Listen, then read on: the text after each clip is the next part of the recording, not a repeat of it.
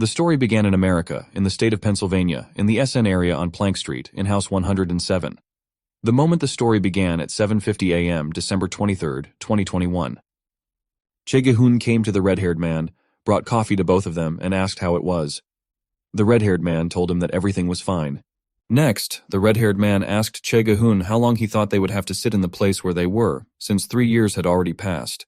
Che Gi-hun laughed a little and asked the red-haired man if he thought 3 years was a long time. After that, he also said that he had been here since the founding of this company and would soon celebrate his 8th year in this place.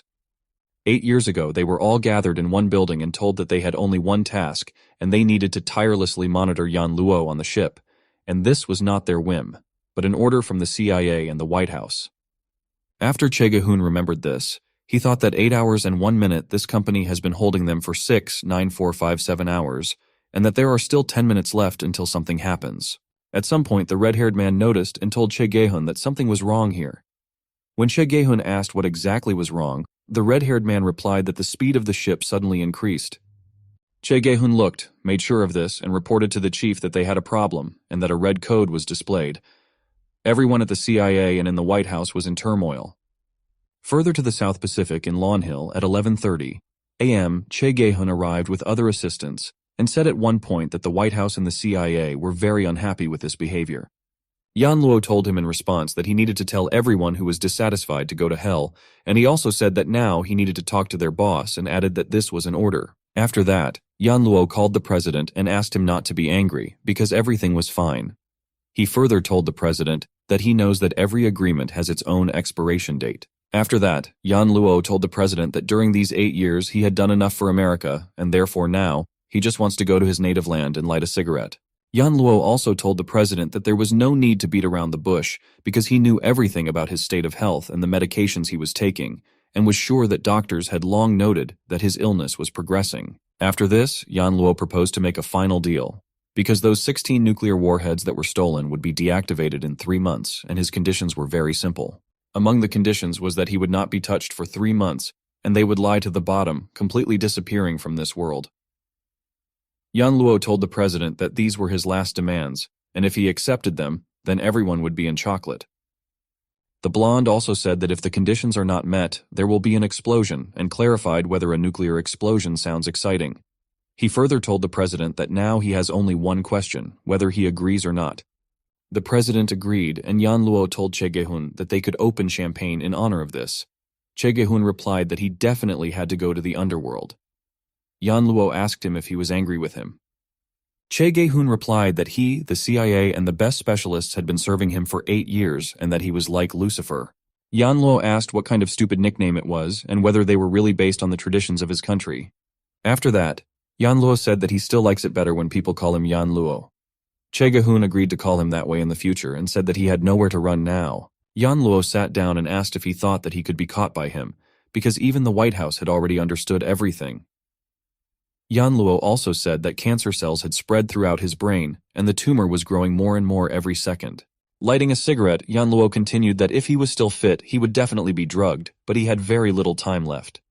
Che Gi-hong ordered all his other colleagues to disperse and be careful, because Yan Luo definitely had an ace up his sleeve, and it was definitely not as simple as it seemed.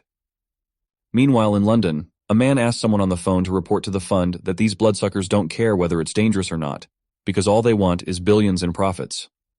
A girl codenamed Firefly shot at one of the targets and reported to her superiors that the target had been eliminated. Next, Firefly said on the phone that this toy is really not bad, but the shooting speed is not enough and asked the fox to take this into account next time. Getting into the car, Firefly said that if she had to do such work again, then she shouldn't call her, because she was forced to overwork, and this is a pretty boring job. The girl started driving. She was told that there would be no more work, because now everyone was going into hibernation mode. Firefly asked how long it would last. She was told that it would last forever. Firefly clarified who gave such an order and said that she would call the boss now. The fox replied that it was the boss who gave this order because he recorded a voice message in the chat about this an hour ago. Firefly accused the fox in a raised voice of lying and said that she should have died a long time ago, but for some reason she continues to live and lie as always. The fox replied that they had been working together for a long time and she knew him. Firefly asked if he really ditched them. The fox replied that his last words were that he hoped that they would all go to heaven, despite the fact that his only way was to hell. Next, the fox told Firefly to carry out the order. The fox also told Firefly that this was their last conversation and that they would see each other next time, perhaps only in the next life, after which she ended the conversation. After getting out of the car, Firefly said that she would also like to know how things are in the underworld. In the chat of Yan Lo and his 14 little devils, a message appeared that the Firefly was offline. The hummingbird flying on the plane talked on the phone, learned the same news, and after the conversation also said that she had always wanted to look at the underworld and sent the plane straight into the rock.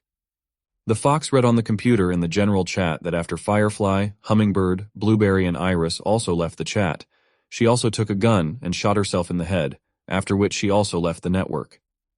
Meanwhile, Yan Luo entered Group 6 at 11:45 on December 23, 2000, and thought that this was great, because he didn't understand anything, which meant that this was truly the underworld. Having examined everything around him, he wondered if he had really returned to his youth, because this place looked like some kind of educational institution. At some point, someone told him that he should go and think about his behavior, because it was not what he needed. Continuing to look around, Yan Luo realized that he had suddenly found himself in a new environment, where there were only strangers around him, and not a single person he knew.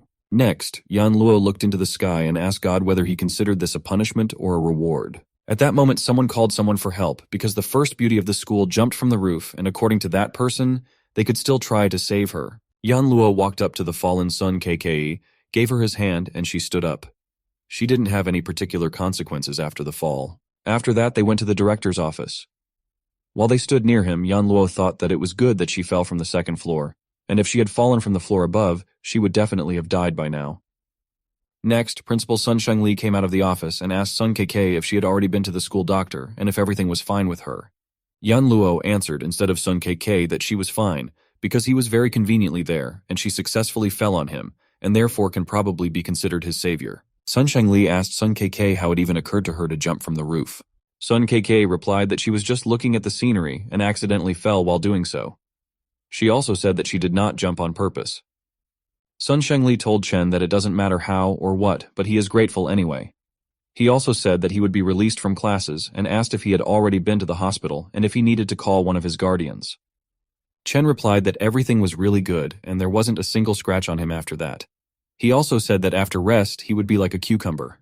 Sun Shengli said that this is good, and if something hurts somewhere, then he can take time off from class early at any time and leave. Chen was about to leave, but suddenly a thought came to him, and he told Sunyu Shengli that there was something.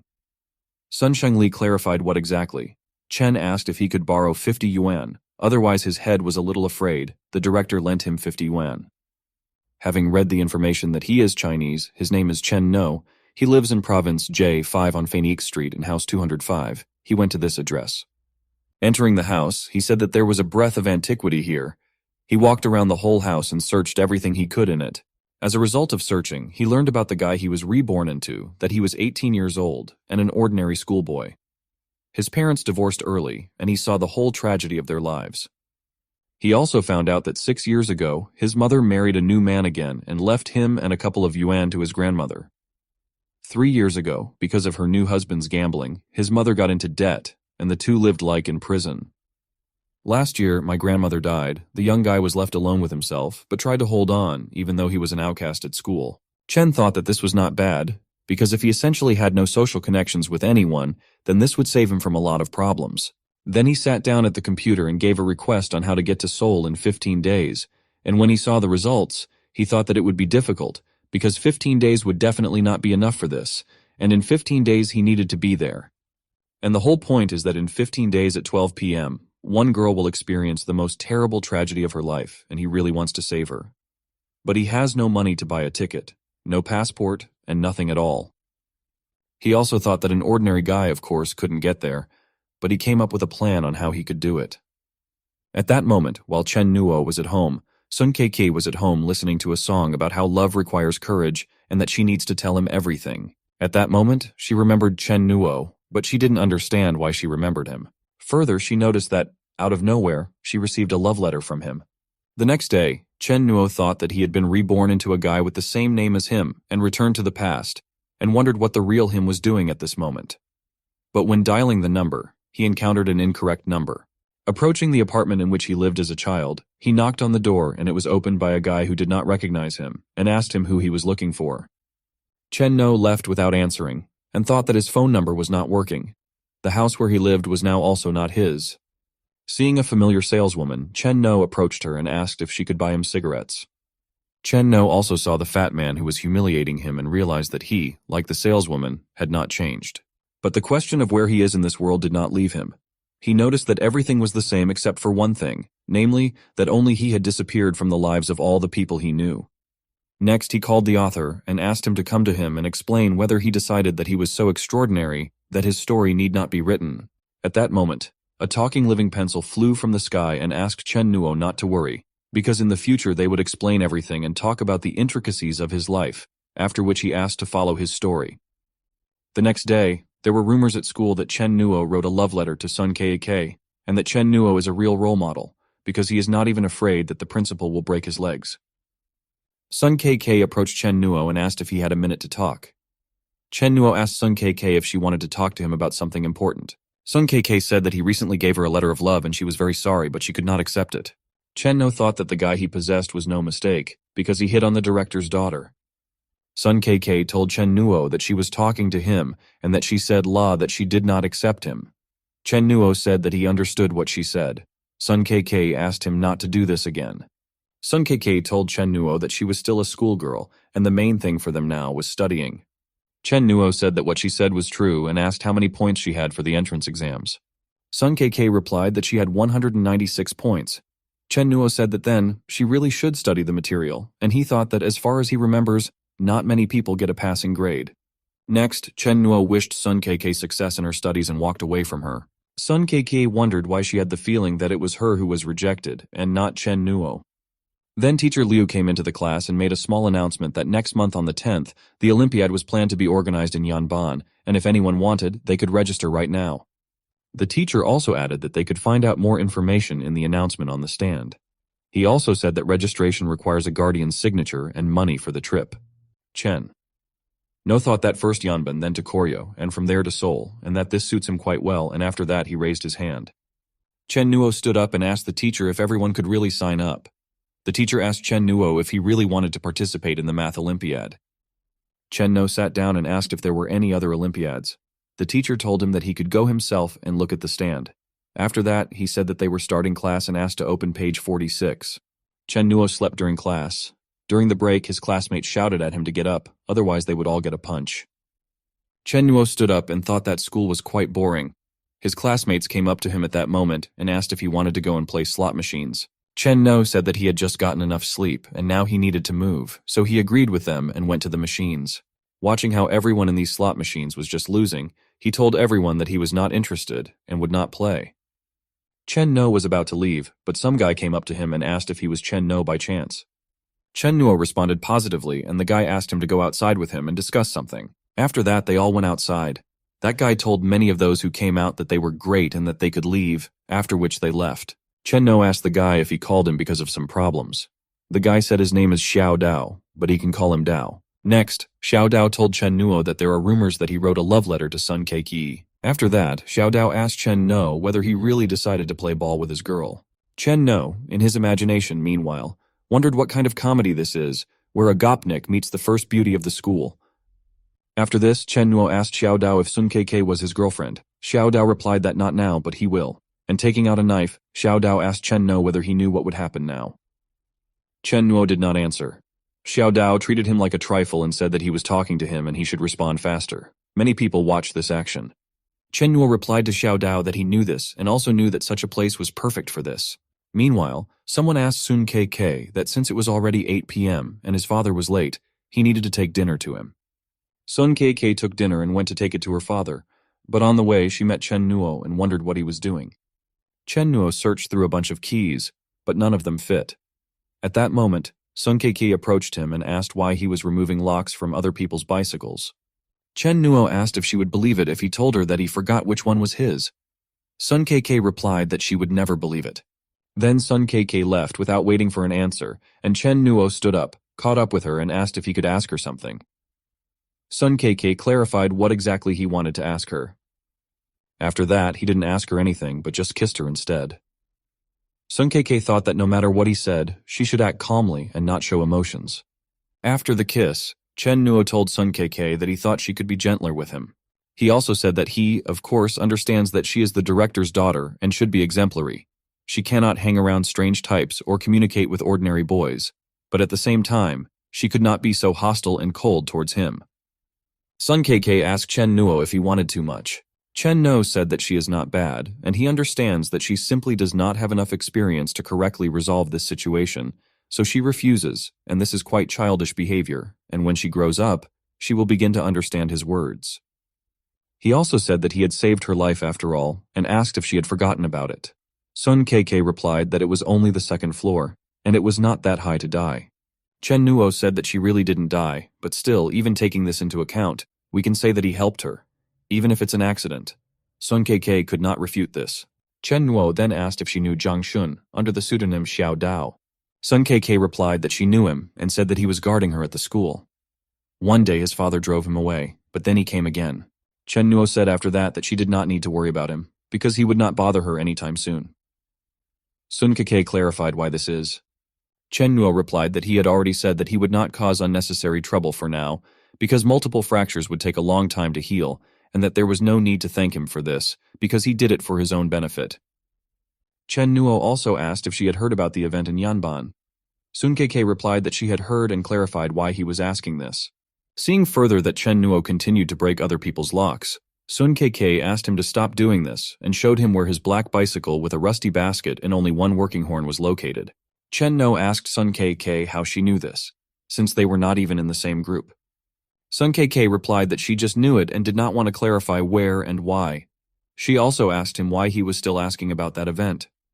Chen Nuo told her that he wanted to sign up, but looked at the requirements and realized that he didn't qualify. Sun Kk asked if he wanted to go with the group to Yanban. Chen Nuo answered her that he just wants to look at the snow, and her father is the director and he is sure that she knows how to help him with this. Sun Kk thought that this sounded somewhat mature, but he was probably just joking. Chen Nuo thought at that moment that Sun Kk didn't even realize that such actions were like a knife to the hearts of guys and that it was dangerous to behave like that. Sun Kk then asked if he had had dinner yet. Chen Nuo replied that he did not have dinner because he had no money.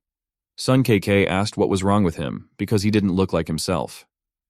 After this, Sun Kk said that she knew that it was hard for him, but not as much. She further said that if he needed help, he could talk to her father about it and he would issue him quotas. Sun Kk also said that she didn't want to insult him, it just happened that way. Chen Nuo said that she seemed to know a lot about him and asked if she really asked for information. Sun Kk replied that she had just heard rumors. Chen Nuo asked if she was bringing something tasty. Sun Kk replied that she was bringing dinner for her father. Chen Nuo took a chicken leg from there and rode his bicycle, enjoying the taste. Sun Kk then brought dinner to her father. He opened the container and asked his daughter why the chicken leg was missing today and where it had gone. Sun Kk could not answer this question. While at home, Chen Nuo thought that he should take shape, because he has a long way to go to get to the place he needs, so now he needs to work hard on himself. The next day, in the educational department, Chen Nuo thought that teacher Liu does not work at the school and is one of the employees of the educational department, and he is sure that the company that sent him is organizing this trip. Next, he thought that now educational institutions have sponsors. Therefore, he is confident that teacher Liu is able to help him implement his plan. After his thoughts, Chen Nuo approached teacher Liu. Teacher Liu asked him if he had any questions for him. Chen Nuo answered positively and said that he unfortunately did not have time to enroll in the group for the trip to Yanban, but he heard that there are quotas for some students. Teacher Liu said that quotas are given only to students who have stood out in some way, and to receive it they need a signature and recommendation from the director. After that, Chen Nuo handed teacher Liu something in an envelope that, in his opinion, would help him still go with the group. Teacher Liu saw the contents of the envelope and said that he almost forgot that there were still 3 free places for volunteers and asked if he knew what the volunteers were doing, after which he also said that they were traveling with the group, eating and living with them, but must carry out some assignments. Chen Nuo replied that it was not a problem for him if he could go with them. Hearing this answer, teacher Li asked Chen Nuo to prepare his personal information, identification number, and some other documents. At that moment, Chen Nuo handed everything to him and said that there was no need to prepare anything, because everything was already here. Teacher Liu said that was good, and he could go. He also said that the list of students for the trip would be announced on the notice board this afternoon. After he left, Teacher Liu thought that this kid was not simple. After the exams, Sun KK saw that she only scored 45 points and said that next time she would definitely not fail the test. After all, no matter what, she must keep up with the others. A little later, her motivation disappeared because the average score was at the level of 60 points. Even later, she saw the list of those going on the trip and heard how her classmates were happy to see their names on the list and that they would finally be able to visit Yanban. Sun KK remembered Chen Nuo saying that he wanted to go to see the snow, and after she found Chen Nuo on the list, she was surprised to realize that he could actually do it. After that, Sun KK went to her father and said that she wanted to go to the Olympics in Yanban. Sun Shengli told her that he thought she was not interested in her and asked why she suddenly changed her mind. Sun KK replied that she just really wanted to look at the snow. Sun Shengli said that unfortunately all the seats were already taken. Sun KK said that she didn't care and that she could go with the school choir. Sun Shengli asked her if she had told him before that she hated singing in the choir and the like. Sun KK replied that she liked him now. The father asked what happened to her. Sun KK could not answer this. On January 3rd, on the platform of the Jinling railway station were everyone who was traveling to Yanban for the Olympics. One of the elders asked volunteers to help the students carry their luggage onto the train. Chen Nuo approached Sun Keki and took her luggage in order to carry it onto the train, but at that moment Sun Shengli approached and said that he would do it himself. Then, after all the luggage was brought in, Chen No approached Sun Keke and clarified how she was able to join the trip because he did not see her name in the advertisement. And he also asked what she was going to do in Yanban. Sun Keke replied that how she got here should not concern him and also said that she also wanted to see snow. Sun Shengli looked at the two of them and wondered why Chen Nuo was so close to his daughter and also thought that it was a pity that he was not leading this trip. Mr. Liu at one point asked Chen Nuo to get him something to drink and pack his luggage in the hallway. He also warned him to be careful with his camera in his bag because he might drop it. Further, Mr. Liu noticed that no action was taking place. Chen Nuo said that he was addressing him. Chen Nuo took a break from reading the book and told Mr. Liu that he was here to travel, not to work as a laborer, and asked if he had made a mistake somewhere by accident. Mr. Liu told Chen Nuo that he was a volunteer, and volunteers must fulfill all requests that come to them. Chen Nuo told Mr. Liu that he had given him the fee for the tour and asked if he was not satisfied, could he please provide a receipt. Chen No then asked why he shouldn't talk to their guide and ask him to be released at the next stop so that he could return to school on his own. Mr. Liu said that he was a very difficult child. Chen Nuo asked Mr. Liu not to be so angry and asked if he would take one cigarette from the pack he handed him. Taking a cigarette and trying to light it, he realized and wondered how Chen Nuo dared to deceive him, because it was not a cigarette. They arrived at Yanban Station, and Sun Kei wondered as she was leaving what was wrong with her because she went on this trip only because of Chen No. Next, Chen Nuo approached Sun Kei, gave her a Coca-Cola and invited her to drink it. He also took her luggage and they went where they needed to go. Chen Nuo decided to leave the group a little later and said so. Mr. Liu said that they were here for 4 more days and under no circumstances should he leave or even think about it, because if something happens, he will be to blame. Mr. Liu asked Chen Nuo not to mock him and advised him not to play with fire. Mr. Liu also clarified whether he thinks that he can do whatever he wants and nothing will happen to him for it. Mr. Liu grabbed Chen Nuo and said that he was not scared at all and that he was ready to report right now to be kicked out of Group 3. Mr. Liu asked Chen Nuo not to be so careless because it would be bad for both of them if he showed it. Mr. Liu told Chen Nuo that it was not easy for him to get this job and asked him not to do anything that would cause him to get hurt. Chen Nuo gave Mr. Liu 200 yuan for partying and whatever he wanted. Mr. Liu asked if he understood how strong he was and said that he could have tried harder to convince him. Chen Nuo stepped on him and Mr. Liu said that he was mistaken and asked to let him go. Chen Nuo said that there was no need to worry so much because he came to discuss what he wanted to say and just wanted him to know that he was leaving the group. Chen Nuo also said that as far as concealment is concerned, he believes that he can cope with it because there are always more solutions than difficulties. After that, Chen Nuo told Mr. Liu that he was counting on him, wished him good luck and left, leaving Mr. Liu crying. 36 hours later, Chen No was on the border between South and North Korea late at night at -13 degrees. Making his way across the border, Chen Nuo thought that he would be able to get to the base safely. But at some point he ran into a border guard who noticed the intruder. Chen Nuo overpowered the border guard and changed into his clothes so as not to arouse suspicion among the other border guards. Then he went to the guard booth and asked what happened. Another border guard said that it seemed like someone had just walked through the searchlight. Chen No said that he was sure that it was just a bird and said that there was no need to worry so much because they still had patrolmen from below. Another border guard noted to him that he was probably right. After calming down the other border guard, Chen Nuo changed into his clothes again and drove on, thinking that this untrained body was still too weak. After eating a chocolate bar and climbing through a thorn, Chen Nuo thought that he needed to eat some calories and get ready to go through the minefield. As Chen Nuo got closer to him, he thought that for others, this minefield is full of dangers, but for him, it is the easiest line of defense to pass through because he has carried out tasks here many times in his past life and has been familiar with it for a long time. Having passed part of the field, there were still 30 meters left before leaving it, but Chen Nuo at some point realized that he had lost his balance, and this usually does not lead to anything good. He stepped with his knee on an M2 anti-personnel mine, weighing about 2.8 kilograms with a weak explosion, which has a metal fuse chamber and a mine rebound height of 2 meters. Effective range, radius 10 meters. Chen Nuo thought that if he immediately cleaned up his knee, the shell of the mine would burst. So he needs to be careful, otherwise he might break into pieces. Chen Nuo also thought that first, he would cut off a small piece of fabric from the inside of the school uniform to leave the mine under pressure. But after that, I still need to attach it all with a pin. Chen Nuo also thought that next, he needed to take a lead and a pencil, and while remaining calm, insert the lead into the fuse. Meanwhile, the choir of the same song performs next on stage. Sun KK stood in the choir and thought that Chen Nuo was a fool whom she had not seen for 2 days. After all that he had done, Chen Nuo thought that this should be enough, because he replaced the pin with a pencil lead, as well as a pressure pocket made from a piece of school uniform fabric. Chen Nuo also thought that he had made a double defense, and given this, God, in his opinion, would definitely not play with him. He also mentally turned to God and asked if he would die so early, because he brought him back at that very time. After successfully passing through the minefield, Chen Nuo thought that there must also be M2 mines on the southern border. And just Chen Nuo thought that he was in a safe place for now, but at that moment the border guards began to chase him. Chen Nuo, after defeating one of the border guards, thought that there was another one left who also needed to be defeated so that he would not interfere with him in his further journey. After defeating the second border guard, Chen Nuo changed into their uniform, and thought that with this disguise and a little caution, he could get past the South Korean border guards. On January 6, 2001 at 15 o'clock, with bleached hair, Chen Nuo reached a city and caught the first taxi he came across.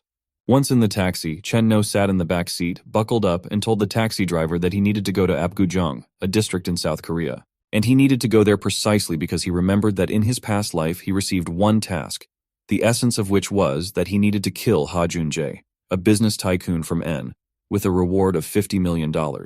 Arriving in the desired area and entering the villa, Ha Jung-jae remembered that on this mission he first met Lee In-wang, who was then 22 years old, and he was also 22 years old. He killed the guards and went to the right door. Going inside, Lee In-wang noted that he was already late. He was not happy about this news, but there was nothing he could do. After that, Chen Nuo grabbed Lee In-wang and went out with her. Other guards crossed their path because they realized that their boss was in danger. Lee In-wang asked Chen Nuo to let her go, and the guards asked them to stop. A lot of guards gathered around them, but Chen Nuo took the gun from Lee In-wang and killed the guards. At the sound of shots, some more guards approached, but Chen Nuo shot them too, successfully dodging bullets from their pistols. He brought Chen Nuo Lee In-wang to some place and said that this was his safe place, where no one could find them. At that time, Lee In-wang was a crazy person with severe paranoia. She asked him, after hearing what he noted, if this meant that he could do whatever he wanted with her. After her words, Lee In-wang began to attack Chen Nuo. But Chen Nuo turned out to be stronger than her, and he managed to tie her up, and he told her, already tied up, that she should be quieter in this place. The next day, while untying Lee In-wang, Chen Nuo asked her if she had calmed down yet, and if she really wanted to die. Already untied, Lee In-wang asked Chen Nuo why he saved her and whether it was because she was beautiful and whether he wanted to sleep with her. Chen Nuo put a gun to Lee In-wang's throat and noted that she looked like a little girl who was consumed by anger and hatred, while she was reckless, boisterous, and rude. Lee In-wang asked Chen Nuo if he was strong and very skilled, because last night she saw him kill several people and carry her away. Chen Nuo answered her that there are not many people in the world who can compare with him. Lee In-wang noted that in this case he could help her kill a few more people, and she also said that she would do everything to take revenge if she could, even herself.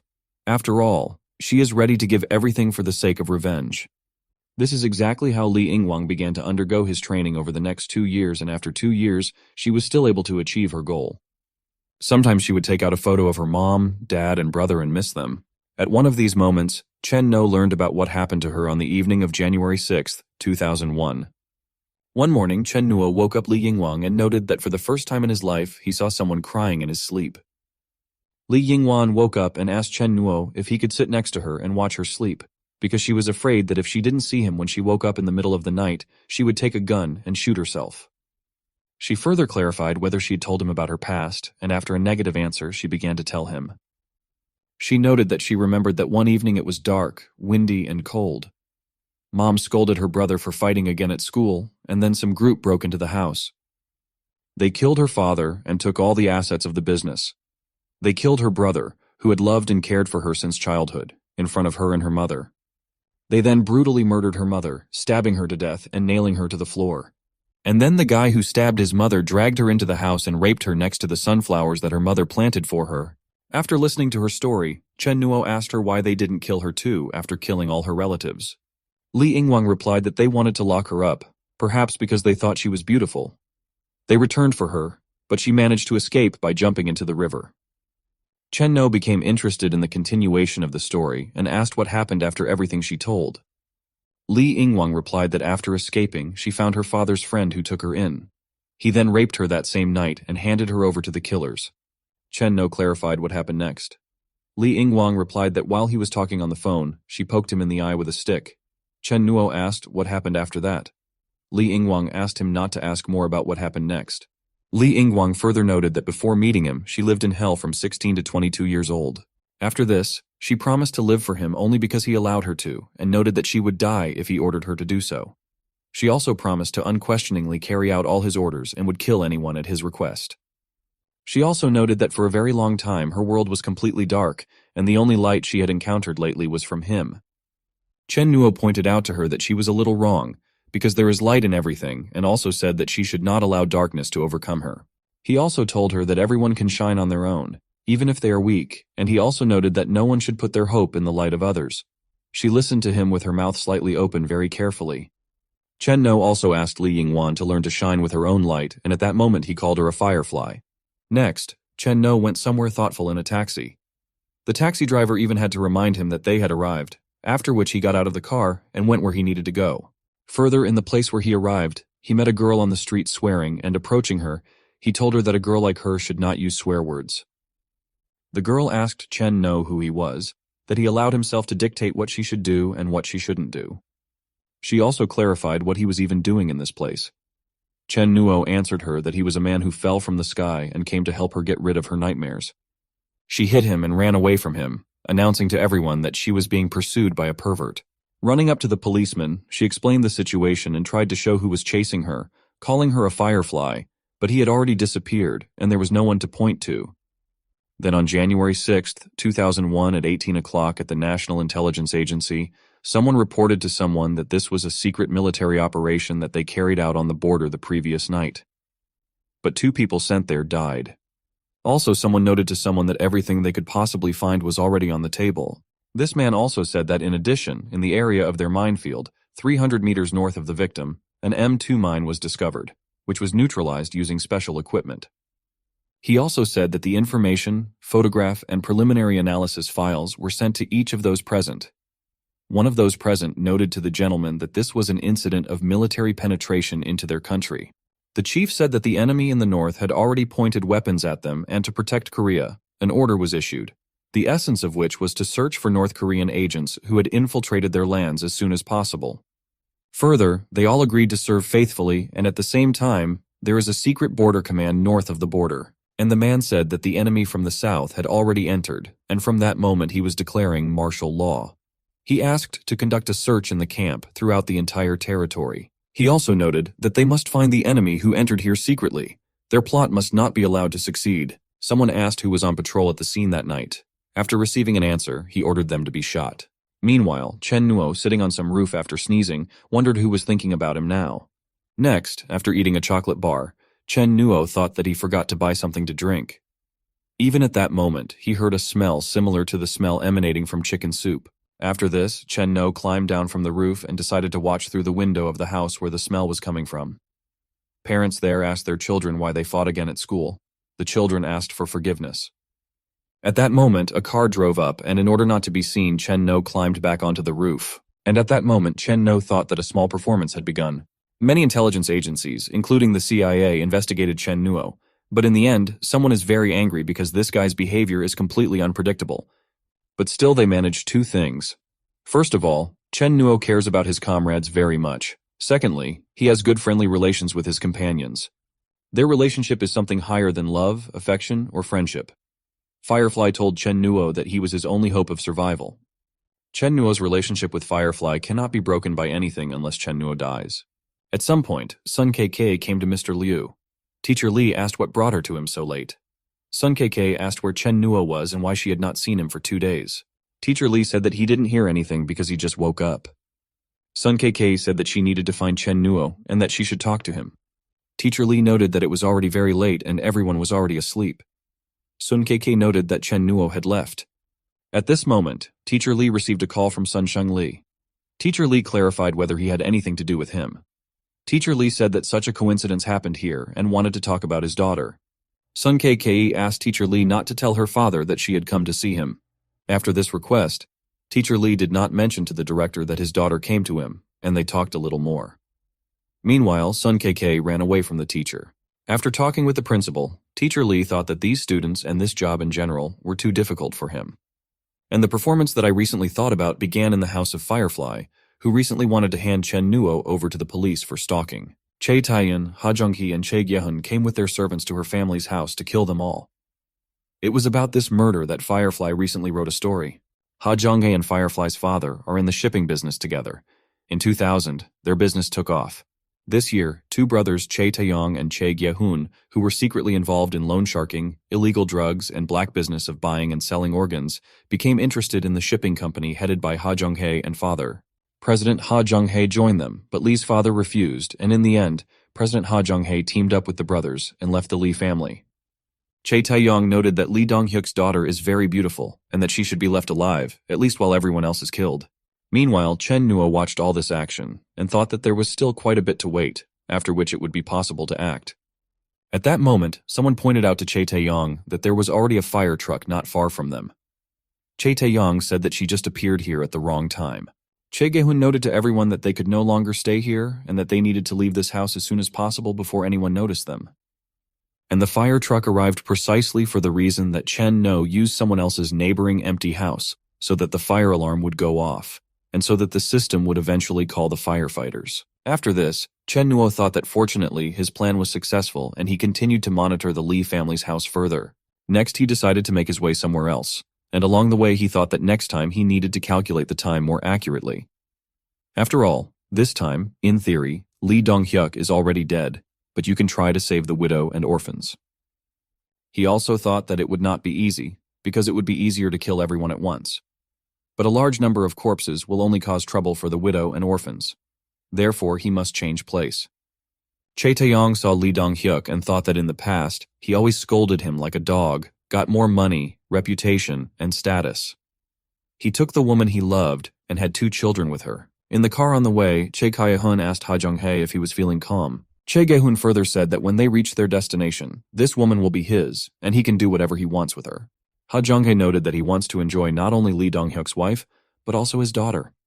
And he also said that Li Donghyuk will be a loser even in his grave. Meanwhile, they brought the woman and children to an abandoned factory in Seoul. They asked to be released because of their past friendship with Li Donghyuk. But they were not released. After Ha Zhonghe hit Li Donghyuk's wife, she asked him why he was doing this and what they did to him. She also noted to him that she felt sorry for him because his heart was completely rotten. Che Gyehun tried to stop him for appearances in front of the woman, but Ha Zhonghe hit him and told him to get lost. Firefly, meanwhile, thought that if this was a dream, then she wanted to wake up and forget all this.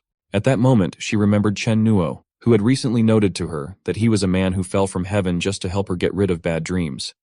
But then she did not understand the meaning of these words. But now she understands. And at that moment, while she was thinking about Chen Nuo, the Li family's car arrived and Firefly, of course, recognized her. Chen No got out of the car and told Firefly that their car had some problems, namely that the clutch was a little loose. When accelerating, it was felt well, and there were also problems with the steering wheel and it might need to be changed. He also noted to Firefly that they had not seen her for a long time. The Lee family's enemies pointed guns at him and asked him who he was and what he was doing in this place. Che Gahun told his assistants that they should not ask him, but kill him. And the sooner they do this, the better it will be for all of them. After this order, all his assistants attacked Chen Nuo in order to kill him, but he successfully defeated them all. Che Gahun ordered Ken Hong to kill Chen Nuo. Ha Zhonghe supported Che Gahun in this and noted to Ken Hong that he was once the most elite soldier in their advanced troops, and Chen Nuo was clearly no match for him. Ken Hong eventually walked up to Chen Nuo and swung a knife at him in order to kill him. Until he did, Chen Nuo told him that he was the second person who showed him his knife and asked if he knew what happened to the first one. Ken Hong asked Chen Nuo to stop talking nonsense and launched an active attack on him. Chen Nuo agreed with Ken Hong and noted to him that now is really not the right time and place for jokes. They fought for some time, and at some point, holding a fragment of a knife blade, Chen Nuo told Ken Hong that he was showing off. Seeing Ha Zhonghe trying to escape, Chen Nuo noted that it was useless and threw his backpack at him. Che Gahun saw that Ha Zhonghe was killed by the bricks that were in the backpack. He was very surprised and scared, realizing that certain death awaited him too. Chen Nuo turned to Che Gahun and said that he could prepare, because he was next on the list to be killed. Che Gahun took the nearby Firefly hostage and noted to Chen Nuo that he didn't care who he was, but he felt like he cared about this little girl, and that's why he decided to take her hostage. Chen Nuo told the girl that if she was very scared, then she had nothing to fear now, because he would definitely save her. After this, Chen Nuo noted that he did not want to use this trick, but he had no other choice at the moment. Chen Nuo snapped his fingers, and Che Gahun's entire body ceased to be sensitive. Che Gahun wondered what was going on and why he couldn't move. He also thought that his body seemed to be enveloped by something. At this moment, Chen Nuo walked up to Che Gahun and said that he was the third person who showed him the knife today. After this, Chen Nuo freed Firefly and asked her if she was feeling pain or fear at the moment. Chen Nuo further noted to Firefly that she should no longer be afraid, even if she is afraid of something now. And he also said that he kept his word and saved her from the nightmare. 2 hours later at the Lee family's house, Li Yingwang, who has the same code name Firefly, woke up and started to get up from the sofa. Then she decided to walk around the house and realized that this was her home. At some point, she met Chen Nuo, who noted to her that she was too scared and passed out, so he decided to take her home and put her on the sofa. Then she sat back down on the sofa, and Chen Nuo asked if she could return his jacket to him. He also decided to explain where she got it from and said that when she lost consciousness, he was afraid that she would freeze and covered it for her. But she clung to it, and he, afraid to wake her, left the jacket to her for a while. After Firefly gave him his jacket, he noted that he had warmed up chicken soup and if she was hungry she could go eat. Then Chen Nuo told her that her brother was injured and his mother had already given him medicine. He also noted that before she woke up, he and her mother had already discussed everything. He said that her mother would tell her everything, and he also advised her not to call the police, because in any case, he had completely eliminated the problem. Firefly asked Chen Nuo why he spoke as if he were much older than her, because he looked about her age. Chen Nuo did not answer this question directly, but noted that he had little time, and therefore could not take care of her. But he doesn't want her to see something like this again. Firefly said that he told her that she didn't need to be afraid, so she's not afraid of anything now. Next, she asked who he was to talk to her like that and what happened this evening and why he said what he came down from heaven. Chen Nuo laughed a little and asked her not to ask so many questions, because her mother would tell her everything. Chen Nuo also noted that he thought her mother would be angry because he used unconventional methods. Now, according to him, she is sleeping and will wake up in an hour. But as for her brother, he was so angry that he had to be tied up. Chen Nuo also asked her not to forget to study hard, and besides, she should not use foul language, not to mention tattoos. He said that he got a tattoo at a young age and regretted it. He also asked her not to smoke or drink. Firefly noted that no obscene language, no tattoos, no drinking, no smoking, and in general she remembered all this, and promised to do everything he said, and she asked his name. Chen Nuo said that children nowadays ask too many questions. Firefly asked if he was leaving already. Chen Nuo replied that he was leaving. Firefly clarified whether he was a man or an angel. Chen Nuo replied that he did not believe in God, but only believed in elder brother Guan. 330 Firefly asked what was in the suitcase. Chen Nuo replied that Ha Yunjie was there and noted that he would still need him.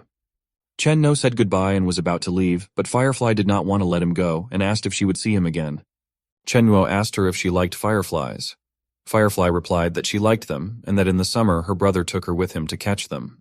Chen Nuo asked her not to catch them anymore, Next, Firefly woke up again as if from a dream and thought that he really left in the end, no matter how much she asked him to stay. After that, she went to the office to write down some phrases that she remembered. What she remembered was that you shouldn't start drinking, trust older brother Guan, or anything else. She couldn't remember everything completely, who Guan was or anything else. She also remembered the clothes, and it seemed to her that there was something in Chinese. She remembered that there was a Chinese dictionary in her brother's office, and she became interested in finding something there. She found a dictionary and read that Zhengning is the name of a place, the location of the old Zhengning mansion in Jinling City. Arriving at Ha Zhenghe's secret residence in Seoul, Chen No unpacked the suitcase with Ha Zhenghe inside, who asked him who he was. Chen Nuo dragged him to the safe and said that he wanted to make a deal, the essence of which was that he would open the safe for him. Ha Zhenghe asked Chen Nuo whether he would let him go after that. Chen Nuo replied that he would let him die with dignity. Chen Nuo also noted that he could choose any clothes from the closet that he thought would be the most decent, wear them, and then die. Ha Zhenghe asked to let him go, because he can pay him, give him as much money as he wants, so that he doesn't kill him. Next, he helped Chen Nuo open the safe and said that there was a ledger in which everything was written down. Chen Nuo took out the book and threw it in front of Ha Zhenghe, telling him that he was not interested in his machinations. Further, Chen Nuo noted that he just needed money for food, and he was not interested in everything else. After packing the money into his backpack, Chen Nuo noticed a photograph hanging in a frame on the wall and thought that this might also be useful to him. Chen Nuo asked Ha Zhenghe how fast his boat was. Ha Zhenghe replied that the maximum speed of this boat is 30 knots. Chen Nuo said that he wanted to get it for himself, in addition to money for food. Ha Zhenghe noted that in that case, he would have to let him go. Chen Nuo agreed to this condition and clarified where the boat was located. Ha Zhenghe said where the boat is. Chen Nuo found her and sailed on her across the seas and oceans away from the continents. Further on the boat, one of his captured hostages noted to Chen Nuo that he must have confused him with someone and asked why he wanted to kill him. Chen Nuo replied that he didn't think it was a mistake. The daughter of his friend Li Yingji took refuge with him when she was running away from bandits. But who would have thought that he would want to rape her? The man asked what he was talking about and said he didn't know what he was talking about. Chen Nuo replied that the Lord of Hell would explain everything to him in detail after he came down. After that, he threw the barrel with this man chained and Ha Zhenghe into the sea and walked further along the sea. Then he thought about the fact that he had almost forgotten that he was still the same Yan Luo who had reincarnated into this body. He also thought that, of course, he should be more careful with his tricks, because he spent a lot of effort to save himself and received the consequences in the form of a slightly wounded finger, but otherwise he liked everything. Meanwhile, in the auditorium of Yanbang School, Teacher Li noted that this was the last joint event and asked to pay attention to the leading teachers of Jiangning No. 8 Middle School and said that all students should attend. Sun KK thought that Chen Nuo had not come again and that she had not seen him for 4 days. Teacher Li announced that if any of the students were absent, the students and teachers would be severely punished. After that, he went to smoke. After he smoked, he wondered why he was so obsessed with money. Next, he thought that this time he would kill this little Chen Nuo. The leader of the group, Director Fang, approached Liu An and asked if he had said that a student named Chen Nuo would come soon. And then half an hour has passed, and he's not there. Liu An replied that he went to a nearby internet cafe to play and reminded him that boys his age really love computer games. Fan noted that he hopes this is the case, because there is still half an hour before the event starts, and he will ask the teachers and students to help find him. He also noted that he hopes that nothing bad happened to him. Fang also told Liu An that he had to go with him, and when the time came, he would see what he would do to him. Liu An noted to the departing Fan that he could be sure that the student was not lost and wished him a good journey. And then Liu An thought that he was sent by the Education Bureau simply as an assistant director, but everyone was flattering him and calling him director, and he wondered who Fan thought he was. Half an hour later, Fan asked those he sent to search if they had found Chen Nuo. Sun Keiki asked Fan to call the police because her classmate was lost and they couldn't find him. Fan thought that if they called the police, he would be fired as the group leader. But no one can replace him, and his future will go down the drain. Sun KK continued to insist that Chen was lost and that Fan should not hesitate because something bad might happen to him. Fan did not call the police and suggested that they search a little more, because it was quite possible that they had not noticed something before. Fang next turned to Liu An and asked him if Chen Nuo had mentioned that he had friends or relatives in the area. After all, it is quite possible that he could go there. Liu An told him that he didn't remember anything like that. Fan clarified where his luggage was. Liu An replied that everything was in the room. After this answer, Fan suggested going and looking for more there. After all, there may be something like a contact address in the suitcase. Arriving in the room, they saw a half-naked Chen Nuo, who looked at them with a questioning expression. After he got dressed, he was asked where he had gone. Chen Nuo replied that he went to the internet cafe to play a little game. Fan attacked him with accusations and shouts at him for not having any discipline, for being disorganized, and said that he needed to be at least a little organized. Fan further clarified what his teachers taught and what kind of student he was. After this, he noted that after returning he would be punished and, moreover, he ordered to write a review of the book and reflect on how a student should behave. Liu An interrupted him and said that their little trip was almost over and the event was about to begin. After this, Fang noted to Chen Nuo that fortunately for him, he already had a lot to do today. Liu An told the departing Fan that he could be sure that he would definitely take care of his upbringing and take him away. Chen Nuo noted to teacher Liu that he thought they would get along well. Liu An told Chen Nuo in response that he had deceived the teacher this time and that the school would remember this. Chen Nuo took the phone, deleted something, and noted that as a sign of reconciliation, he deleted this video. After this, Chen Nuo asked how about peace, and said that he was a man of his word and that he need not worry, because he could be trusted. Liu An replied that he thought he was an imp. After that, Chen Nuo went and knocked on the room where Su KK lived, but after he knocked, another girl came out to him and clarified what he needed. Chen Nuo asked where Sun KK was. The girl answered this question by saying that she was now in the shower and asked if he was looking for her. Chen Nuo asked the girl to tell her that he was waiting for her on the roof. The girl agreed to fulfill this request. Next, Chen Nuo waited for Sun KK on the roof, and after she approached him, he gave her a Coca-Cola. Sun KK noted that it was too late to drink this, because she would gain weight if she drank it. Chen Nuo said that it would be very good if she gained weight. Sun KK took a Coca-Cola and noted that she hated fat people, and that she herself did not want to be like that. Chen Nuo then told Sun KK that he was in a very good mood today. Sun KK asked why this was so. Chen Nuo replied that perhaps he had done what he had always wanted to do. Sun KK clarified whether this was a look at the snow. Chen Nuo noted that he had previously heard people say that life is always full of regrets. Life is wonderful but difficult. Chen Nuo also said that he was damn sorry, and that if there is a gap between the living and inanimate world, then it is a matter of time. Chen Nuo noted that people are hostages to their own lives and that he will take care of himself. Sun KK thought this was beautifully said. Next, Chen Nuo asked Sun KK if she could answer him one question. Sun KK agreed and wondered if he was going to offer her strange things, because the most she would allow him to do was hold her hand, but kissing was prohibited. Chen Nuo asked if she could write him a book review. He asked to help him write only one review. In the director's office, meanwhile, the radio was broadcasting that due to the continuing cold wind from the south, there will be heavy snowfall in the Jinling area today, so all citizens are asked to stay warm and adhere to safety measures. Sun Shengli was in the office at that moment and thought that he had just returned yesterday and hoped that they were taking everything seriously. Moreover, he wondered what happened to Sun KK and that classmate named Chen Nuo. The day before, Chen Nuo and Sun KK were hugging at the Jinling railway station, and this time Sun Shengli made his presence known to them. Seeing her father, Sun KK asked him if he had said that he would not come. Sun Shengli wondered if Sun KK could have fallen in love with this guy named Chen Nuo so early. After these thoughts, the director entered the classroom where the students were, including Chen Nuo and Sun KK. The students wondered why the director had come, whether one of their classmates had messed up or wanted to announce something interesting. Chen Nuo didn't notice him coming into the classroom, but noticed that it suddenly became quiet and he wondered what kind of atmosphere it was that was so interesting. The director announced that Teacher Wu went outside last night and was injured due to the snowfall, and that is why he will be replacing him for some time. Sun Shengli further noted that in order to better understand their level, he prepared a test and also said that he hoped that they would all write it well. He also announced that if they failed this test, they would stay after school to clear snow on the playground.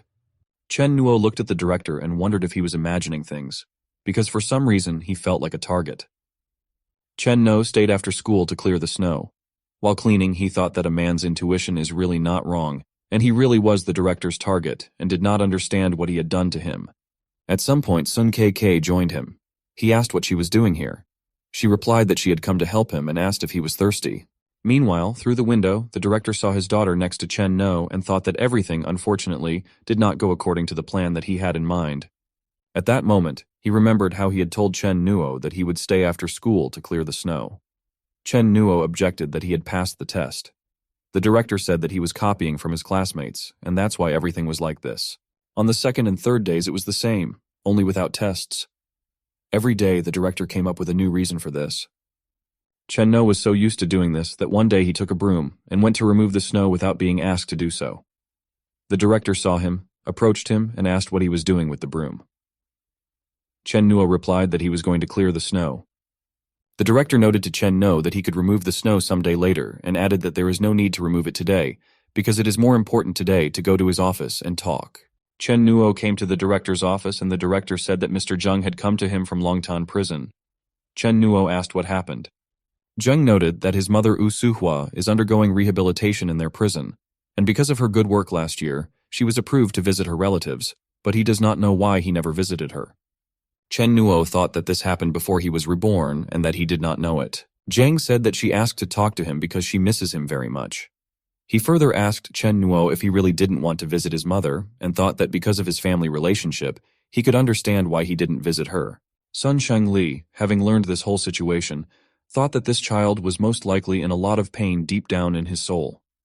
Sun Shengli noted to Zheng that Chen Nuo is his disciple, and therefore he asks permission to talk to him. He further asked Zheng why not go back. Zheng said that in general, what he means is that visiting relatives promotes ideological change in prisoners. He also noted that he hopes that children understand this best of all. The director told Zheng that he needed to stop all this because he was just a child and that he was putting too much pressure on him, and he, as his teacher, would talk to him, and if anything happened, he would call him. Zheng noted that in this case, he would not interfere with them. After Zheng left, the principal told Chen Nuo that he had read the school file to understand their family situation, and he had learned a lot from Mr. Zheng now and didn't think it was so difficult. The director also noted that he is a very smart child because he takes care of himself. But in his opinion, he should not burden himself psychologically, and if difficulties arise, he can always talk to him. After that, the director looked at his watch and said that it was already late and he was most likely hungry. After that, he offered to go to his house and eat at his place. Chen No and Sun Shengli came to his house and Sun Kk saw them. Chen Nuo greeted her, but she never expected to see him at home. Sun Kk then got up for some reason and ran into another room. Sun Kk, being in another room, wondered why Chen No came to his house. She thought that she was dressed inappropriately, and she was also eating at that moment. Sun Shengli thought that he had made a mistake by bringing the wolf into the house and asked Chen Nuo to change his shoes and step into the living room to do his homework. Next, Sun Kk asked her father why Chen No came to them. Sun Shengli noted that he brought him to dinner and suggested that they both do their homework conscientiously. After this conversation, Sun Shengli asked Chen Nuo to do his homework in the dining room, and Sun Kka he asked him to do his homework in the living room and not talk to each other. While doing her homework, Sun Kk thought that Chen Nuo was clearly pretending and was not afraid of her father. Her thoughts were interrupted by Chen Nuo throwing her a note in which he wrote that her father was watching him. Sun Kk wondered if he really was waiting for her father's approval, and Sun Shengli thought that his daughter had turned everything upside down. What he thought about Chen, but was that he was acting as if he was not here at all. Chen Nuo wrote and sent another note to Sun Kake in which he asked what was wrong with her father and why he was reading a newspaper from 2 days ago. Sun Shengli thought that Chen Nuo had called Sun Kk 32 times already, and Sun Kk had looked at him 57 times, and he thought that he couldn't stand it now. Sun Shengli further told Sun Kk that it was already 7:30 and her mother must be late at work, so he would go and buy them something to eat. Sun Shengli thought that he did not want to see this anymore and thought that he would never allow Chen Nuo to come to their home again. After Sun Shengli went out and bought food and brought it home, they all sat down at the table and he asked them to eat duck legs. And Chen, but he noted that he is just at that age when he needs to eat a lot in order to grow up healthy. 3 hours later, Sun Shengli told Chen Nuo that he had already eaten so he could go home, because it was not safe outside if it was too late. Chen Nuo noted that everything was fine and that he was used to walking at night. Then he got up from the table and left. As he left, he wondered whether he should worry about his relationship with his father-in-law. Passing by a woman, Chen Nuo thought that this woman was very similar to Sun Kk's mother, and the smell of the cigarette was the same as Sun Kk's mother. One Monday morning, Chen Nuo came to the internet cafe. Sun Shengli approached him and asked him why he was skipping classes, because he had been looking for him all morning. Chen Nuo asked Sun Shengli not to stand there with such a stone face and offered to light a cigarette. Sun Shengli asked where he learned to talk like that. After Sun Shengli took one of the cigarettes, Chen Nuo suggested that he take the light, otherwise he would be lonely. Sun Shengli took the pack of cigarettes from Chen Nuo and asked him not to follow the example of these youngsters in order to appear cool and said that when he grows up, he will look back and understand how ridiculous and naive this is. After Sun Shengli lit a cigarette, he also noted to Chen Nuo that at their age, he understands that this is a rebellious period of youth, and also difficulties at home. He also said that he knows that he is very temperamental and does not like to deal with other people, and clarified whether he has ever planned his future, what he is going to do in the future, and what it will involve. He also noted that he doesn't want to see him become a bully, and he would be very upset if he wanted to become one. Chen Nuo replied that in fact everything is not like that, and he is not such a problem child as he thinks. He also said that he wants to become an adult fish, and in his opinion, this is not bad. Chen Nuo also noted that in fact he enjoys boredom, peace, freedom, and the fact that no one bothers him, that he has nothing to worry about, and wants him to just eat, drink, and make ends meet. Chen Nuo also said that he likes to bask in the sun and look at the snow in winter and sometimes pester his daughter. He then noted that he was joking about the latter. Chen Nuo also noted that he was a good person and a teacher, and asked him to leave him alone after that, because he is not one of those who goes astray, and in fact, he just wants to idle and get bored sometimes. The director asked how he would live. Chen No thought that tens of thousands of dollars in gold bars would be enough for some time, and if he went on similar missions a couple more times, he could go to the center to buy dozens of apartments and rent them out, so there was no reason to work. Next, Sun Shengli handed over the letter and noted that it was a letter of recommendation, and that he had spent a lot of effort to help him find a part-time job. He also said that he had agreed on working hours and benefits. The director also said that over the last 2 years he needs to save money and not waste it, because this will be enough for college. He also noted that he could work hard and study hard to avoid poverty in the future. Chen Nuo asked the director if anyone had told him that he was a very good person, and after that I thought that in 20 years good people like him would die out in society. The director noted that stopped chatting because it irritates him. He advised thinking before speaking. He also noted that he had classes in the afternoon and therefore had to leave. In the evening on the way home, Chen Nuo thought that he was very tired, but such idleness was cool for him. Next, he mentally asked the director for forgiveness, but tomorrow he would also continue to miss classes. He thought that sooner or later he would figure everything out, and tomorrow he would go to prison. After all, in any case, this image does not belong to him. Early the next morning, Chen Nuo came to Longtan prison and noted that he had made an appointment last night. He was brought to the meeting room, and Osuhua, seeing Chen Nuo, asked if he really hated her so much that was why he refused to come to see her. Chen Nuo replied that before he did not understand some things well, he was hurt, but now he feels relieved, and also noted that he honestly does not hate her. Osuhua asked him if this was true. Chen Nuo replied that it was true, and also noted that he had brought her some chocolate and cookies. After that, he asked her if it was true that prison life was not easy. Osuhua replied that it was not that difficult, and she was doing well. Then she clarified what about him and whether everything was fine with him. Chen Nuo replied that he was doing well, and that his teacher and classmates were taking care of him. Osuhua was delighted and noted that this was very good, and that she was happy for him. Osuhua also noted that she would try to leave earlier and asked him to wait for her, because they would definitely catch up. Osuhua also asked for forgiveness and noted that she wanted to ask him for something. She also noted that she knew that she had no right, but she could no longer trust anyone, so she asked him to visit his half-sister. Osuhua noted that she is now 5 years old and really worries about her and that she often has dreams, so she asked to visit her. She also noted that it doesn't matter, even if he doesn't want to, she will understand it. Chen Nuo noted that he would definitely visit her, and after that, he thought that he seemed to have a younger sister that he did not know about. An office worker at the Women's Federation, Liu led him to the right place. Chen Nuo noted that he first wanted to go and buy sweets for the children, cigarettes and drinks before they came in. Liu agreed to wait for him. Liu noted after his return that she had visited his sister several times. She was sweet and beautiful, and a pleasure to be around. But due to the special situation of her parents, they did not have enough money to support her. Therefore, their federation allocated funds and sends them an additional 200 yuan every month. She also noted that she transfers money to them every day. Chen Nuo said that she was very kind, and thought that after Osuhua and his father went to prison, their dossier was given to their father's younger brother to be raised, and in his opinion, his sister's life is much better than Chen Nuo's after the death of her grandmother.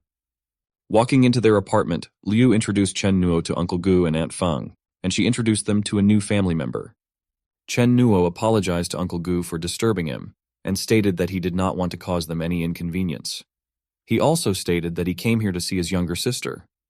Gu asked him to sit down and wait while he asked his wife to bring her. He said that she really liked to play in her room. Fang brought his younger sister to Chen Nuo and invited her to say hello to her older brother. Gu stated that she was a little shy and didn't talk much, but they raised her well. Fan confirmed Gu's words and stated that they adore their niece. They also asked to look at an expensive sweater that they had recently bought.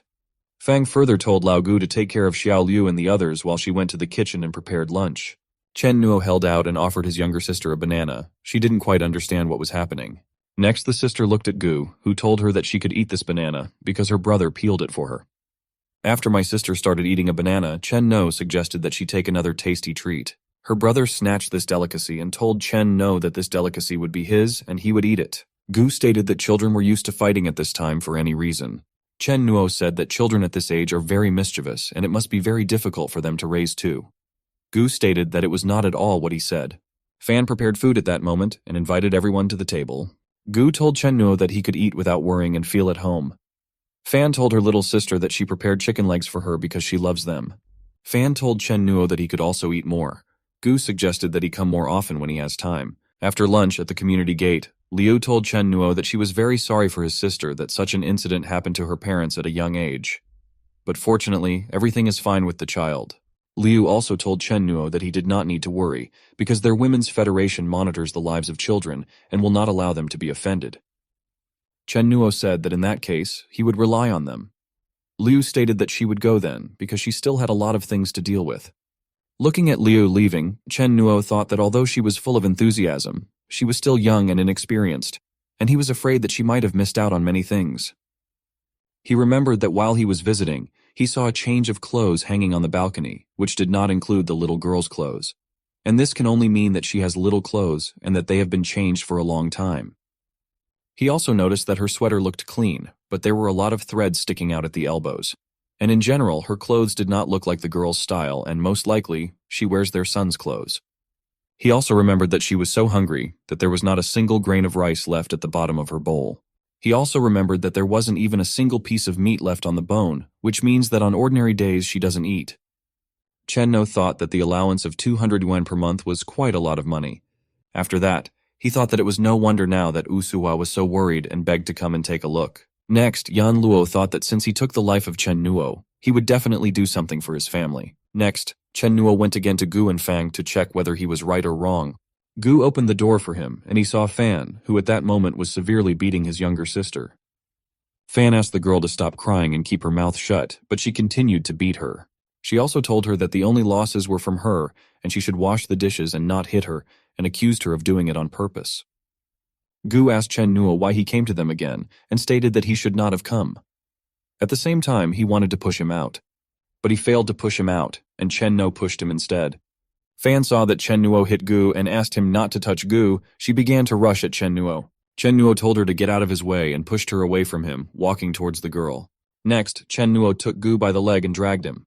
Gu asked Chen Nuo what he was going to do next. At this moment, the grandmother also came out and asked Chen Nuo to let her son Gu go. Next, the grandmother came up and clung to Chen Nuo, begging him to let go of Gu. Chen Nuo said that it turns out that she is not dead yet, and asked how she can calmly sit and watch her daughter-in-law beat her granddaughter, because she is a 5-year-old child. The grandmother replied that it makes no difference how old this girl is, because a pest is a pest at any age. She also said that because of them, her son went to prison, and in general there was nothing but harm from their family. Chen No then told his grandmother that it now became clear to him that she was as vile as they were. Next, Chen Nuo threw Gu out the window and held him by the leg. And Gu at the same time asked someone to save him, because according to him, he was being killed. Chen Nuo asked Gu not to scream and said that if he continued to scream, he would let him go and he would fall, and as a result, he would definitely die.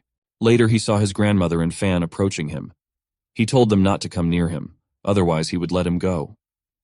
The grandmother tried to tell him something else, but Fan asked the grandmother not to provoke him, because he could really let him go.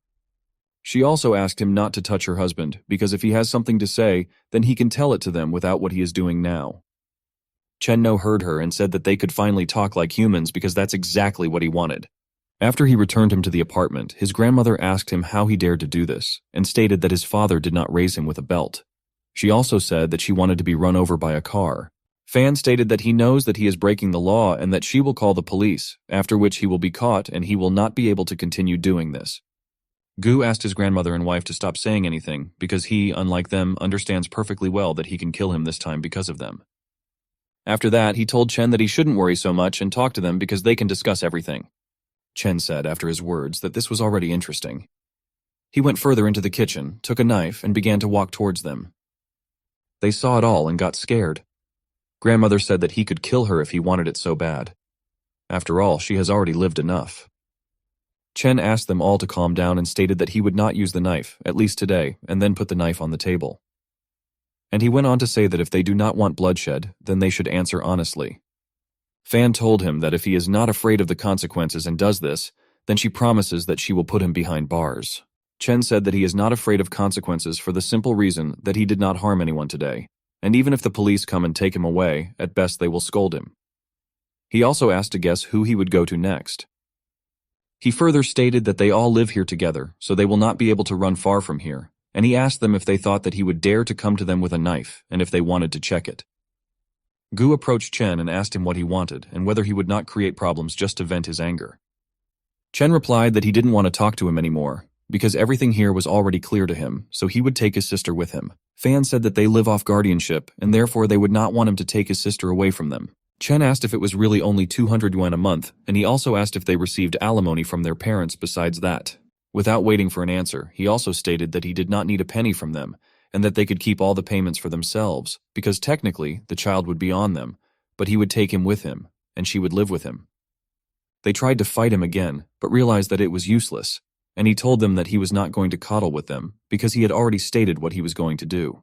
He also said that of course they could experience the consequences of disagreement because he is alone, and there are 4 of them, and he asked Fan if her son was 7 years old. Fan stated that he could go and take his sister with him and not come to the door from now on. She asked not to interfere with each other in the future. Chen said that he agreed to take his little sister and never see them again. After that, Chen approached his sister and told her that perhaps she had not yet realized that he was her brother, her own, and they had the same mother. Next, he asked her whether she would like to live with him. He promised that they would not beat her and that she would eat everything he did. The girl agreed, and he said that since they agreed, he asked her to call himself brother. Then he asked her what her name was. She told him that her name was Gu Xiaoye. Chen Nuo told her that there is nothing good in this family, and now, after she goes with him, her name will be Chen Xiaowei. Chen Nuo met Sun Keke on the way and clarified why she ended up in the place where he passed with Xiaoye. Keke asked why he didn't answer the phone. He replied that he had not seen her calls. Then she saw a cute little girl and asked who she was and where he got her. He replied that this was his daughter. KK asked if he was serious about this. He asked her, without joking, why she was looking for him. She asked where he went the other day and if he knew how much her dad was worried about him. She also stated that the other day he rode his bicycle down his street several times to tell him about work. She also said that when he came back last night he was limping and said he fell off his bike and got his legs wet and bruised. He took her hand and asked how long she had been waiting for him, because it was very cold outside. She replied that she had not been waiting for him long. Then he pulled her to his home, but she didn't want it and said so. Watching this, Yaoi wondered if they were dating and if she was the third wheel here. After that, he said that it was already quite dark and a little uncomfortable, so he suggested going to another place and asked KKE if her dad likes to poke his nose into other people's business. In the cafe, she told him that before, when her father was a class teacher, he invited one student home for dinner. That student had no family and was a poor student, so he often skipped classes and got into fights. One day, to protect him, her dad hugged him and didn't want to let go, but he pushed him away. Later, that boy came to them at night and fell to his knees in front of her, sniffling and crying, saying that he was sorry for his behavior. He begged her father to leave him alone. Her father was uneasy, and a few years later something happened to this boy. He was stabbed to death on the street, and after that her father stopped going to work for a while, and my mother began to quarrel with him often because of this. She also told him that if he did not start attending classes, he would have fewer benefits and an unstable income in the future. And at that moment, Chen No realized that her dad saw a reflection of that guy in him, and therefore he did not want him to become the same as him. Next, he asked his sister why she didn't eat, because he ordered all this for all of them, without exception. The sister replied that she was waiting for him to start eating first. He told her that she didn't have to wait for him to start, because she could either start or finish at any time. A little later, the waitress came and brought the ice cream that he ordered, and which was already ready. Xiaoye handed him the ice cream spoon and said that she didn't want him to give it back. She promised not to bother me, said that she would take a bath and sleep herself, and could also clean and cook. Chen Nuo asked if he had told her that in the future she would live with him and that she would never return to this terrible place. She agreed and stated that she would be obedient and flexible. KK asked him if she was really his sister and said that he was so nice to her and that it was not like him at all. He answered her that everything was not so simple and that a few words would not be enough if you wanted to explain the current situation. He also asked her if her father would look for her if she did not go home for dinner, and after that he asked her to better tell her father that she was with him, and then he could sweep the playground again. KK replied that her mom and dad had a fight today. He told her that this was normal for them. She stated after this that her father had never argued with her before, and that she did not know what was going on lately. She also said that her mother is busy at work, and now, every time she returns, she feels her mother's nagging towards her father. He asked her not to interfere in the affairs of adults, and she said that it was old-fashioned, and that Dad told her the same thing, and also gave her 50 yuan, and asked her to go play with her classmates so as not to stay at home. Hearing this, he extended his hand as if asking for something. She asked what it was. He suggested dividing the 50 yuan equally. She stated that he would not wait for this. After that, they left the cafe, where he paid the bill himself, and he and his sister took her home. She thanked them for this and went into the house. After KK left, he went with his sister to his home and met KK's mother, who was being driven in a car by someone at that moment. Then they finally got home and went to bed. The next morning, Chen Nuo woke up and Xiaoye called him to the table for breakfast. He asked her if she had prepared it. She answered this question positively. During breakfast, he realized that she was only 5 years old, but she already knew how to cook. She saw that he was somewhat thoughtful and asked how he was feeling. He replied that he was fine and that there was no need to worry about him. Having tasted her cooked food, he said that she cooked it very tasty. She asked him to eat quickly, otherwise he would be late for school. He asked her who would take care of her if he went to school. She replied that she would take care of herself because she did not want him to get tired, otherwise he would hate her in the future and drive her away. He promised her that he would never hate her and promised that he would go to school. At that moment, she stated that in this case, she would go for his coat. After school, he decided as always to ride his bike home, but when he came to the place where he left it, he did not find it there. Then he went to the parking security guard and said that his bike had been stolen, but when he saw that he didn't even want to answer him, he decided to look for it himself. After all, it took him a long time to find it, and now he is not ready to lose it. After some time, he finally recognized it and saw that a man and a boy were riding it instead of him. After following them, he came to Tangji Street, which was the most famous street where used cars were sold. A man who buys such things asked the thieves if this was a new product. The thief replied that it was completely new, and that he could even smell the fresh smell of the oil, which had not yet had time to dissipate. The buyer asked where he found it. The thief replied that there was nothing to worry about, because it was far from their area. The buyer then agreed to take it at the market price. The thief stated that it was brand new, and asked if he could add a little more. The buyer asked him to stop talking nonsense, and gave him as much as he considered necessary to give. At this moment, Chen Nuo came and knocked. The buyer asked him why he was knocking and what he was even doing here. Chen Nuo replied that he wanted to ask something. The buyer asked him to leave and ask this elsewhere. Realizing that they wouldn't answer him so easily, he went inside without permission. The buyer asked what he was looking for here. The main character repeated that he wanted to ask something and asked where his safe was. The buyer said that his name was Wu Delay and that he had been in prison for many years. As a young man, he was sentenced to 2 years in prison for fighting and mutilation, but was released 6 months early for good behavior. While serving his sentence, he was lucky enough to meet an influential man. After leaving prison, with his support, he expanded his trade in used cars on the market and sold stolen goods. Over the years, he learned to make money, stopped being good and kind, and now according to him, he is ruthless, so he asked the main character to leave. The main character dragged him on a chain, and Wu Dali realized that it was useless to say or do anything to the main character, and eventually stated that the money was in the locker. The main character found money in the locker and left there, leaving them his bicycle. Wu Dali called his boss on the phone and said that he had to come back as soon as possible because they had already been robbed while he was away. Meanwhile, the main character went to a place where he could eat and ordered fried meat dumplings and wontons, small dumplings in broth. Looking into his wallet, he realized that he had taken about 60,000, and that it was not in vain that he came there. A little later, he saw that someone had arrived at the place where he took the money, and he wondered who it was and why. He realized that if he continued to eat, he would miss a lot, and so he asked the owner of the cafe to pack the remaining 8 donuts for him to take with him. Guests came to Wu Dali after his call and asked how he was feeling. He replied that he felt bad and asked them to find the one who robbed him so that he could tear him into pieces. He realized that he earned 60,000 in 2 days on motorcycles, and the main character took them all. Wu Dale's assistants began to ask what the person who robbed him looked like. He replied that he was just a child with an ordinary appearance. They asked if he wobbled a little when he walked. He replied that it was so and asked how they knew. They drew his attention to the gate and asked if it was he who was coming towards them at that moment. He asked the main character why he returned. The main character replied that he didn't tell him that he left because he still had his bike and he was just going out to eat. Wu Dali asked his assistants to lock the gate and prevent him from escaping because he clearly still had the money. Seeing that the main character defeated all his assistants, he realized that they were blown away and could not even scratch him, and he also realized that this guy was too good to fight with him. Next, he told the main character that he had already realized that he was too strong and that his bike was stolen was just a misunderstanding and asked him to forget about it and leave. The main character replied that he knows what he has not accepted and therefore it is better to deal with this whole situation now so that later he does not hire people to find him. Next, he asked him to gather all his people and he would wait for now. He said that he was mistaken and wrong and realized that he could escape, but he would find him and destroy him.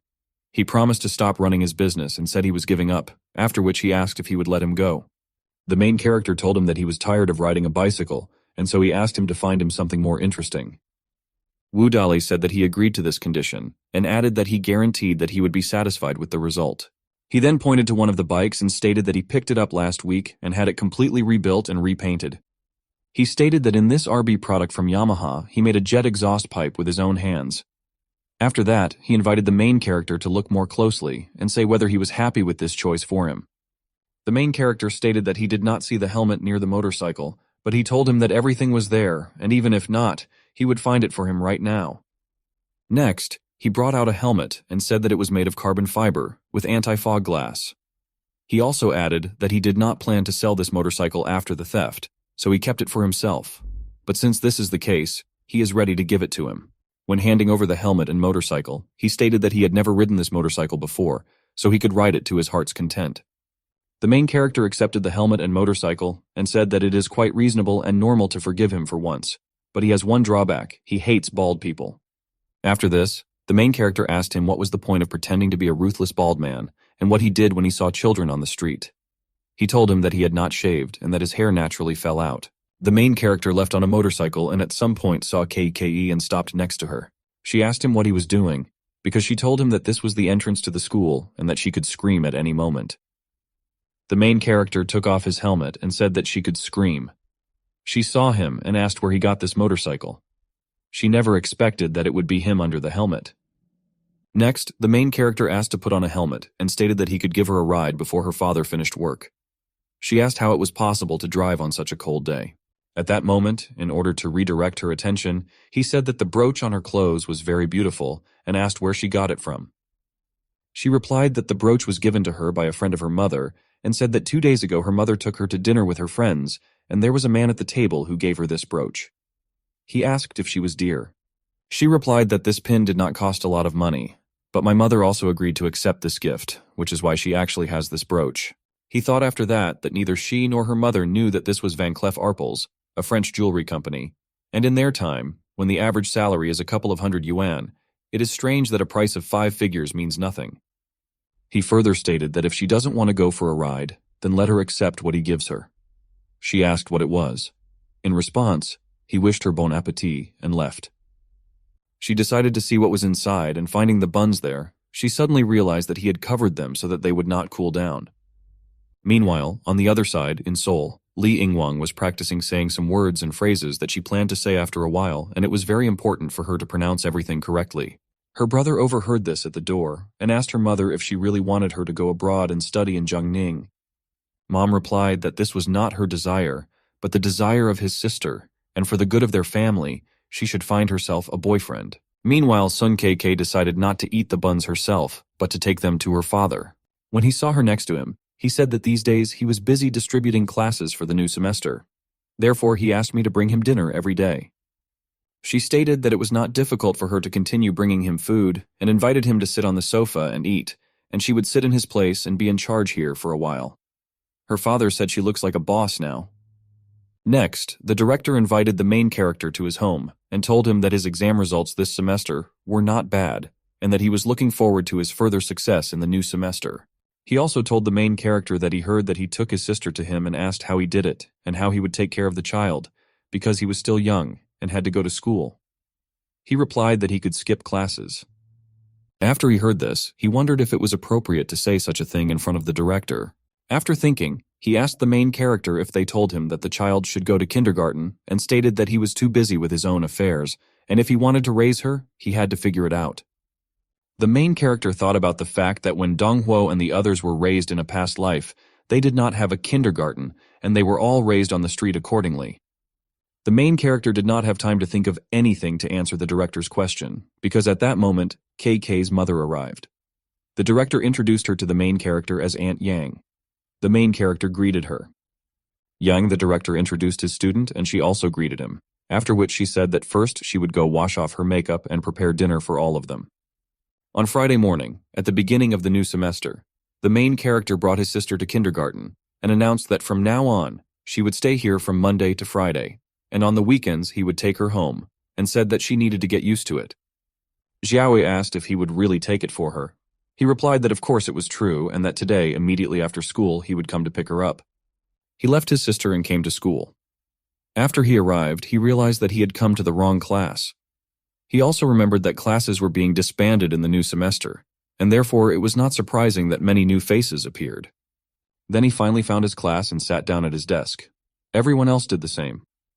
The director came in after this and announced that from now on, he would be their class teacher until they graduated from school.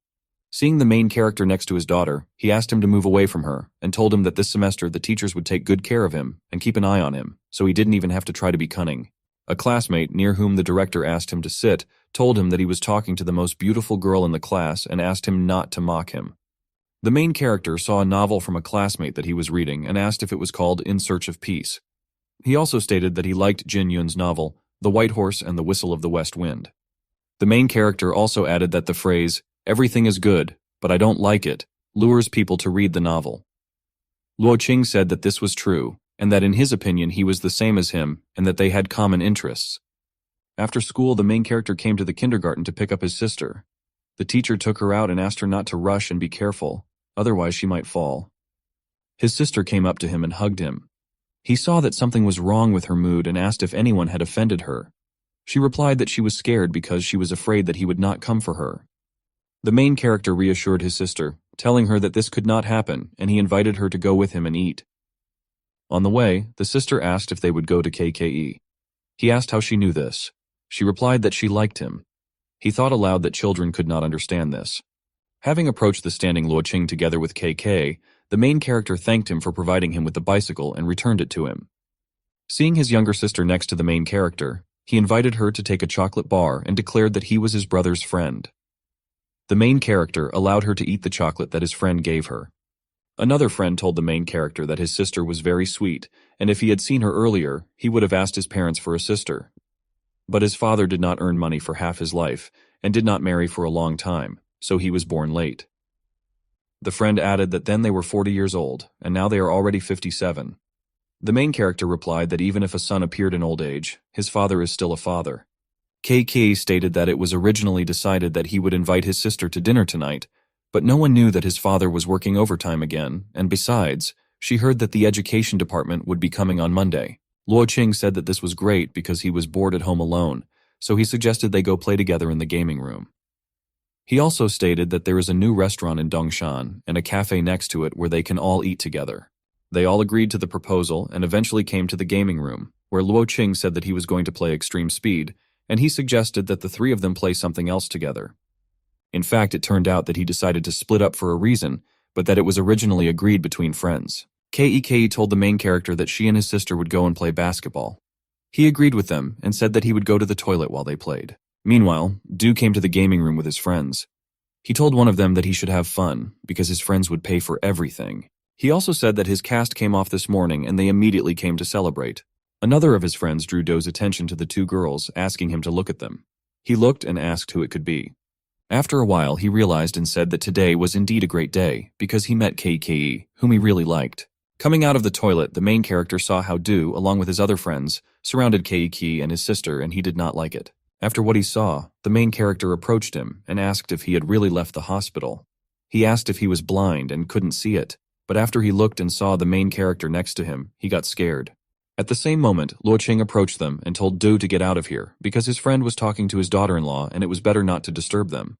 He also asked if he was running into his friend. One of Do's friends told him in response that he saw that he was running into trouble himself. A little later, Luo Qing told him that his father was Luo Daizhen and that he was interested in who would win in the end. Du told him that he had misunderstood and that he and his classmate were just chatting, and besides, he met with Boss Law today and that they were already planning to leave. After this, Luo Qing told Hulu that someone was going to kill him. Hulu came up and asked what was the matter and who wanted to kill whom, because he was ready to help them figure it out. Luo Qing told him that Do told him that he wanted to deal with him. He began to make excuses and say that he had not said anything like that. Hulu grabbed Do's throat with his hands and asked him how he even dared to say such a thing to anyone. He tried to make excuses, but it didn't really work. Hulu beat Do and asked Luo Qing what he would say. He replied that this was quite enough in his opinion. After that, Hulu left and said goodbye to Luo Qing. As he left, he said that he could call him if anything else like this happened. Luo Qing also said goodbye to him after that. Then he looked back and saw his friend with his sister and KK and realized that they needed to explain the current situation. And he told them that he forgot to say that this gaming hall was opened by his father. The main character said that in his opinion, he has rich parents and is the heir to the boss of the underworld. Luo Qing stated that he is not the heir and that he usually does not ask his father for this, but if someone offends him, then he better get out. While the main character was thinking that he could not even imagine that his friend would turn out to be the son of Luo Daizhen, his friend at that time suggested that his sister take them to feed them. The main character remembered that for him, living in Qinling, the name of his father's friend was familiar from childhood. In his youth, he was a worker, unloading sand at a state-owned factory. He later made a fortune and became popular in his city. He worked in the criminal world in order to build a large family business. Sooner or later, everything had to pay off. But his life ended sadly. Looking at the fact that he was alive now, he realized that the Luo family would probably be able to enjoy life for another 2 years. But this Luo Qing he sees is quite down-to-earth and reserved. He enjoys reading novels and has a laid-back demeanor. After they ate, they said goodbye to Luo Qing and went to see KK's father, but he was nowhere to be found. KK thought this was strange because the light in the school office was not on, and he was not at home either. She didn't understand where he could have gone. At that moment, the main character told her that he needed to go somewhere tonight, and he couldn't leave his sister alone. And after that, he asked if she could put her to bed and take care of her. She asked him where he was going to leave so late. He asked her not to ask and said that he would pick up his sister tomorrow morning. Next, the main character left his sister and came to some place where the director should be and realized that now is the time to finish work and Lao Song should be nearby. At some point, he saw the black trade wind that was already familiar to him. Next, he saw Yao Wei Shen come out along with 2 other men. The director approached them and Lao Song decided to do something to him. The chief among them asked him to allow the director to pass. The director approached the chief and gave him a suitcase with money. The chief spilled all its contents and said that it was garbage. The director expressed that he had given him everything and asked how he dared to do this to him. But he didn't hear him and just got into the car and drove away. Next, his wife rode up to the director on a bicycle. He invited her to look at what she had done. She expressed that she understood that it was her mistake and that she was to blame for all this and offered to return home after that and talk. Watching the director and his wife leaving, the main character realized that something was clearly wrong here, as he had expected. After all, the director would not have given Yao Wei Shen money if everything was fine everywhere. On Monday, the gate outside the school was locked and students were standing near the gate. The man announced to everyone at the school gates that if the director did not pay his debts, then he was not worthy of being a teacher. The main character and KKE decided to come closer to the gate. She didn't understand how this was even possible. At that moment, the director approached the man speaking into the bullhorn and asked why he was doing this and said that he would return the money because he had 2 more days and therefore there was no point in making such a fuss. He gave him everything he had and asked him to first take it and leave without disturbing the order near the school. The man said that they don't want this either, but they need to repay the debt on time. The man left with his assistants, and the main character realized that most likely the director did not want his daughter to see this. But unfortunately, this still happened. The director announced to everyone that it was enough to look at this performance, and since it was a lesson, he asked everyone to go into the school, and he himself went there first. The director maintained his reputation as a teacher throughout his life, and now the world that belonged to him has collapsed. While already in class, the main character's best friend asked how their friend was feeling. The main character replied that the director said that he would go to sort out his own affairs, and at that moment it was better for her to go with him. Now the atmosphere here is tense, and it is better for her not to stay in school. Next, the main character asked his friend to help him find out who the person who came to collect the debt was. After all, even if they are moneylenders, it shouldn't be that difficult, because in his opinion, his father's company is probably familiar with them. The friend agreed and said that it was not difficult for him to do this and that he would call and ask Hongwoo later. He also asked why he was asking him about this. Did he really want to help the director? The main character replied that he would help him get the money back. And about the second service, which his friend asked him about, he replied that he needed to be covered in class and told that he was just playing truant.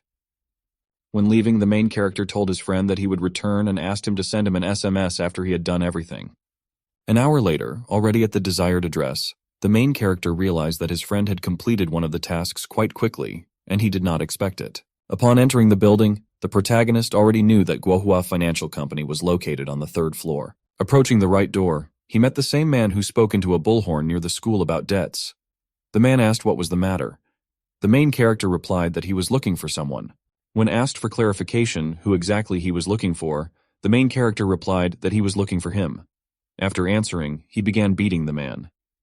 Having defeated this man and seen others, he asked them to take a knife or a gun and resist as much as possible, because he was now in a lousy mood and wanted to throw out all his anger. They listened to him, took everything they found, and went on the attack. But a couple of minutes later, they were all defeated. He dragged one of them to the chair by the hair. He himself sat down on the chair and said that if he understood correctly, then most likely he dragged the main one of them to the chair. He replied that he was indeed in charge. After this, the main character said that he knows that he is not the boss.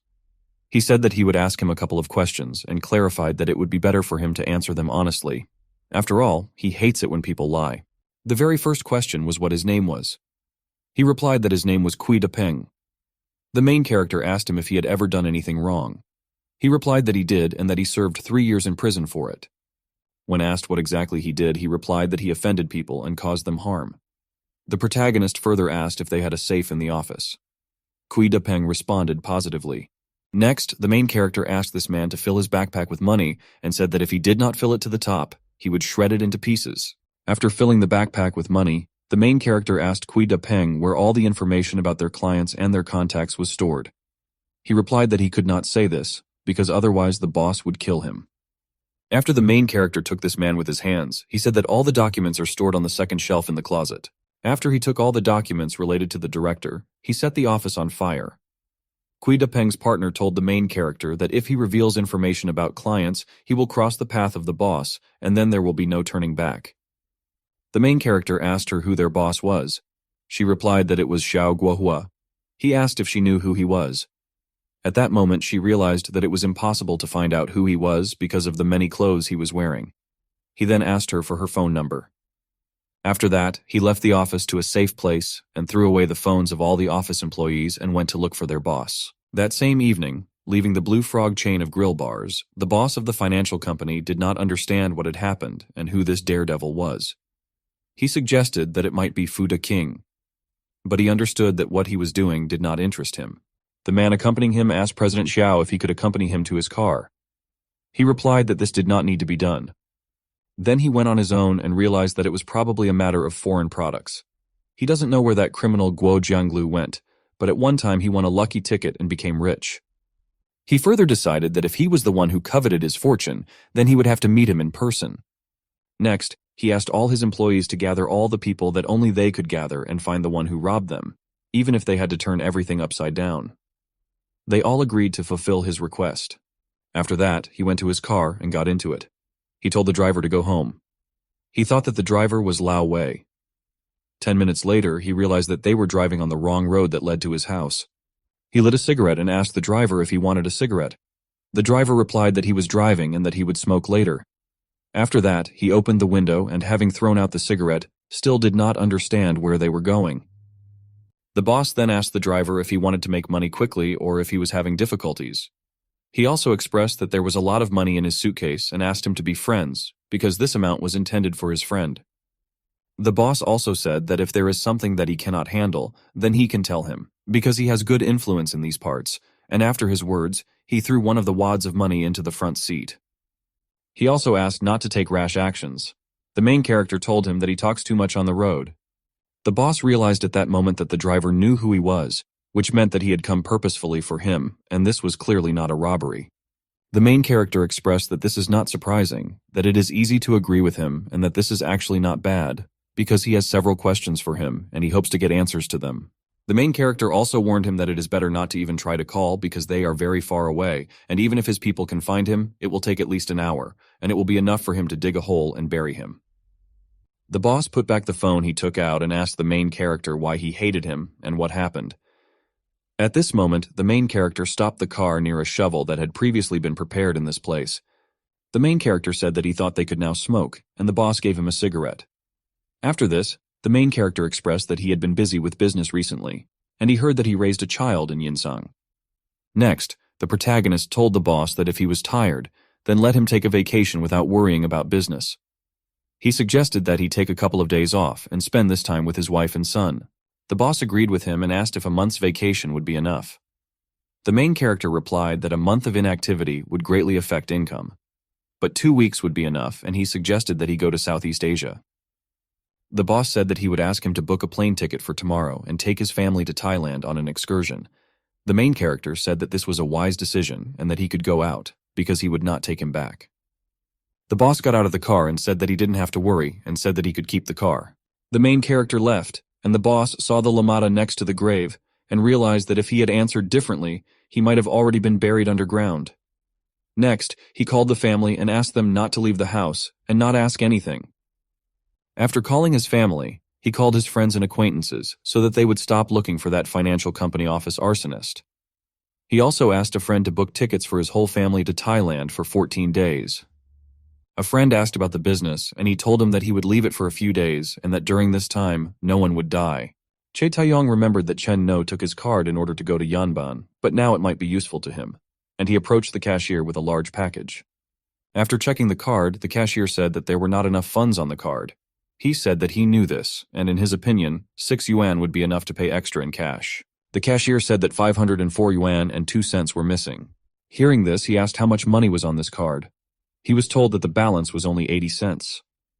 After leaving, he saw the director and wondered why he came to the hotel late at night and had he really rented a room there. He didn't understand what he was going to do, but he was already fed up and didn't want to meddle in other people's affairs, so he moved away from this place. Then he suddenly realized that it was quite possible that he had just passed by Chen Nuo, but then he decided that it might have seemed like it to him. Meanwhile, the director entered the hotel room and sat down at the table. He asked Yao Weishan, who had invited him, who he thought he was, inviting him so late. He told him that they had not eaten at the table together for several years, after which he threw him a cigarette. Lighting a cigarette, the director said that it was not a few years, but more than 10 years ago since he left the country, and he could not even imagine that he would return back. Yao Weishan said that he actually returned last year and should have been told about it. He also said that he returned to invest in one project, and it so happened that his affairs were connected with his wife. He also expressed that 10 years of friendship is not an empty phrase, and he admitted that he deliberately became interested in this project in order to meet his wife. The director asked if he had set this trap or was just playing around and made her fall into his net. He answered the director that he said that as if it were a punishment, but he just advised her to make a small financial investment and allowed her to earn some money. He further added that she was very interested. He opened an account for her in another country to invest, and he could not even imagine that she would be so bold and invest so much money. He also said that the futures market is treacherous and unpredictable, and therefore she needs to be more careful. The director asked if she was brave or if he deliberately set everything up, and said that she didn't understand futures. The director added that he made a fortune from her, helped her open an account, and allowed her to do everything on her own in futures, despite the fact that the market is located in another country.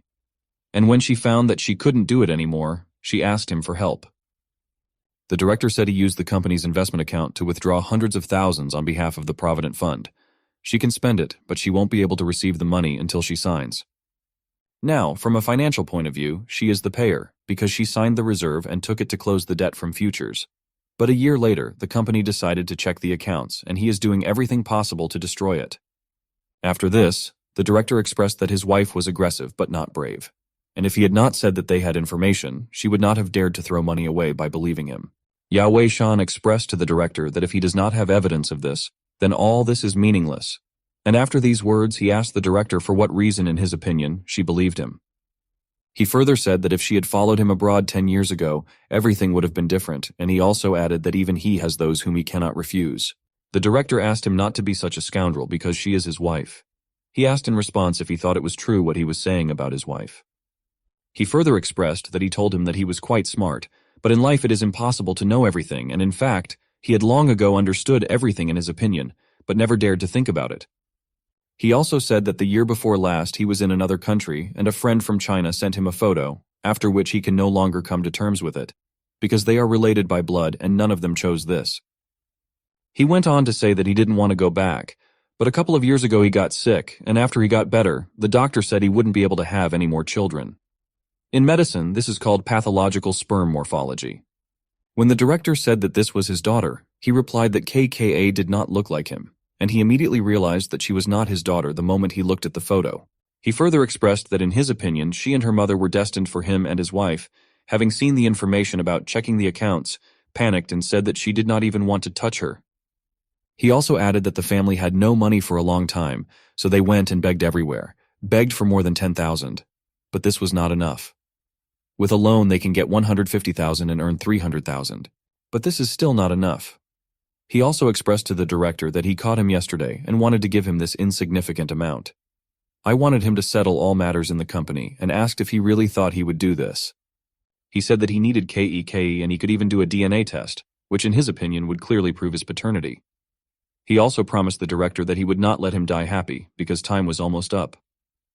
At that moment, the director's wife came to the room and Yao Weishan said that now everything was finally put together and he invited her to tell her whose daughter it was. She said that she knew nothing, and the director asked to let her go. After receiving the slap, Yao Weishan told the director's wife that he would forgive her since she had raised his daughter for many years, but he said that he didn't care about her. The director begged his wife to tell her whose daughter it was. She asked him for forgiveness. She went on to say that when she married him, she was already pregnant. But he went abroad and left her. She didn't know what to do, but then she found him. She told him that he was a great husband and father and then asked for forgiveness again. After that, the director expressed to Yao Weishan what he saw and wanted, but he decided not to give him either his wife or daughter. After that, he took his wife and they began to leave. He told them that the settlement with the company would take place next week at the latest, and if they walked out the door, his wife could be arrested. Next, he offered to give them a bank card containing $1 million, which would help solve all their problems, and he also said that with this money they could start all over again. Regarding his daughter, he expressed that he could take her to another country, send her to the best prestigious school and give her a luxurious life. He said that the conditions for obtaining this card were the signing of 3 contracts, namely, a certificate of paternity, a statement of renunciation of paternity, and consent to the transfer of custody.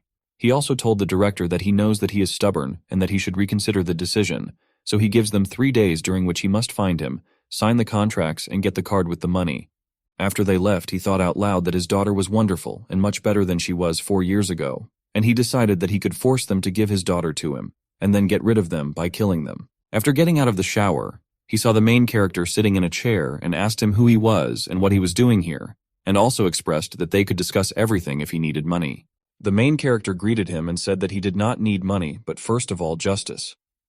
He tried to call for help, but at that moment the main character influenced him so that he could not say anything, nor move, nor breathe. He did not understand what was happening to him and what kind of impact it was. The main character told him that he would not run away from him and asked him not to waste his time. After that, the main character let him go, and he asked what it was and whether it was magic. The main character answered him that he himself did not know this, but he knew that he was unlucky. After all, if he had not come into this world, then his plan would have been a success, and having poured the drink into a glass, he invited him to drink it.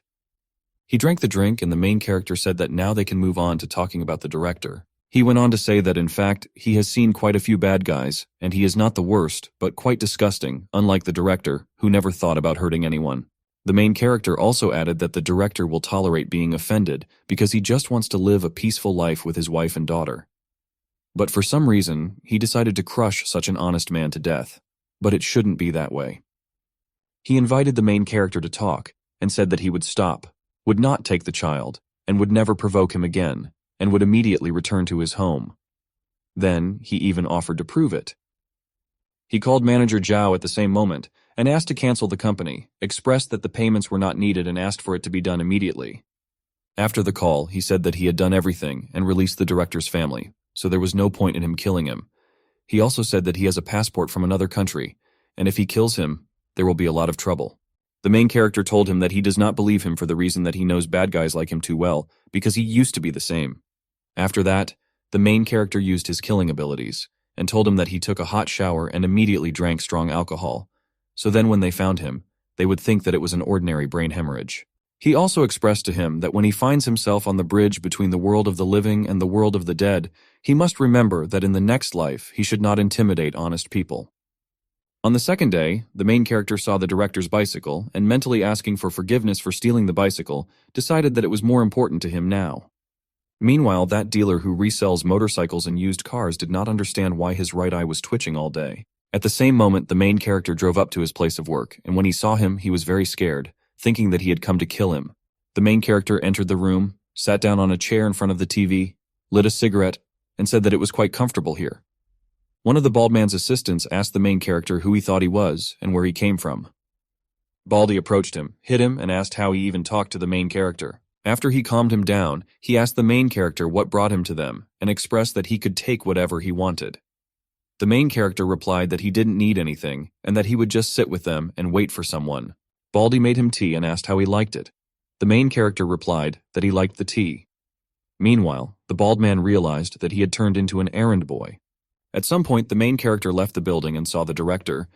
The director also saw him and asked why he was here and why he skipped classes again. The main character, after their rapprochement, introduced the bald Lei as very generous, sincere, and kind, and if he works with him, he will learn a lot.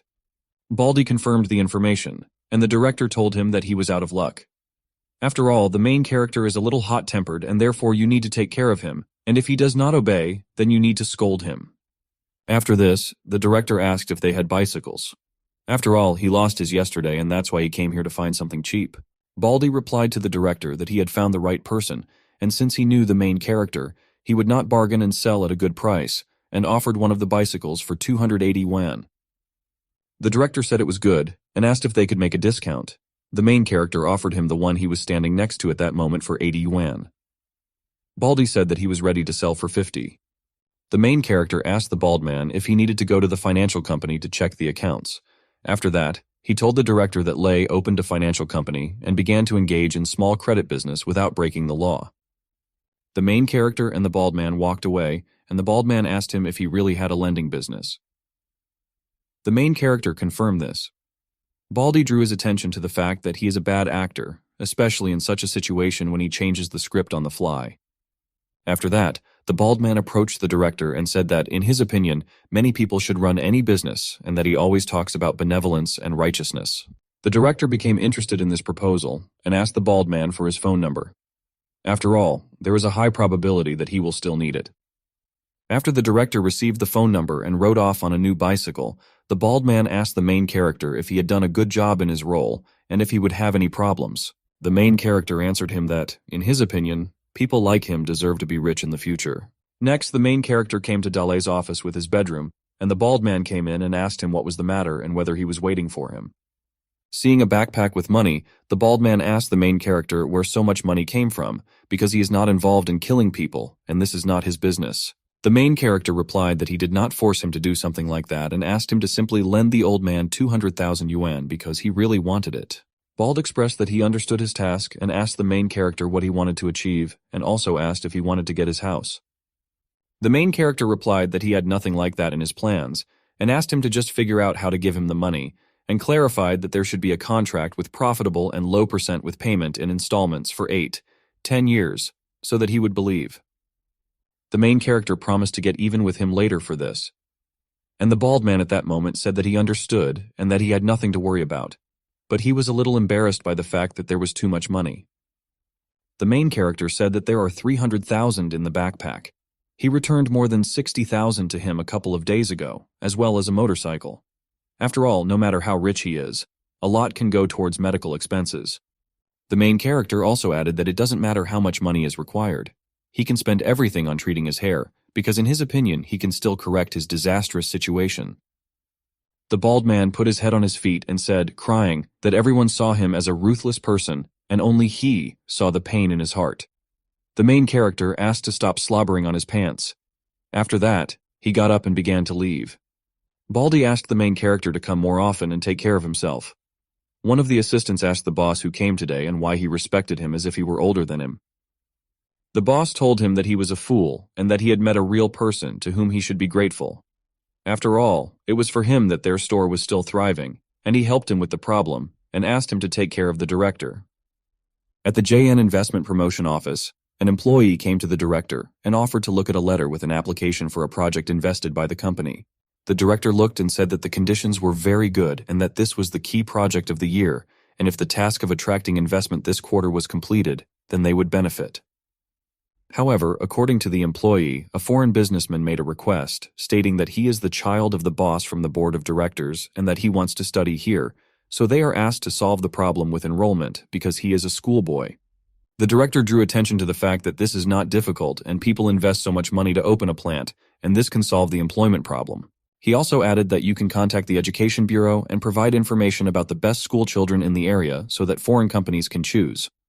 But the employee said that they had already chosen secondary school, number 8 for admission. The principal asked where this school ranked last year. The employee replied that she took 3rd place from the bottom. Meanwhile, Anderson came out of Jinling International Airport and got into the car, in which the girl told him that they would take him to the hotel first. He asked to be taken to the police station first because he wanted to see the materials on Yao Weishan's case as soon as possible, and after that, they should report the information to the headquarters. After arriving from the police station at the hotel, he reported that the hotel where Yao Weishan stayed was also recorded in the police file. He was then asked what he would do next. He replied that the cause of death was officially considered an accident caused by excessive drinking after smoking. He expressed that he needed to end this as soon as possible, without wasting a lot of energy. He said that there was something behind his death and he was uneasy about it, so he asked for further investigation and asked for 2 documents, including credit card bills for the first 6 months and a call list. They told him that they could provide all this, but they asked him not to aggravate the situation because they had just started doing business in this country, and Yao was the first person they sent and said that he still needed to remember about secrecy. An hour later, during the investigation, he reported to headquarters that before his death, Yao often communicated with the school principal's wife, who was one of the last people he saw. He was told that this was an ordinary married couple and that they could not kill him. After that, he was asked to return in 3 days if he didn't find anything else, because they needed him more where they were talking to him from. The next day, the main character gave Kei a ride home on his bicycle. Stopping, he noticed her temperature and asked why it had risen so sharply. She replied that the battery at home was broken, and last night she had a cold, and besides, her parents were most likely not at home. The main character suggested that after the riots associated with the collection of debts at the school, the director took sick leave and now he has found Lei, who will give him a loan. Having brought Kei into the house, he realized that there was someone in the house, and clearly it was someone else who dared to enter someone else's house. Next, the main character asked the girl where they had medicine at home, because they first need to drink it before going to bed. She replied that they were in the dresser drawer in her parents' room. Entering his parents' room, the main character assumed that the enemy had disappeared and that he was capable, and going to the chest of drawers, he began to look for medicine. Anderson was standing behind him at that moment, and looking at the fact that the main character's muscles were relaxed and that he had no defense, he realized that he was an ordinary person. The main character realized that this man he noticed was a master and a foreigner, and not an ordinary thief. After he found the medicine, he went to his classmate. And Anderson was hanging from the ceiling at that time. The main character gave medicine to the girl and invited her to sleep. Meanwhile, he realized that the man had already left. After discovering that this man had left through the window, he decided to follow him and find him. After some time, the main character was able to find this man, who at that moment was just excluding the director's family from the list of killers. The main character then went to the nearest cafe and ordered himself noodles with meat and a boiled egg. The waiter agreed to fulfill the order and asked to wait a little. The main character then realized that this person who was in the director's house turned out to be Anderson from the Abyss organization, and thought about whether to improve him this time just as he did in his previous life or not. Abyss is a Class B organization created 50 years ago. There are several powerful people in this organization who have done many terrible things, namely the Doctor, Cheetah, and Anderson. Among them, the most influential is the leader, nicknamed Captain, and he has incredible abilities. Additionally, in an organization called Gold Digger, there are those who travel the world, create social networks, and make money from other organizations. In 2004, the protagonist destroyed the Abyss in a past life because they blackmailed him. For this, he received the name Yang Luo, which translated meant the Lord of Hell. This time, the Abyss provoked him again. But this time, the main character realized that if something happened to Anderson, the director's family would definitely suffer, and they would be destroyed again, as was the case last time. He also realized that he was tired of returning to this dark world, and in this life he wants to change. He decided not to touch those who do not touch him, because since the director's name was crossed out, then in that case he would not die. The next day, on the basketball court, Olaf approached the main character and said that no one could stop him on the way to his dream. Hearing this, the main character successfully threw the ball into the hoop, and the girls watching him play supported him with words that he was an invincible, handsome man. After the game, Keiki approached him and offered him a drink with wolfberry.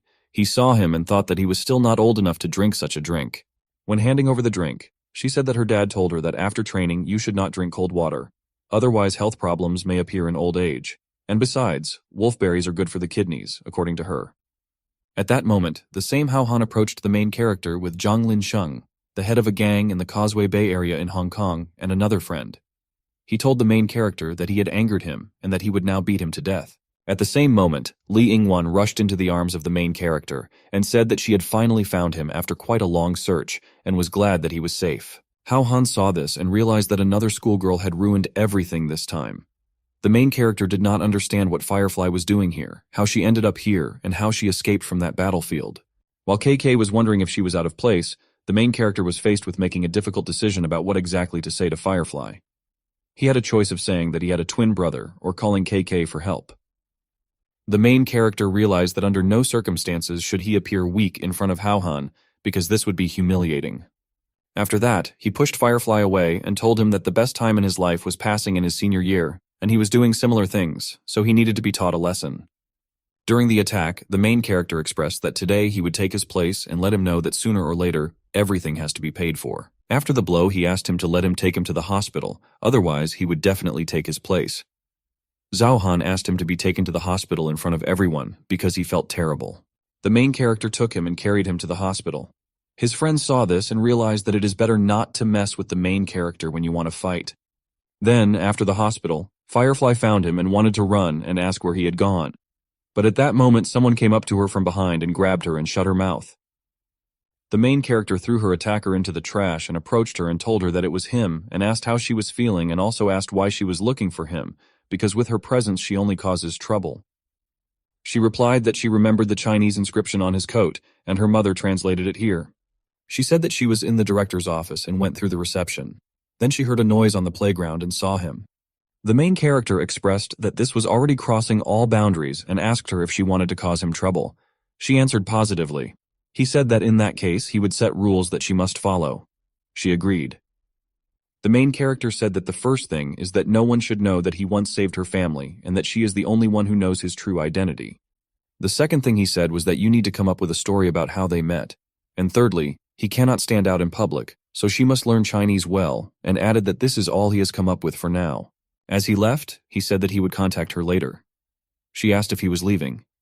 He answered positively, because there are still those who persecute them and it cannot be left like that. Seeing Kei and approaching her, the main character asked her why she was crying. She asked why Firefly hugged her. The main character understood that when you don't know what to answer to a girl, it's better not to answer at all, because he will still answer incorrectly, and you need to think differently. After this, the main character asked her if this was the only reason she was crying.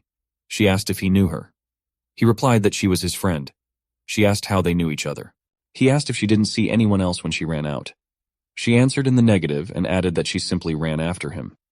Next, she asked if that girl ran after him, because she ran in front of him when he carried Hao Han to the hospital. He replied that he did not know where she had gone, and it was quite possible that she had run away. She continued to ask what kind of relationship he had with that girl. The main character realized that she was so stubborn that it was definitely impossible to ignore her and, accordingly, a different approach was needed. At that moment, Liu Wen approached them and invited them to return with him because the director was going crazy. Meanwhile, one of the teachers asked Hao Han's friends and asked him not to kill, not to take knives and guns, not to break the law, and not to commit crimes. He also said that he was disappointed in them. Liu An brought the main character with KK and said that he had found them. Fan saw the main character and realized that again this child disappears and appears the same way as in Yanban. After that, he asked the main character what happened. The main character replied that they tried to beat him and he ran away because he could not defeat them. He asked why they were beating him and said that it seemed like he provoked them. The main character said that they really bullied him and asked whether he should have endured such an attitude towards him. Fan asked how dare he talk to the principal like that and if he wanted the school to call his parents. The main character agreed to call his parents and left. The director said that he was creating lawlessness and that his parents should take care of his upbringing. Liu An told the principal that this student's name was Chen Nuo. His parents were divorced, his father was in the United States, and his mother was in prison. Already at night, the main character came to his home at the call of the director Sun Sheng Li, and the director sat him down and told him that he had heard that a new student from Country N had arrived at the school and asked if they knew each other. The main character replied that it was just a coincidence, because just 2 days ago he was learning how to repair cars in Lei's workshop. And this girl had a broken car nearby and he fixed it. The director asked if this foreigner really walked the streets alone. The main character replied that she was with an adult, but it was difficult to understand her. The director expressed that he still didn't understand why she was delighted with him. The main character said that this is most likely because he is handsome.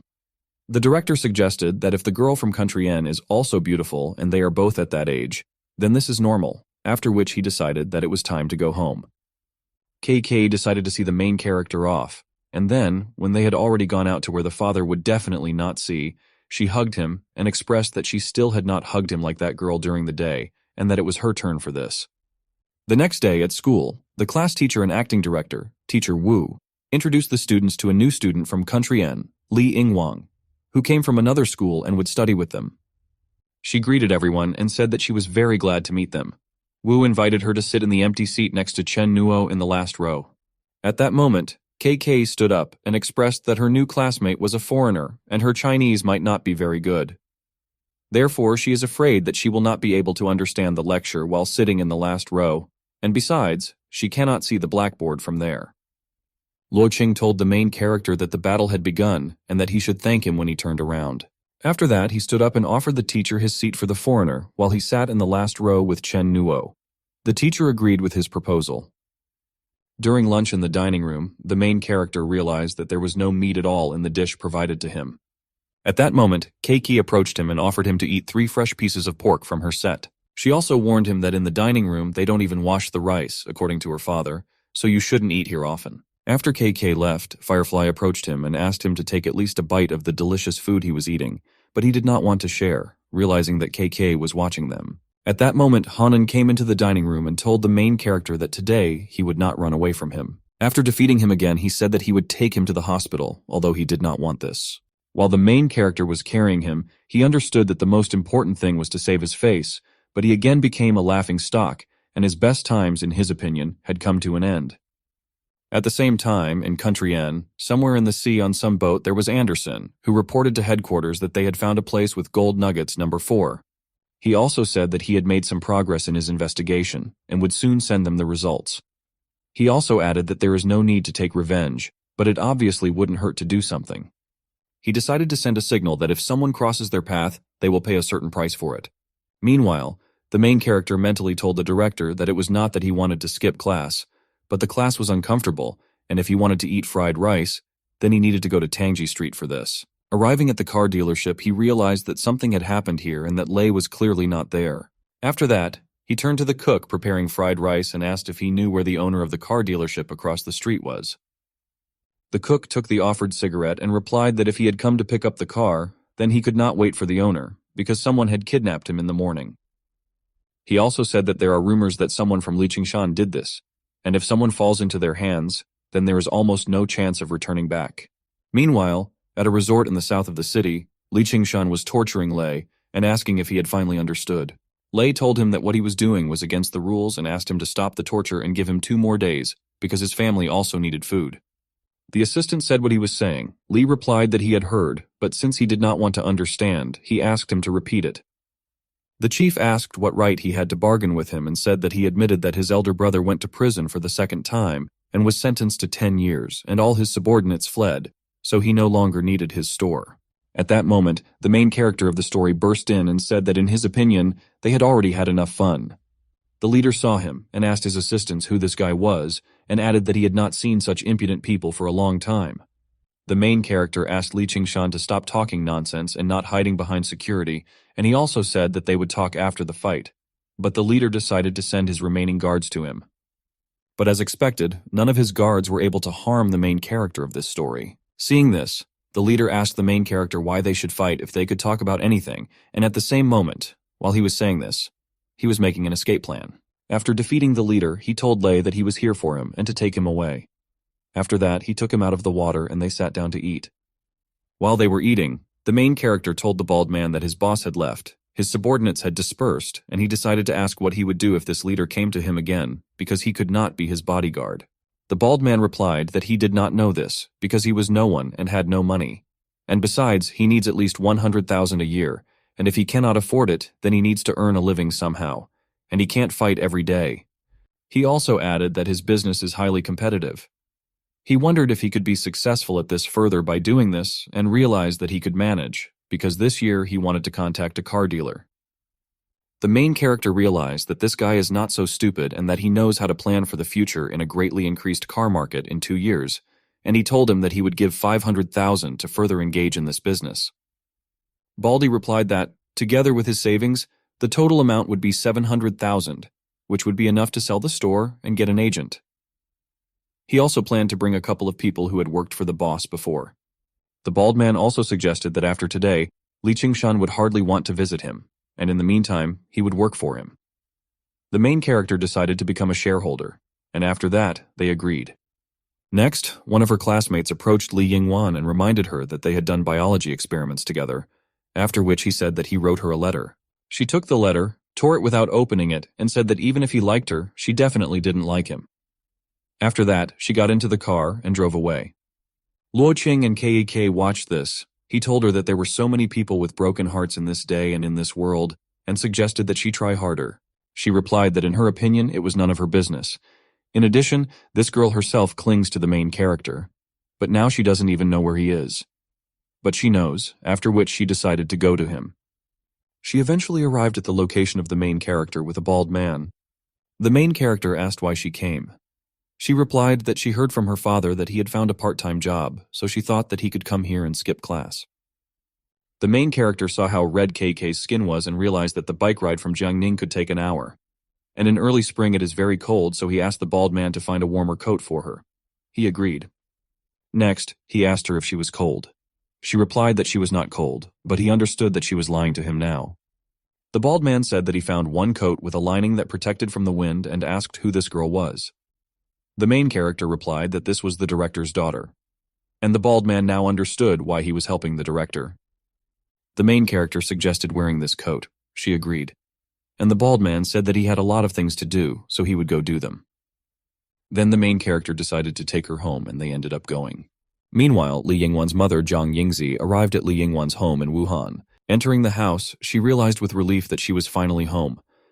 And although she has brought the company back, it is still difficult to manage. After all, now she must forget about her weak feminine side and become stronger. At that moment, Anderson approached her and said his purpose for coming was to ask a few questions. She asked him to leave her house immediately, whoever he was, otherwise she would call the police. He took out a syringe and said that it seemed to him that she was not going to cooperate, but he had to find out something and she might not like the next step. Then another girl approached her from behind, who was on his side and promised him that she would do it faster and that he didn't have to worry about it. As a result, he learned about a single boy who saved her family, and the daughter transferred to another school to find him, and that son, who is the number 11 gold miner, turned out to be a teacher in this school. At some point, it seemed to him that he knew this guy and invited his assistant to go immediately. When the assistant asked what to do with Zhang Yingzi, he replied that she could temporarily dispose of the property left by He Zhengzai and asked her to tidy up, because he did not want anyone to find out about him from her memories. Meanwhile, the main character was taking his sister home, and along the way she asked him what was wrong with his dog. He asked what she was talking about. The sister replied that usually the boy walks the dog on the street in order to please the girls. But today he took her along many streets and 53 girls gave him their numbers. He asked how she knew about such things. She replied that a classmate told her about this, and she has 8 boyfriends from different kindergartens, and she is jealous of her. He realized at that moment that he needed to go into the kindergarten and talk to the director. But his thoughts were interrupted by Lee In-won. She asked if it was his sister, because she had heard that he had one, but had never seen her. He told the hiding sister that she should not be afraid, because she was his friend. Firefly said that she was 18 years old this year, that she was born in the year of the cow, and that she believed in her brother. The sister said that she was 5 years old this year, that she was born in the year of the mouse, and that she believes in the Mother of Mercy. Firefly said that she called her brother Appa, and that he was the head of their family. At that moment, he realized that these two could not be left together, and remembered that they had stood there long enough, and that they needed to go. They came to his house and the girls started feeding each other. Next, Firefly asked the main character if he noticed her speech, which he asked her to practice and which she came to show off to him. He realized that this was quite fast and asked her to say something else. She said a Chinese tongue twister that she had been practicing, and the sister, hearing this, told her brother that she thought she was pronouncing the words incorrectly. Firefly asked why it was wrong and convinced them that she really was training. The main character asked his sister to tell her how to correctly pronounce something that she expressed incorrectly. My sister said, and she asked if they could all read like that. The sister replied that her brother taught her this. The main character said that he didn't lie to her and that all children read like that, so he asked his sister to read something else, and my sister eventually read it. After that, Firefly left, and as she got into the car, he asked her to remember that she would not succeed without hard training, and hoped that this time it would take longer. At this moment, Alpha was already watching him and reported that Lee In-won had left, and the object was climbing the stairs and that he had not yet seen anything unusual. He was asked to continue and not worry about the girl, because their goal was the guy. The assistant in the car asked Anderson if he was sure that this was the guy from City N, and if they could have identified each other. He answered her that his assumption was correct, and that today it was necessary to end the persecution with an arrest. And it doesn't matter what his goal is. In his opinion, they must get him at any cost. The assistant agreed and said that the doctor was outside the door, the cheetah would be outside at 6 o'clock, and asked if he wanted to do it now. He replied that Alpha is responsible for the attack in the group, and they are responsible for the frontal attack. He further asked to be ready and warned the doctor and cheetah if the target escapes. He also said that they would start in 5 minutes. The assistant asked Alpha to prepare a weapon. The main character tells them that now their Alpha is now out of reach and impossible to contact. He also asked them to act quickly because he had little time and still needed to wash the dishes at home. Alpha tried to call for help, and the main character, crushing him with his foot, asked whether he would continue to cling to any chance of survival. At that moment, Anderson and his other assistants climbed onto the roof and asked the main character to release the hostage. The main character asked what would happen if he didn't want to do this. Anderson asked Cheetah to go after the girl he told him about earlier. The main character then told him that if he threatens him, then he made a huge mistake and finished off Alpha after that. Anderson then asked Alpha to kill the girl, but he could not move because the main character stopped him in flight with the help of his abilities. Next, the main character dragged the cheetah to him and killed him. This was the second corpse. Anderson was surprised to see that the main character was able to hold the cheetah at a distance of 20 meters, and then told his assistant to stop him because he has the gift of control. She used a ghostly explosion, but the main character turned it in her direction, strengthening it, and after that she died. This was already the third corpse. Anderson attacked him with a knife and the main character began to kill him, but he was prevented. During the elimination of Anderson, the doctor also ran towards the main character, whom he successfully killed, despite his professional knife skills. Seeing this, Anderson realized that he had met a monster and that he needed to escape from here, but the main character did not let him do this. The main character killed him too, and he became the fifth corpse that evening. He collected all these corpses in their own car and took them to a place where no one would ever find them. At that moment, the captain called Anderson's phone and asked if he called on time and if the operation went smoothly. The main character asked for his forgiveness and notified him that 5 of his people were dead, including the one he was calling. Next, he launched the car into the sea and told the captain that if it was convenient for him, he could send someone to carefully collect the corpses of his 5 subordinates. He also asked him to remove all subordinates in East Asia. While somewhere in the Virgin Islands, the captain asked who he was talking to, and even suggested that he was with the Lord of Hell. Returning home, the main character took his sister and carried her to the bed. Along the way, he realized that he should not act rashly, because the captain had lost a group of elite subordinates. Having put his sister into bed to sleep, he suggested that, just in case, he should secretly protect his sister, at least for 2 days. Already in his soul, he realized that he was still far from his true goal and that now it would be difficult to get to the chapter. However, the recovery of strength is happening faster than he thought, and he wondered to what level he was able to recover. But then he realized that his strength is not measured by the system of those guys, and most likely this is precisely for the reason that he is living a second life. 2 days later, during a break, Firefly saw him and decided to approach him. Approaching him, she invited him to eat samgyeopsal, Korean soup made from chicken, rice, and ginseng roots. He told her that it was not tasty. She persuaded him to try at least a little, and said that her mother told her that if she had a cold, then she needed to eat more chicken soup. While pushing him a spoonful of soup, she asked what he wanted to eat today, saying that she would buy it for him. She suggested seafood tofu, and he decided to add bibimbap crab roe and cold noodles. Firefly agreed and said that she would go cook it. His friend thought he was being dishonest for ordering food and decided she shouldn't suck up to him. The main character liked the soup. After that, Keiki approached the main character and suggested that he quickly put on what she had brought. After all, it was cold outside, and she heard him coughing during class, so she suggested that he dress warmer. Taking the item out of the package, he asked if her father knew that she had brought him his sweater. She replied that her dad was now sleeping at home, and in her opinion he would not notice that something was missing and suggested that he put on this jacket as soon as possible. He put on a jacket, even though it didn't seem very beautiful to him, and drew her attention to it. But at that moment she was not looking at him, but at someone else's chicken soup that he was eating. Next, she asked him if he wanted to ask the teacher for a couple more days of sick leave, because he looked unwell. At that moment he also realized that it was really time to do something about this. He went on to tell her that it just so happened that Brother Lei bought a couple of cars and made an agreement with the manufacturer. And he wants to do something in the future, so he decided to go on a business trip and learn this business. She was upset when she heard this, but he calmed her down and asked her not to worry, because he would be back this weekend. According to him, this will be like a trip in which the chances of getting sick are minimal.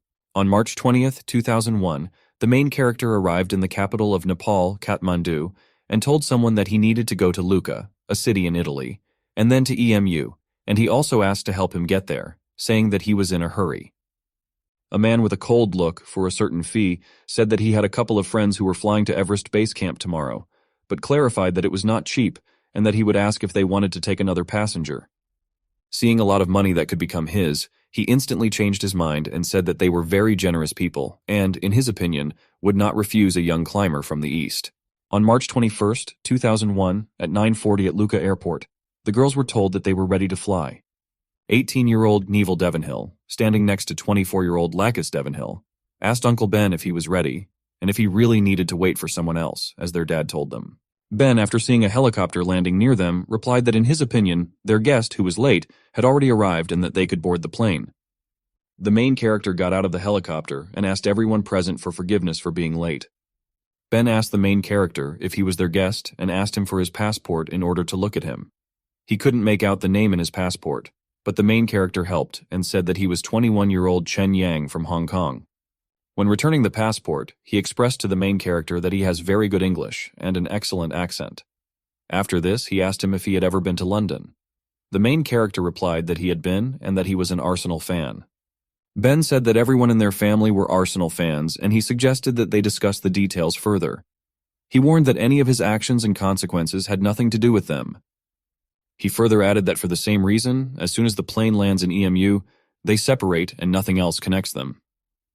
The main character agreed to their terms and said that they don't have to worry about anything because he will just sit on the phone all this time. Lacus became wary at that moment because experienced climbers know that they shouldn't waste their phone's charge so carelessly. Because after arriving at EMU, charging it will be very difficult. And in her opinion, his body is fragile and he doesn't look like a climber at all. Moreover, he was also late, and this approach to the matter is frivolous. The main character interrupted her thoughts and after greeting her, said that he had seen her somewhere and asked after that if she happened to have the nickname Hummingbird. She confirmed the information and said that most likely he had read about her in a magazine. He said that it seemed like it was true, and after that he complimented her by telling her that she was very beautiful. She thanked him for the compliment. He remembered that Nivier had this code name in memory of Sister Lacus who saved her. She was also the only survivor of the Devonhill family in his previous life. In general, in his past life, the story of his acquaintance with Hummingbird did not begin this way. It began on March 22nd, 2001 at the peak of Mount Robo. They then wanted to reach the top at any cost. Then their Uncle Ben took out a custom-made climbing knife and cut the rope passing by him with the thought that only if those below him died could he inherit everything. Lycus, hearing her screams, said that she should not worry, because he would not allow the family to be separated, intending to cut off the rope holding her. He was prevented from doing this by the hummingbird, which grabbed onto him and began to pull him down. After this whole situation, 2 months later, she saw a deal being made to sell the house. She thought that they had taken everything from her, and that this estate was her only memory, and she decided that she would not allow them to take this from her. She approached them with a knife and asked them not to sell her house. They calmed her down as best they could, but it was useless. Some woman took her to prison for murder and said that she thought the warden would definitely like her, because she had heard that she was rich. After some time, the main character came to the prison and was deciding whether to kill the warden. He didn't want to take on such a miserable task again in the future, because it was boring. Inside, Hummingbird was being bullied by the warden. She really liked it. But at some point, the main character decided to go in and kill the warden. Taking advantage of the moment when she was shot, Colibri decided to finish her off. She really wanted to do this during the 6 years that she spent there in torture. Next, the main character approached her and put clothes on her, because it seemed to him that she was very cold there. After that, he took her and began to carry her out of prison. On the way, he asked her what her name was, but she didn't want to talk to him. Sometime later, realizing that she was not in danger, she tried to say something starting with Ko. He then expressed to her that he would remember her as Hummingbird. In this life, he decided that he would be himself, namely Nivier, and not Colibri.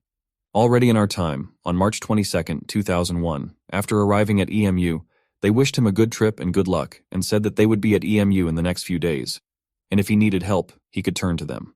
Before leaving, the main character gave Novelle a chocolate bar and left. She didn't understand how he knew what her favorite chocolate was. Lacus told her that she didn't like this guy. Knievel asked why she thought that. She replied that this was all because he ignored her beauty and paid attention only to her. This time, just like in past lives, they began to climb the mountains, and Uncle Ben cut off the rope this time unnoticed. The main character also climbed a mountain not far from them in order to save Nivier, and he succeeded in the end. He caught her flying hopelessly towards death.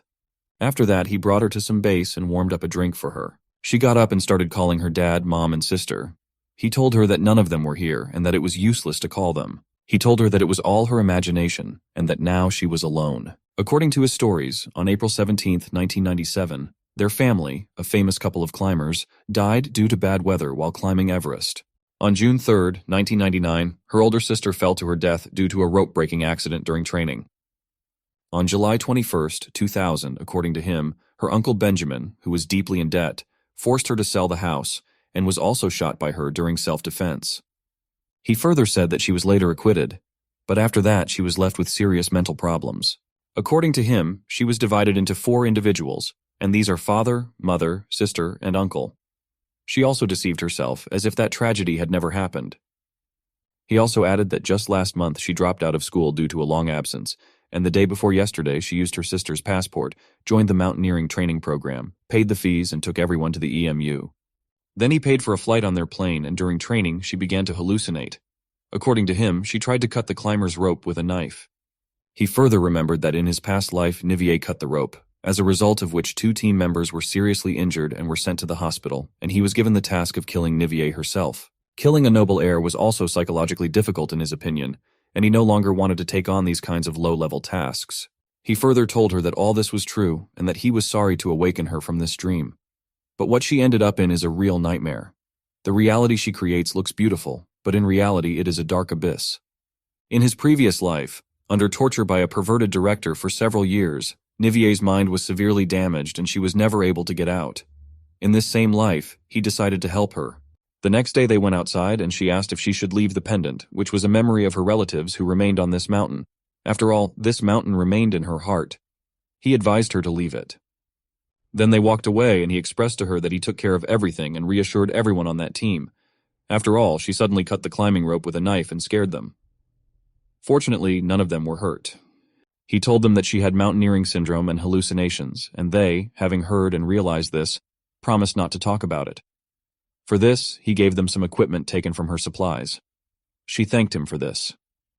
She went on to announce her decision to donate her parents' property to create a fund to support mountaineering. He supported her idea and promised to give her all the money in her hands so that it would be completely at her disposal. She asked if this meant they would never see each other again. He confirmed her words. He went on to say that he knew she wanted to know the reason. She replied that she knew something he wouldn't say, and that she wouldn't mind if he did something to her last night. He began to leave, and she waited for a command, after which she was ready to follow him. She asked him not to leave. She also expressed that she doesn't care how many secrets he has. He turned around and communicated his wish, which was that she should live her good and happy life and take up other sports. And as for the hummingbird, he decided to leave it in his memory. After his final departure, he decided that such a life would suit her more than the one he knew about from his past life.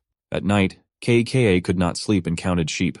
Thoughts about the main character prevented her from falling asleep. After all, her birthday begins in the morning, but he is not there, and his phone is not in the access zone, which is not like going abroad on a business trip. Then the thought occurred to her that he might not even know when her birthday was. At some point, a pebble flew into her window and she went up to it to see where it came from. She saw him, but did not want to open the window. She didn't want to do this even after requests and SMS messages. At some point, he wrote her a message wishing her a happy birthday, and she was glad that he knew and remembered him. At one point, he launched such a large stone with such force that it ended up breaking her father and mother's window. The director got angry and, wondering who decided to break people's windows in the middle of the night, got up and went to the window to see someone. And the main character ran away while he approached the window. A couple of days later, the main character came to the director's house. The director tried to close the door, but he couldn't do it because the main character is quite strong. He came in and said that he had come to fix his glass and said that he had called the owner of the glass store and added that people couldn't come just like that. As they sat and waited for the technician to fix the glass, the director wondered how he dared to knock on KK's window in the middle of the night and decided that he should do something about it. The main character reported that on the way he met Teacher Liu and asked why he came. The director replied that he came with Mr. Zhao from the education company and asked him to think about something. The main character asked if they asked him to extend his contract. The director asked how he knew this. The main character replied that he simply assumed and clarified whether he signed it and whether the price suited him. The main character understood that at the end of this semester, their school would change from a public school to a private one, and Lao Sun was the only person in the school to receive the Outstanding Teacher Award, and they would try to keep it. The director told him that he was still a child, and he didn't understand why he kept asking about money. The main character would like to say that he still owes him 200,000 yuan, but he couldn't, and besides, he is brave, and his daughter can go on maternity leave. The director also asked why he was skipping the lesson that was going on at that very moment. The main character replied that he was just about to return to class. After leaving the apartment, the main character realized that it was quite possible that this was due to a loan at high interest rates. After all, there are rumors about this at school, and the director cannot just return to teach.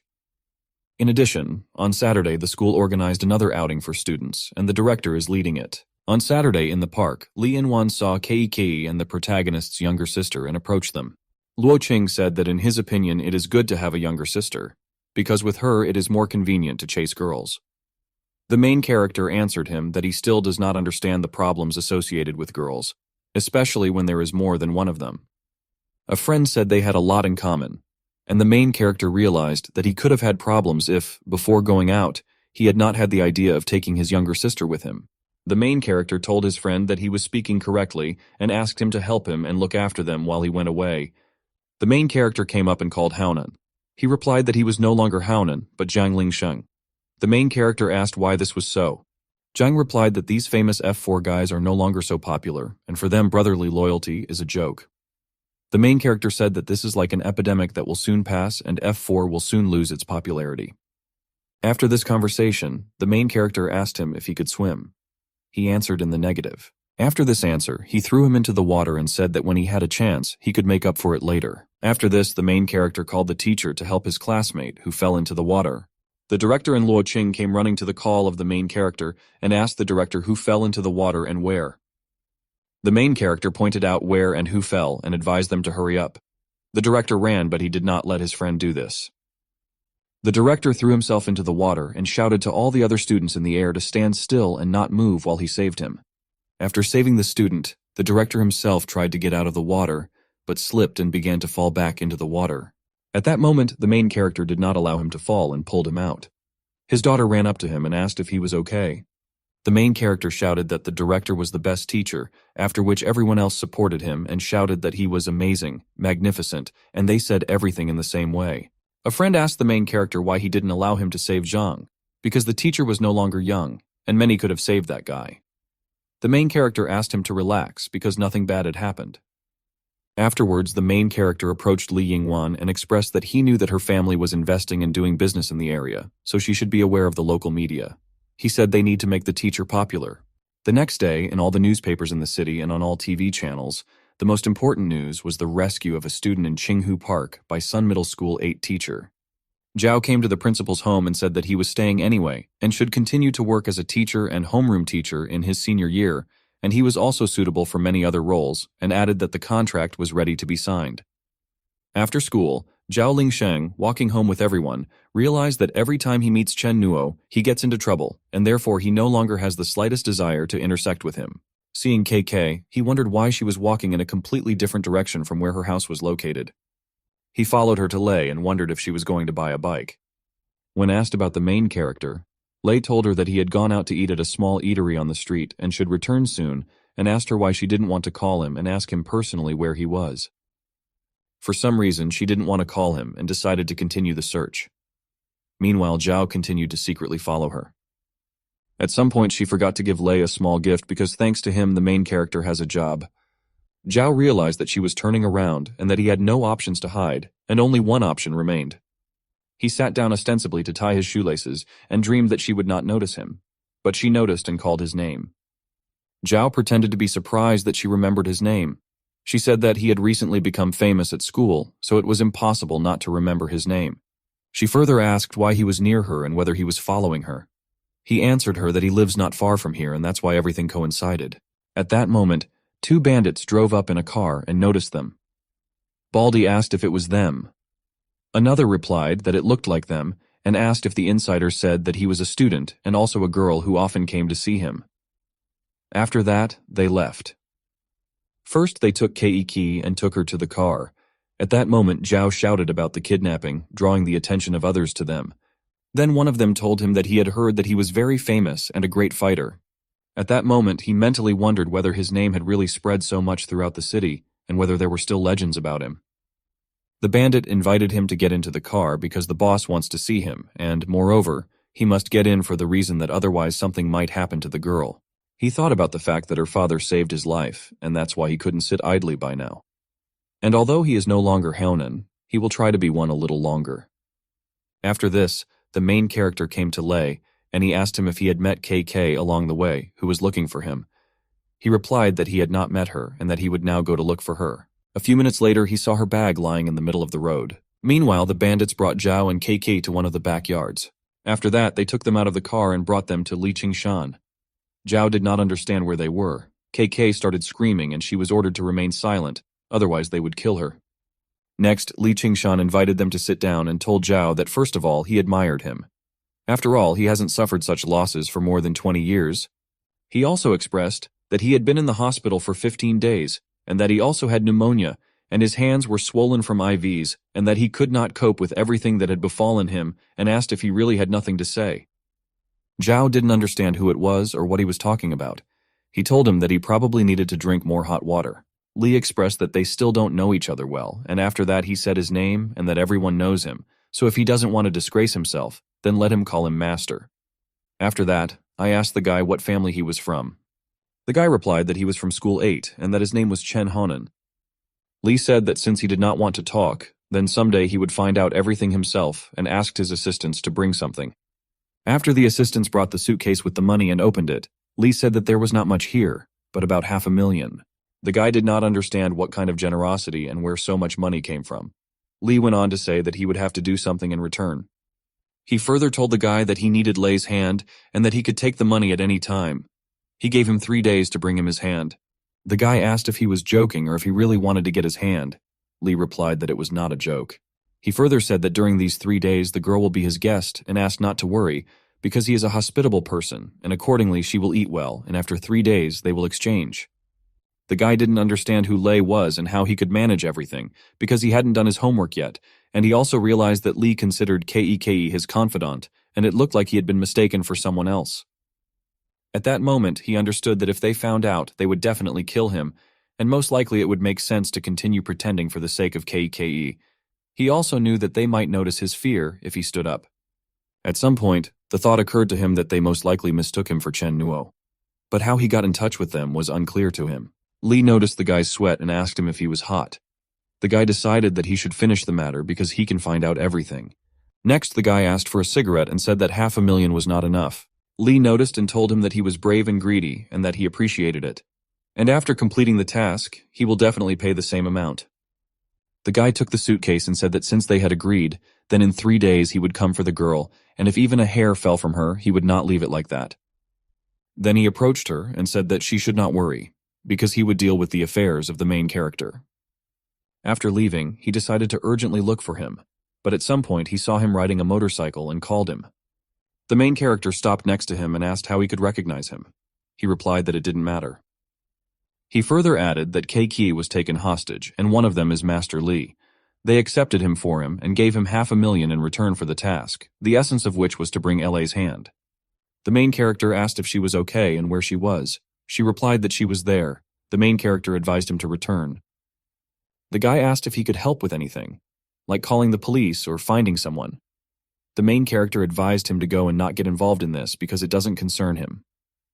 Li Qingshan's assistants gathered around Kei and one of them said that she was very pretty. The boss asked if the women in the area weren't enough for him. The boss further reminded that money can buy anything, and when the guy fulfills his part of the deal and the case is closed, you can do whatever you want with the girl. Hearing this, the rest of the assistants began to support him with shouts that he was the best, the smartest, and everything in the same spirit. The boss pointed out that the world has changed and little can be achieved with brute force now, because today you need to think with your head. At that moment, they saw the main character enter, and, turning to him, the boss asked why he returned again, changing into the clothes in which he met him for the first time.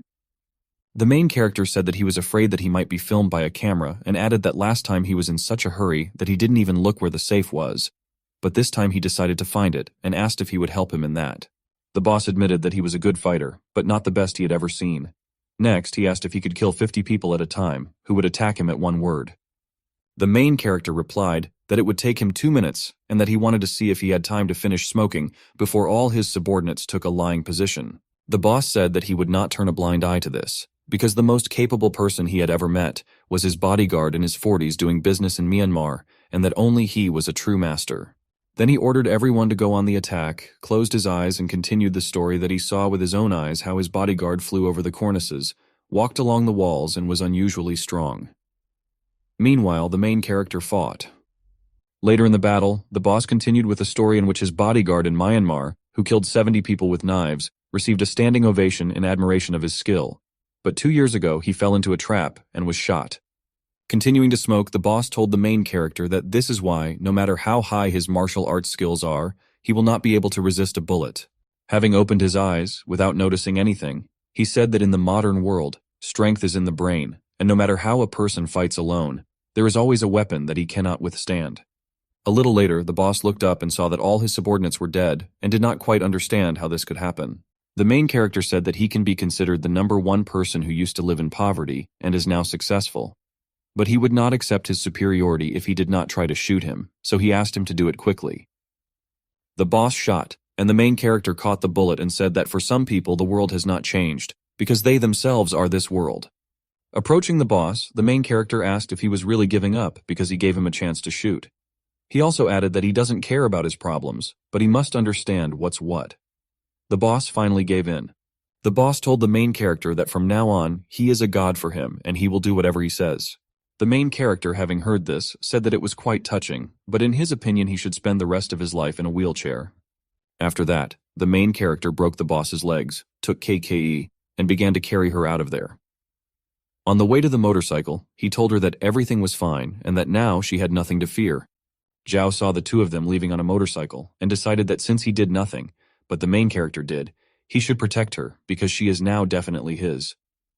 Along the way, KK told the main character that he was strange and that it seemed to her as if she didn't know him at all.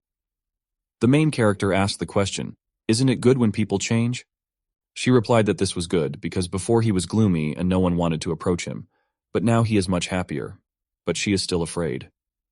He asked what exactly she was afraid of. She replied that she had been watching him and had not noticed when he became so strong. She further asked what happened to him and why he was moving away from her and why he had become so mysterious and powerful. She also added that it turns out that she is always thinking about what they will do in the future, and even though he does not like to study, and most likely will not go to college, she still likes him. After that, she said that after entering college, she would go to Lei's car dealership to spend her free time with them. And after graduation, she plans to find a job near them so that she can pester them every day after work. She imagined how she came to them, and Lei asked him to take her out, and in general to quickly marry her before anyone took her away. She also imagined them sleeping together in the same bed. After that, she imagined the two of them in old age, how they walked everywhere together. At some point, the main character stopped the motorcycle and kissed her. He realized at that moment that he wanted to protect her, her world and everything that surrounded her, and by forcing her to fall asleep, with the help of his abilities, he erased her memories of that day.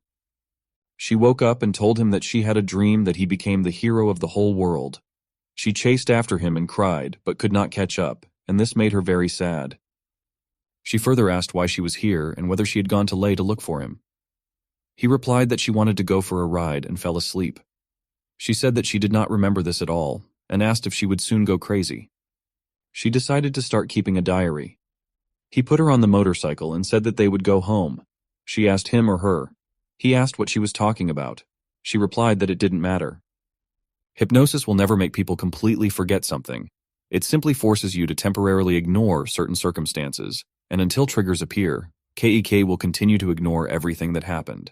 The main character also decided that it was also necessary to hypnotize Haonan so that he would not accidentally let it slip. A month later, at Jinlin International Airport, Li Yingwan saw her mother, whom she missed very much. The mother, hugging her daughter, asked her if she had done what she asked her to do. The daughter replied that she invited him to dinner with them today, where they could talk. Mom asked how far she and him had come. The daughter replied that they were just friends. Mom said that since there was no progress, then let her forget about it and suggested that we start preparing dinner for today. In the evening, the main character arrived at the appointed time to visit Li Yinwan. While already inside the room, the mother said that her daughter told her that he liked soju from country N, so she specially brought him from another province. It seemed to him that she wanted to ask something. Having allowed even her daughter to drink today, she suggested that they all do so. After they drank, my mother said that this drink was quite strong, and the main character wondered what to do with the drunken mother and daughter, who looked like they were drinking soju for the first time. Seeing his daughter and mother worshipping, he told the mother that this should not be so and asked her to quickly get up. After all, he and her daughter are the same age, and she is older than him, and this is inappropriate. The mother said that this was necessary because she heard from her daughter that that day he dealt with Zhang Jie, avenging her late husband, and with this bow they wanted to repay his kindness. The mother also said that, moreover, if it weren't for him, her family would already be dead, and this time she is here to express her gratitude, and also, she wants to talk to him about her daughter. The main character said that he also wanted to say something, but Li Yingwan's mother interrupted him. She expressed her desire for her daughter to be with him. She also said that she knows that she can rely on him, and that her daughter can even be his maid, because that's what their family wants. Li Yingwan listened to all this and did not understand what her mother was talking about and why. The main character asked his mother if she herself understood what she had just said, because it was complete absurdity. She replied that she understood everything and that she had already decided everything. He further asked what troubles they encountered this time. She replied that this was the only way they could pay for his service. He said that they did not need to pay him in any way for this service because he did not expect anything from them. He said that he understood their feelings, but he could not do what they asked. After that, he drank another glass of soju and began to leave. The mother told the departing protagonist that she was making such a request to him with serious intentions. He got angry and left completely. Li Yingwan tried to say something to her mother, but her mother asked her to remain silent. Next, the mother hugged her daughter and said that their family was in danger and that after the death of her father, it was difficult for her to run a business. She went on to say that if all else fails, they should go to China together. Further, the mother said that she would find a solution, and if it doesn't work out with the main character, then she can become the mistress of another man. At least someone else will appreciate her and like her. The daughter told her mother that she didn't have to send her back and asked why she couldn't be with him without being a slave.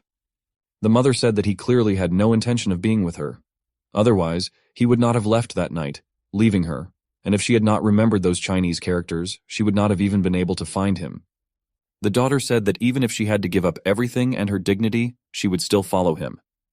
The mother said that she agreed with her, since she decided so, and for the sake of her brother, then she had to do it. In a place for fun and debauchery for the rich, some girl asked Boss Yang to remember to find someone next time. He replied that this would definitely happen, but next time he would need to call her sisters. This place makes teenagers feel nervous and sad.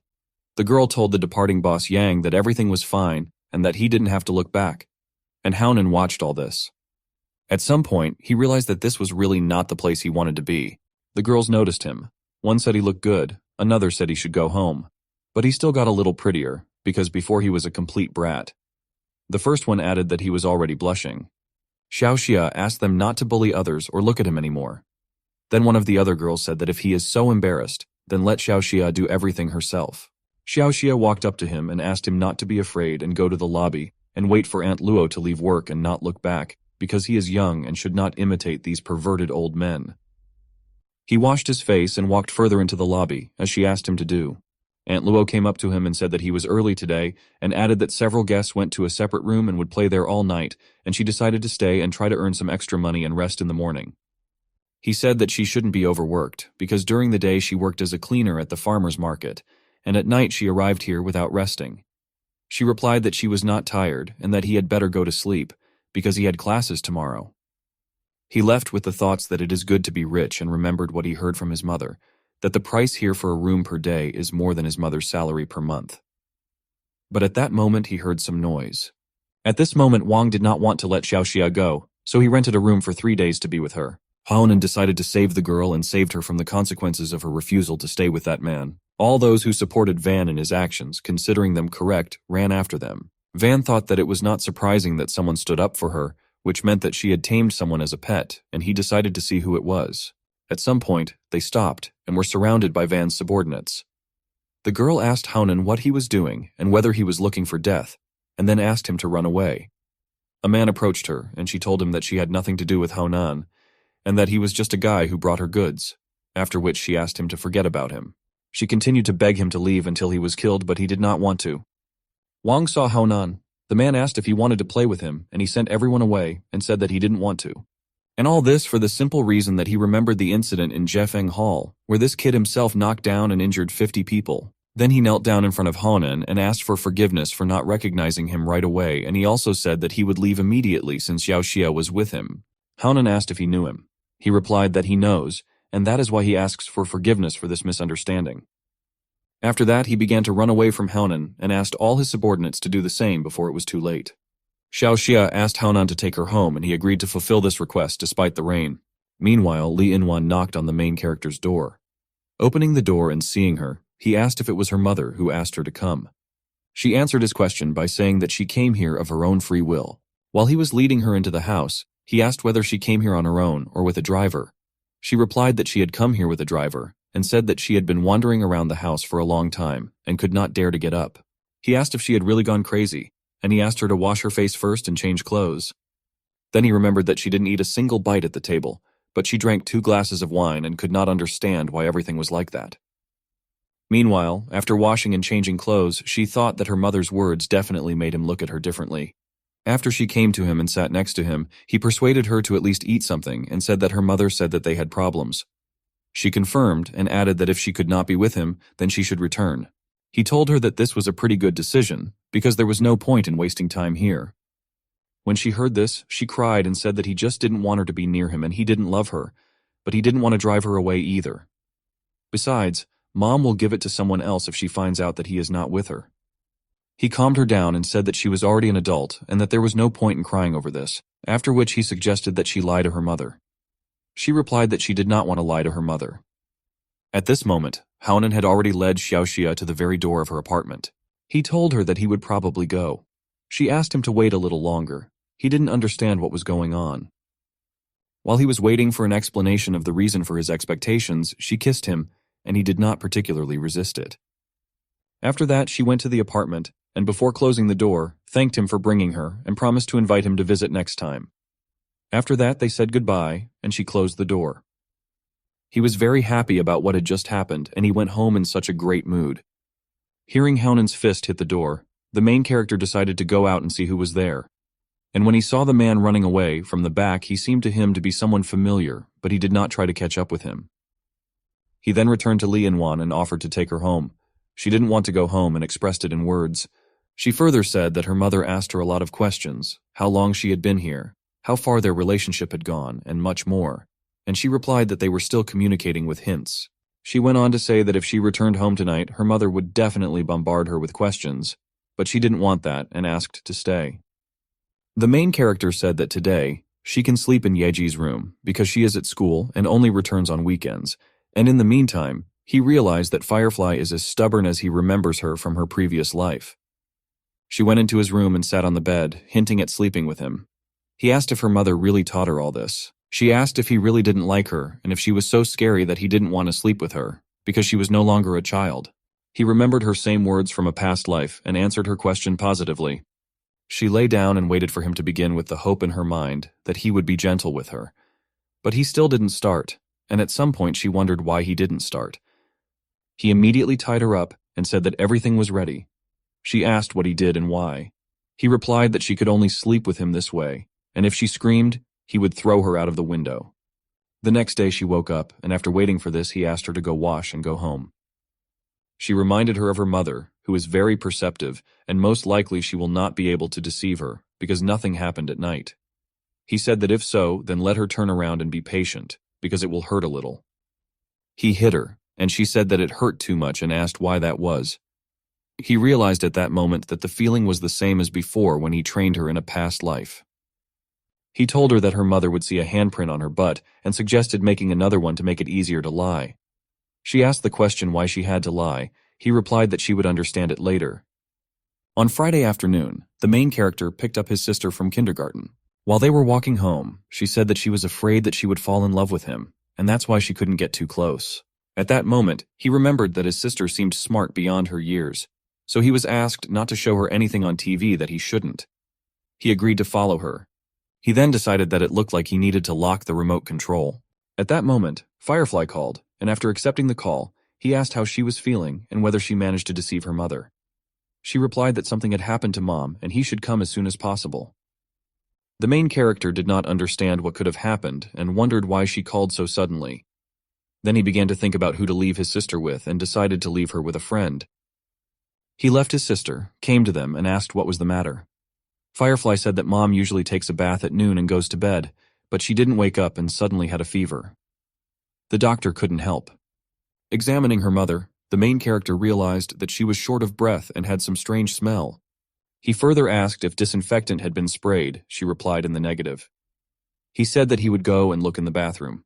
After checking the bathroom, he said it had been poisoned by a substance dissolved in the water that had been added to the shower head, which had been used to spray it all over the body. She asked what they should do now. He asked her not to be afraid, because her mother's symptoms were not too dangerous, and if she no longer exposed her to toxins, then everything would go away on its own. He further asked her to pretend that she didn't know anything, and from now on not to trust anyone but him, including the bodyguards they hired. She agreed. She further asked who he thought wanted to kill her mother. He replied that this is exactly what he was going to find out, and asked him to take care of his mother while he searched. He understood that it might be possible to bury someone, because if someone wants to kill someone with a chemical substance, then they need to monitor every movement of the target. He remembered that these two bodyguards were suspicious, but mother and daughter were not stupid enough to trust someone with a questionable past. Seeing an office building opposite the hotel, he realized that this was an ideal observation point.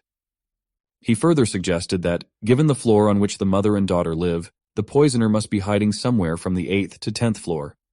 15 minutes later, he reached the rental room and realized that that was it, since the rest of the premises were either occupied by businesses or under renovation. And besides, the windows of this room should look towards Yingzi's room. Opening the door and seeing the telescope, he realized that he had chosen the right room correctly and that the killer was exactly here. The poisoner tried to kill him, but he couldn't even wound the main character. Unlike him, the poisoner asked who he was. The main character replied that he was Korean with a southern accent, Kang Ho-dong. The poisoner didn't believe it. 15 minutes later, the poisoner was killed and the main character found a fake passport and hotel keycard and something else. He found a device, seeing which he realized that now everything had finally returned to normal. Having inserted a device into the computer that allows him to access tasks, he saw a new order for the purchase of the largest octopus. When I saw the task, I remembered this dark web, which belongs to the underground world, and became nostalgic.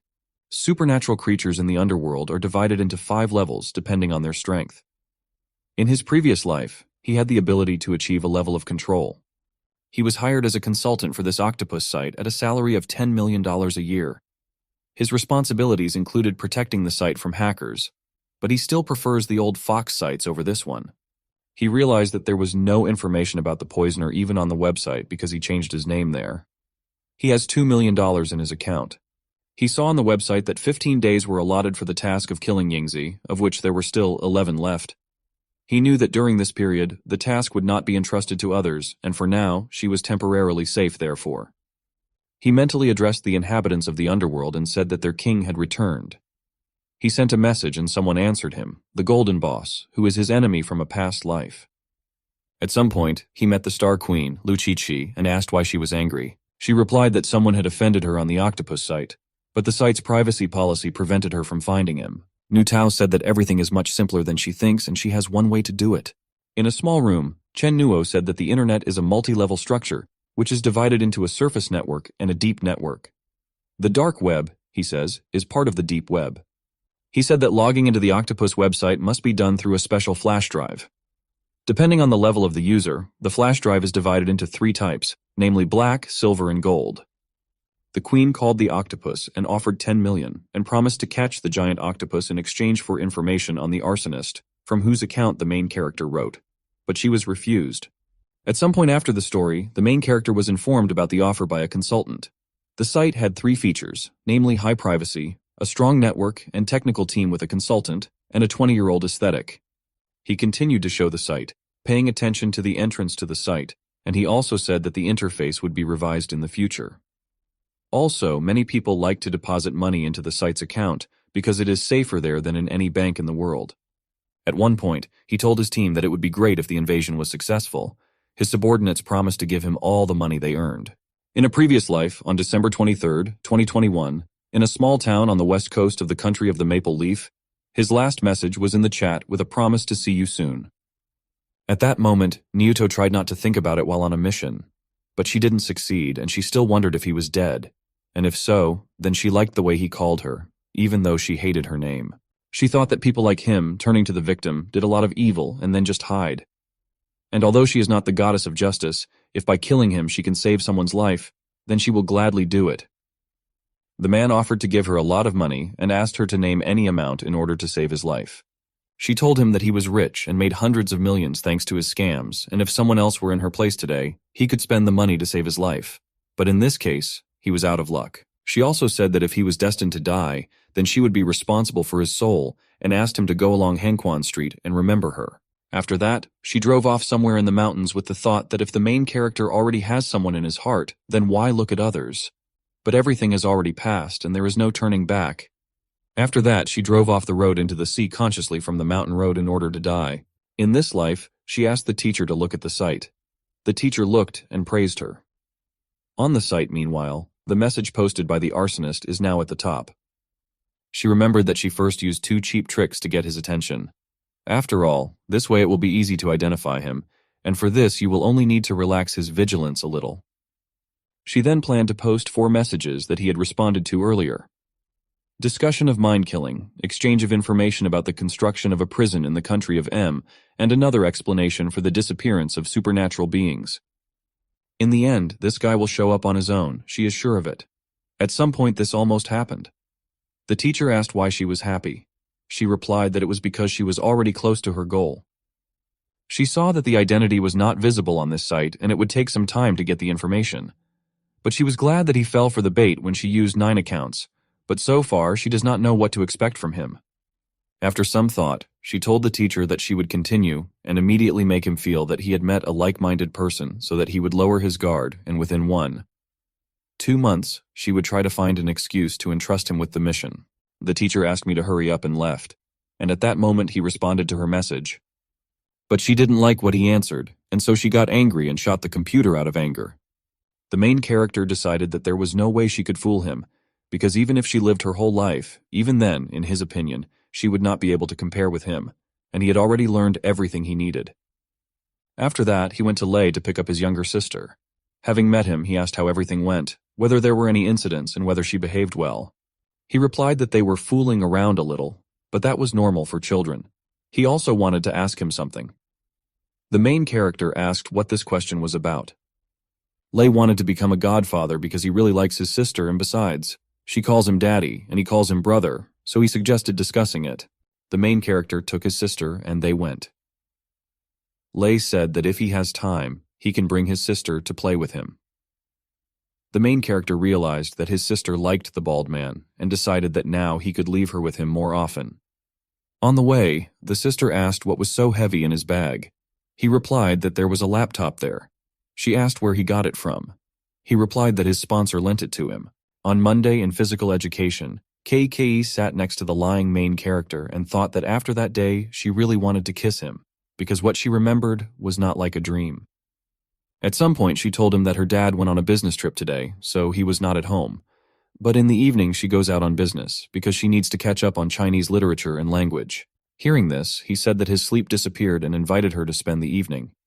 And about the lessons, he said that it was enough for him to just watch her from the side while she did them. Then in the evening, as promised, he took her to the Chinese language teacher, Zhang Gan. She said that he lives on the 3rd floor and she lives on the 5th. And since it is very close, that is why she can come without delay. The main character also drew attention to himself by greeting the teacher. The teacher asked him why he came and thought that he was very brave for coming after the persecution of KKE, but he is too polite to shoo him away. The main character said that he heard about his side quests with KKE, so he said that he would come by later, wishing him a good dragon boat festival. The teacher did not understand what kind of nonsense he was talking about because it was only April. After that, the main character asked him to talk in private, and coming to the kitchen with the consent of the teacher, he asked to improve his studies. The teacher agreed to this. After the main character left the kitchen, the teacher realized that his motives were easy to figure out, but he was trying to carefully hide everything, and by this he showed that the drunkard's intention was not to drink. Next, the teacher came out to the students and announced the beginning of the lesson, and that from today the main character would study with them and asked him if he had brought textbooks and a workbook. The main character answered in the negative and said that he could use KEK's textbook. A few minutes later, the teacher announced the time had come for everyone to take turns saying phrases and explaining the meaning of the hieroglyphs. They began to complete this task, and the teacher noticed that the main character, just to chat, only looked at her. At that moment, the teacher heard a knock on the door, and he wondered who else had come to him, and he went to see who it was. And it was Hanlin's father, who apologized for the trouble and said he hoped that his son would be able to go to college. Before this, the father severely beat his son, asking him to study, and said that if he did not study, he would beat him to death. The teacher received another student and invited him not to be shy, to come in and sit down. While the teacher was deciding where to put him, Haonan saw the main character and got scared. The main character, meanwhile, realized that he was supposedly his lucky star, which always accompanies him. The main character asked the teacher to sit Haonan next to him because they are quite close. The teacher agreed to this proposal. Next, the main character asked his classmate if he was here to do his homework and if he had already had lunch. He also said that they were now explaining the meanings of the hieroglyphs and that he could help him.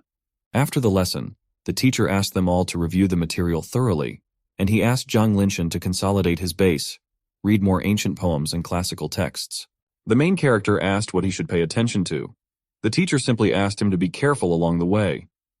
After leaving the house, the main character asked where he was going and if he wanted to go together. The classmate answered negatively.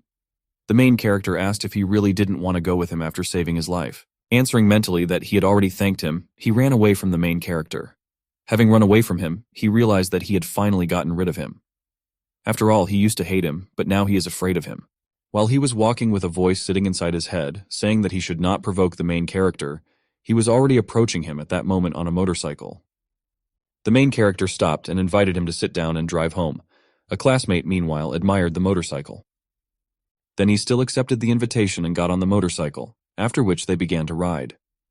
The main character asked him to hold on to it because he is now planning to speed up, and at this moment he may fall. Taking on the main character, he dreamed that if he had such a motorcycle, it would be great to ride on it and go to the other side of the earth. They eventually arrived at a place of entertainment and debauchery, and the main character asked what he needed here at night. Zhang replied that his mother works here as a cleaner and he is picking her up from work, which will end soon. The main character thought that the last time Keiki was kidnapped, Haonan helped them, and therefore they need to repay him. Moreover, his memory is blocked.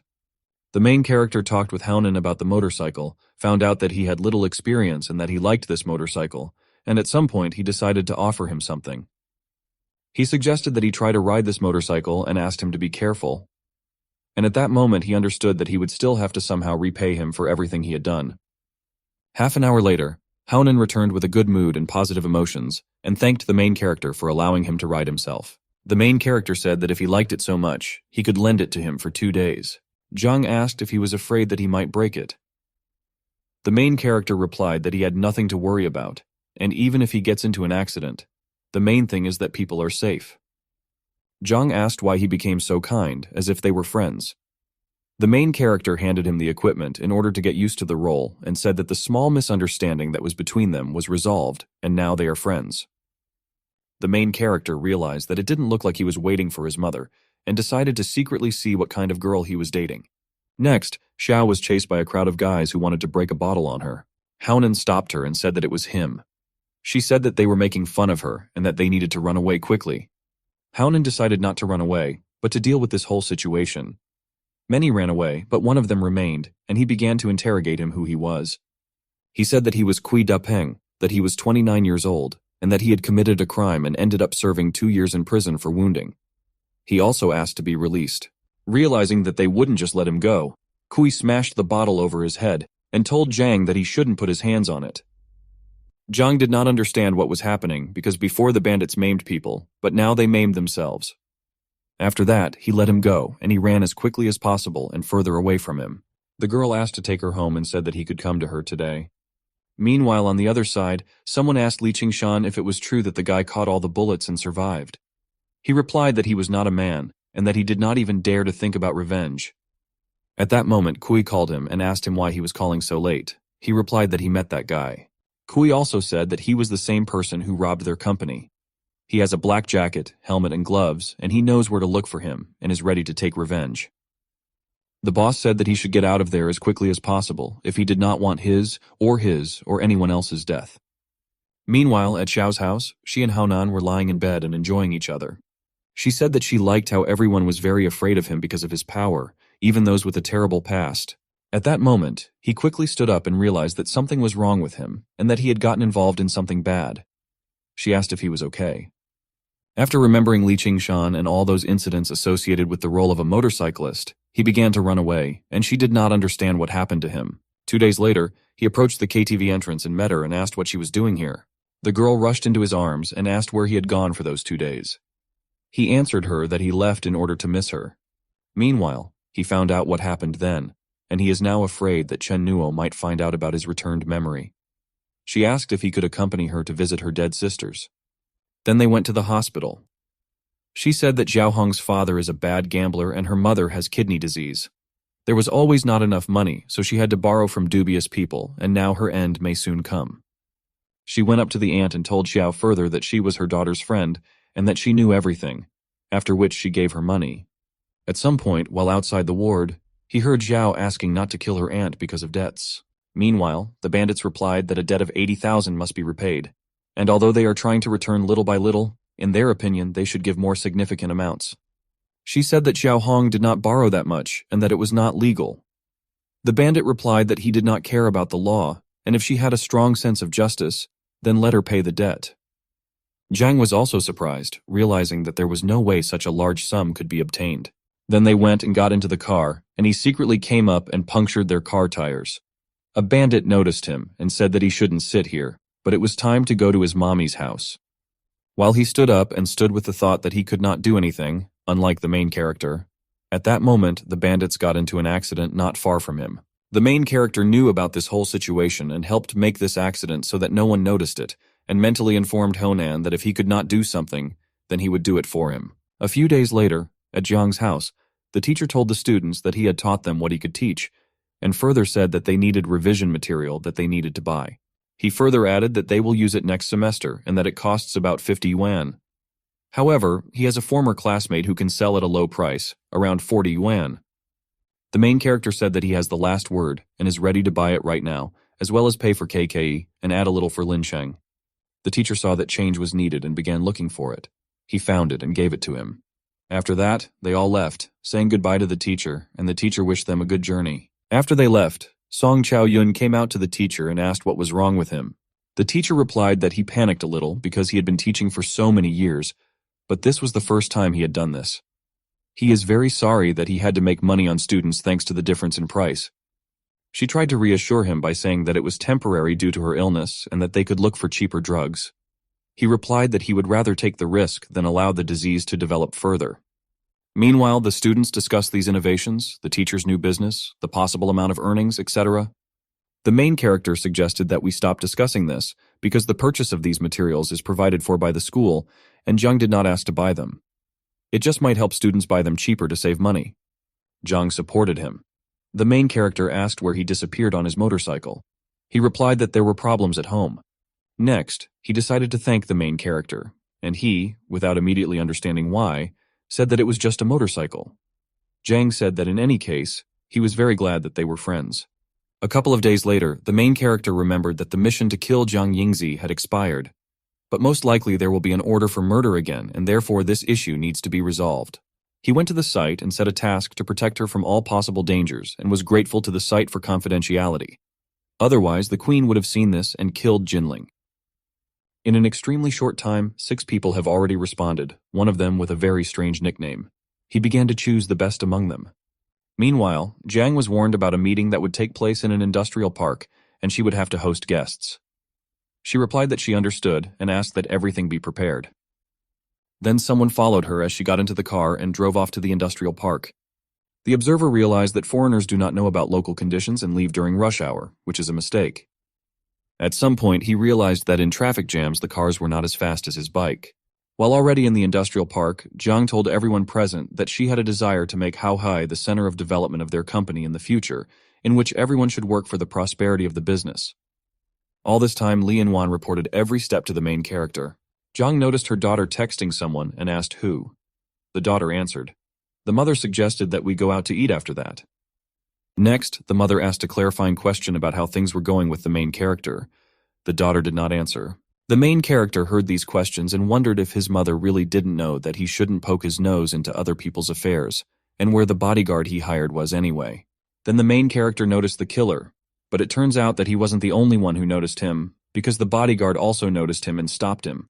While mother and daughter approached the elevator, the bodyguard hired by the main character held the killer and told them that the elevator was not working and that they could not enter it. The killer told the bodyguard that he had noticed him a long time ago, because normal people don't dress like that. After a short battle, the killer told the bodyguard that he should not underestimate him, because he was simply careless. After the elevator doors opened, the killer decided to immediately run away. The bodyguard grabbed him and told him that he must see the Buddha before escaping. The killer was able to escape, and throwing a weapon at the bodyguard, said that he would still pay for this. In the end, the bodyguard had no choice but to let the killer go. After that, he said that this 500,000 is not so easy to earn. The main character, watching the bodyguard, wondered if this is the same Fesheng who is dressed like a charlatan and evokes dubious feelings. At night in an internet cafe, the bodyguard reported that the target was attacked today and he protected it. Someone tried to kill her in the elevator. The main character asked to continue defending the target.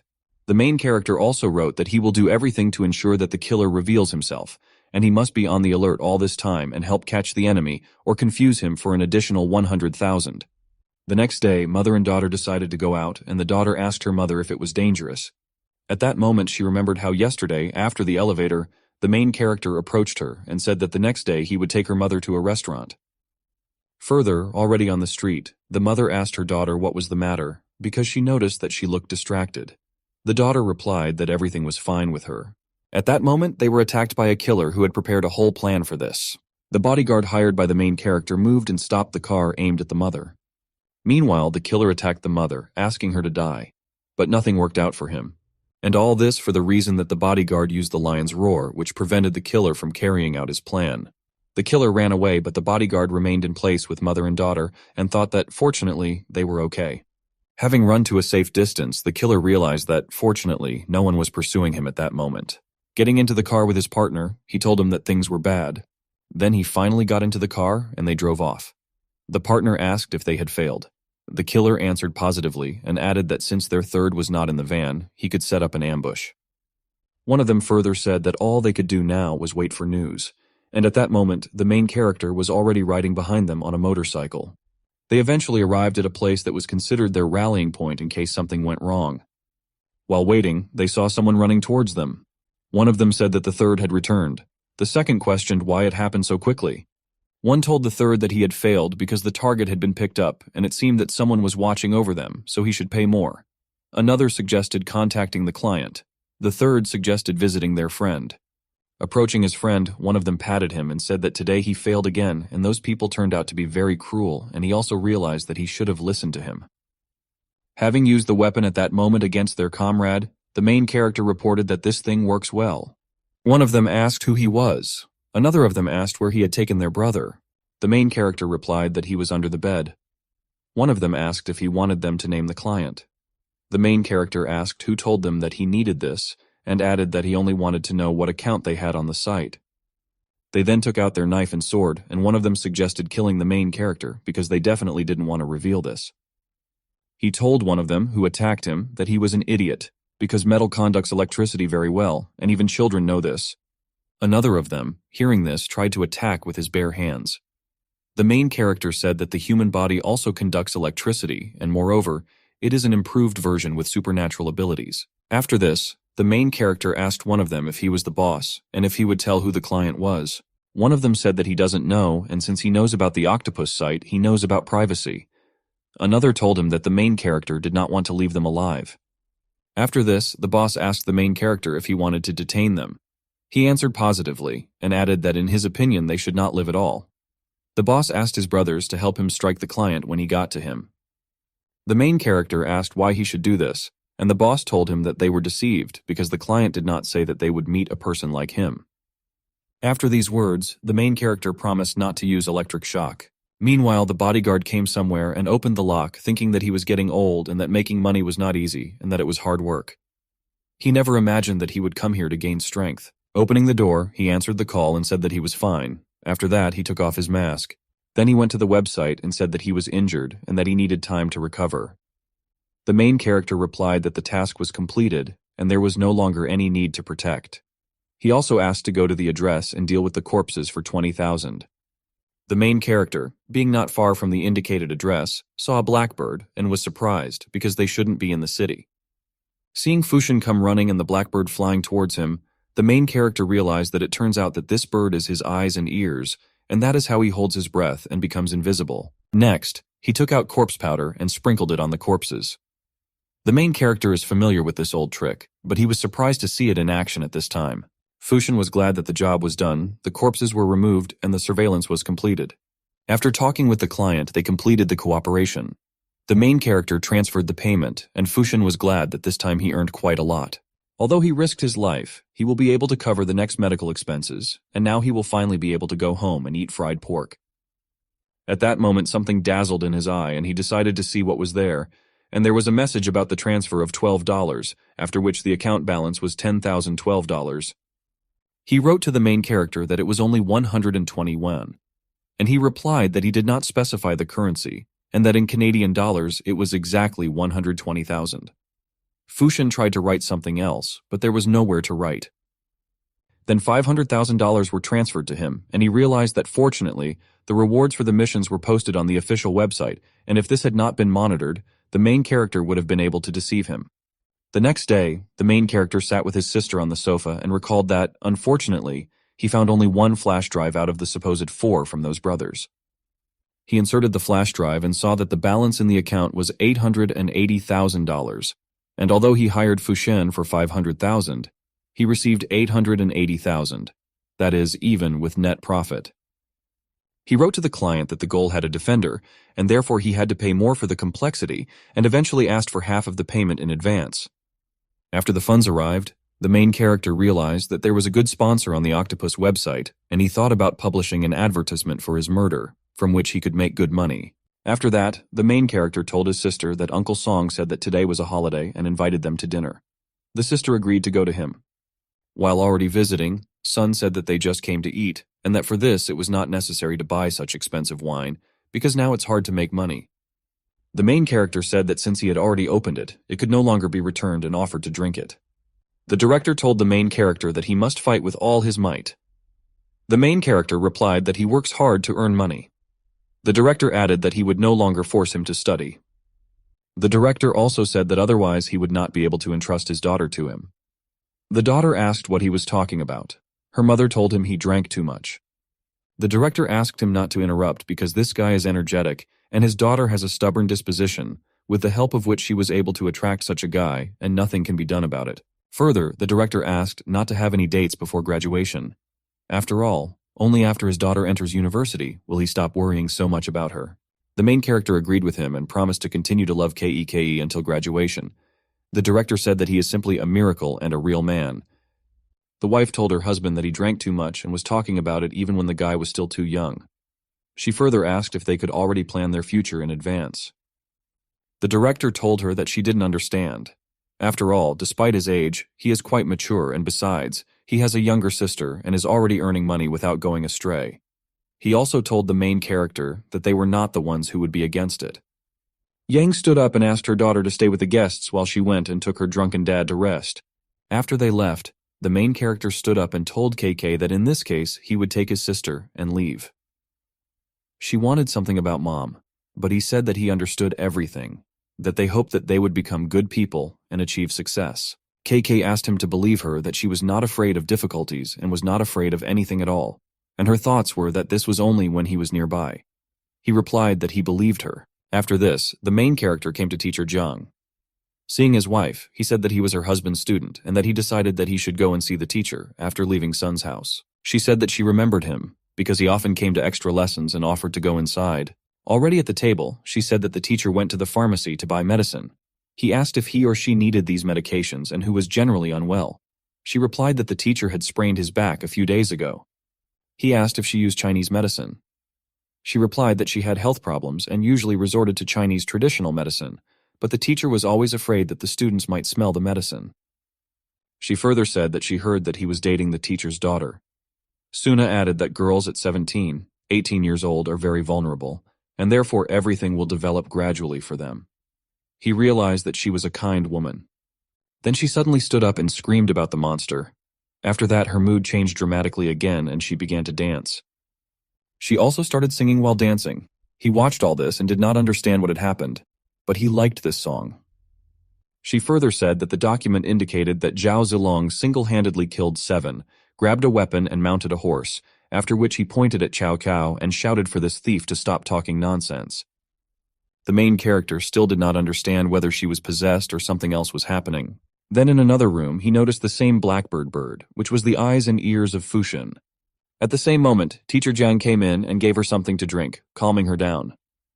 After that, he told her that it was all his fault because he went to buy medicine and forgot that she was also sick. She replied that it was okay because she just forgot to take her medications. The main character asked what happened. The teacher replied that she had been ill for many years. She used to be a member of the Q troop, but due to illness, she was forced to leave it and stay at home.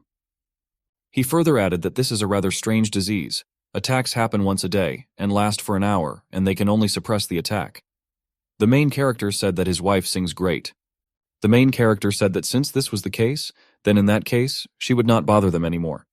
And next time he would like to hear the full version of the song. The teacher said that he was very sorry that they could not sit longer. After he left, the wife told her husband that she had made a fool of herself in front of the student. He said that she was wrong and that the student wanted to listen to her sing next time. She said that this student was kind. He said that Yang Xiaoyi's family did not like him. She said that in the future, she thinks he or KK can help him because they are good children. She told him that due to illness, she could not give birth to a child for him, but she really wanted it. He said that it doesn't matter, because after so many years, he stopped even thinking about it, and besides, they are no longer young. He also added that since they don't have children, there are therefore no unnecessary problems with money, and he has also turned a lot gray over the past 2 years, and all this is due to constant problems. He further said that thanks to one deal, they can live peacefully for another one, 2 years. For their family, $500,000 is enough to pay for medications for 2-3 years in advance. In the morning, the main character thought that he could not imagine that Zheng was the same mercenary, and he did not understand why he had to engage in such a dangerous business. After that, he wrote to him on the website that he had transferred him the promised 120,000 and thought that the teacher was most likely having fun in bed now. After that, he saw a teacher who was teaching martial arts to someone. He approached him and asked him to teach him such beautiful blows. The teacher said that he did not teach and asked why he came here so early. Meanwhile, the teacher was wary because he might spill his secret to him. The main character said that he had been weak since childhood. His bones were weak, and the fortune teller said that he would not live to see 20 years old. After which he asked the teacher if he was afraid of death. The teacher accused him of lying. The main character coughed, and the teacher asked if he was really sick. The main character answered negatively, and added that it was nothing to worry about. After all, his life is worthless anyway. His mother went to prison, and it's better to die rather than live like this. After this, the teacher said that he would teach him. Although he is not a doctor and cannot help him with his illness, his body will benefit from learning the introductory techniques of qi practice and internal breathing. The teacher asked what kind of illness he had. He replied that chili pepper and tomato sauce caused discomfort and just a napkin is enough to solve all the problems. The teacher said that he would not teach him because he lied to him. The main character asked the teacher how dare he not keep his promises. After that, the main character said that he had to go to school now, but tomorrow morning he promised to come on time. When he left, he realized that there were some shortcomings in his skills and abilities that needed to be addressed. The next day, as promised, he came on time, and moreover, brought Zhang Lingsheng with him, who yesterday heard him talking about classes and also wanted to study. The teacher then began to teach them together, telling and showing them what and how to do correctly. After a while, Zhang Lingsheng was already lying on the ground and vomiting. The teacher realized that he was generally a hopeless student. He had slightly different thoughts about the main character. In his opinion, he was a little better than Zhang, but still just as irresponsible. At some point, the teacher realized that if this continued, he would be furious and asked the two new students to practice basic skills while he rested. They practiced for a while and the main character said that they could leave. Zhang stopped and was also about to leave, but the main character asked him to continue. He asked why he should continue unlike him. The main character replied that it was all because of beauty. He thinks he's beautiful so he can leave, but he's ugly, so he has to keep training. Already at night, the main character came to Zhang's house and did something to him, hoping that he would not let him down in the future. A few days later, the main character noticed that the techniques their teacher was teaching were very interesting. The breathing technique is especially breathtaking. But this is still not enough because he cannot break a glass at a distance of 3 meters. But this is only the beginning, because mastering any martial art takes more time. At that moment, someone knocked on the door and he opened it, but did not recognize who was behind it. When asked by the main character who he is, Gu Kang replied that they met a couple of years ago. After this, the main character said that he remembered and asked how he came and why. Gu Kang asked where his daughter Gu Xiaoye was now. The main character did not want to answer his question and did not invite him to come in. Gu Kang said that they needed to talk and came in uninvited. Sitting down on the sofa, he said that it was soft and that in general he lived well. He also suggested that the TV and air conditioning were most likely also expensive. He also said that a few years ago his mother secretly took money from his house to help him and his grandmother. The main character asked to say directly what he wants. He went on to say that a couple of years ago he was quiet and timid, and he didn't expect that he had changed so much. After that, he decided to get to the point and announced his desire to take his daughter. The main character began to ask questions whether he was able to take care of her, whether he planned to abandon his daughter while he himself was drinking shamelessly, or whether he would give her to his scumbag brother or mother. Next, Gu Kang asked the main character to shut his mouth and told him that his brother was an honest man and that there was no need to try to anger him. The main character said that he understands that he doesn't care about his daughter and asked how much he wants. He replied that he wanted 3,000. The main character said that he was ready to pay another 1,000 on top if today he would go with him to pick her up from school and then have dinner with them, like her father, and only after that would he let him go. After picking up her daughter from school, she began to cry when she saw her dad. He asked her not to cry. The main character said that she can't help but cry, because now her dad is here, who can't even imagine how she was hurt in his brother's house. The daughter told him that her uncle beat her, and her aunt did not let her eat, locked her in the toilet and doused her with cold water. She further expressed a desire to see her mother and asked where he was. She continued to cry, her father did not answer her questions and stories, and the main character suggested going to eat. They came to the cafe and she tried to feed Dad. He said that he was not hungry and she could eat more. She told him that she had many friends and that everyone wanted to play with her. The teacher loves her too and treats her with treats. And the father sat in a state of shock all this time. The main character understood that no matter what he did, he could not replace her parents, and in fact, in her memories, her father was not the same as he is now. This family was also happy before. Her parents rejoiced at her first steps and achievements. It's just that at some point my father became interested in gambling and became less and less human. They eventually left the cafe after eating and talking. The father told the engraved hero that he had done everything he asked and now he needed to go. The main character took his sister from his arms and asked if he should take care of her and make up for lost time. After all, she was his own daughter. His father said that he was still small and did not understand anything. The main character replied that if he were not her father, he would not even talk to him, and said that if he had even a drop of humanity left, he could stay for the weekend. He replied that there could be no days off, because he had a lot to do, and he had to meet with one person. The main character realized that Gukong decided not to use his chance, and he decided to act differently. He called Lei after that and asked him to do something for him, because he was in a hurry and couldn't do it. Meanwhile, Gukong came to KTV and met with someone. The man said that he was too slow because he asked him to be here at 10 o'clock because his brother was leaving. He replied that he could not have come earlier. Next, that man suggested that they come up and meet his brother Van, nicknamed the Tiger. In Jinling City, everyone knows his name. They met and Wang told Gukong that he was very brave and that he would have a good reputation. Gukong said that he can rely on him in the future and hopes that he will take care of him and feed him. Wang replied that the food these days is rather bad.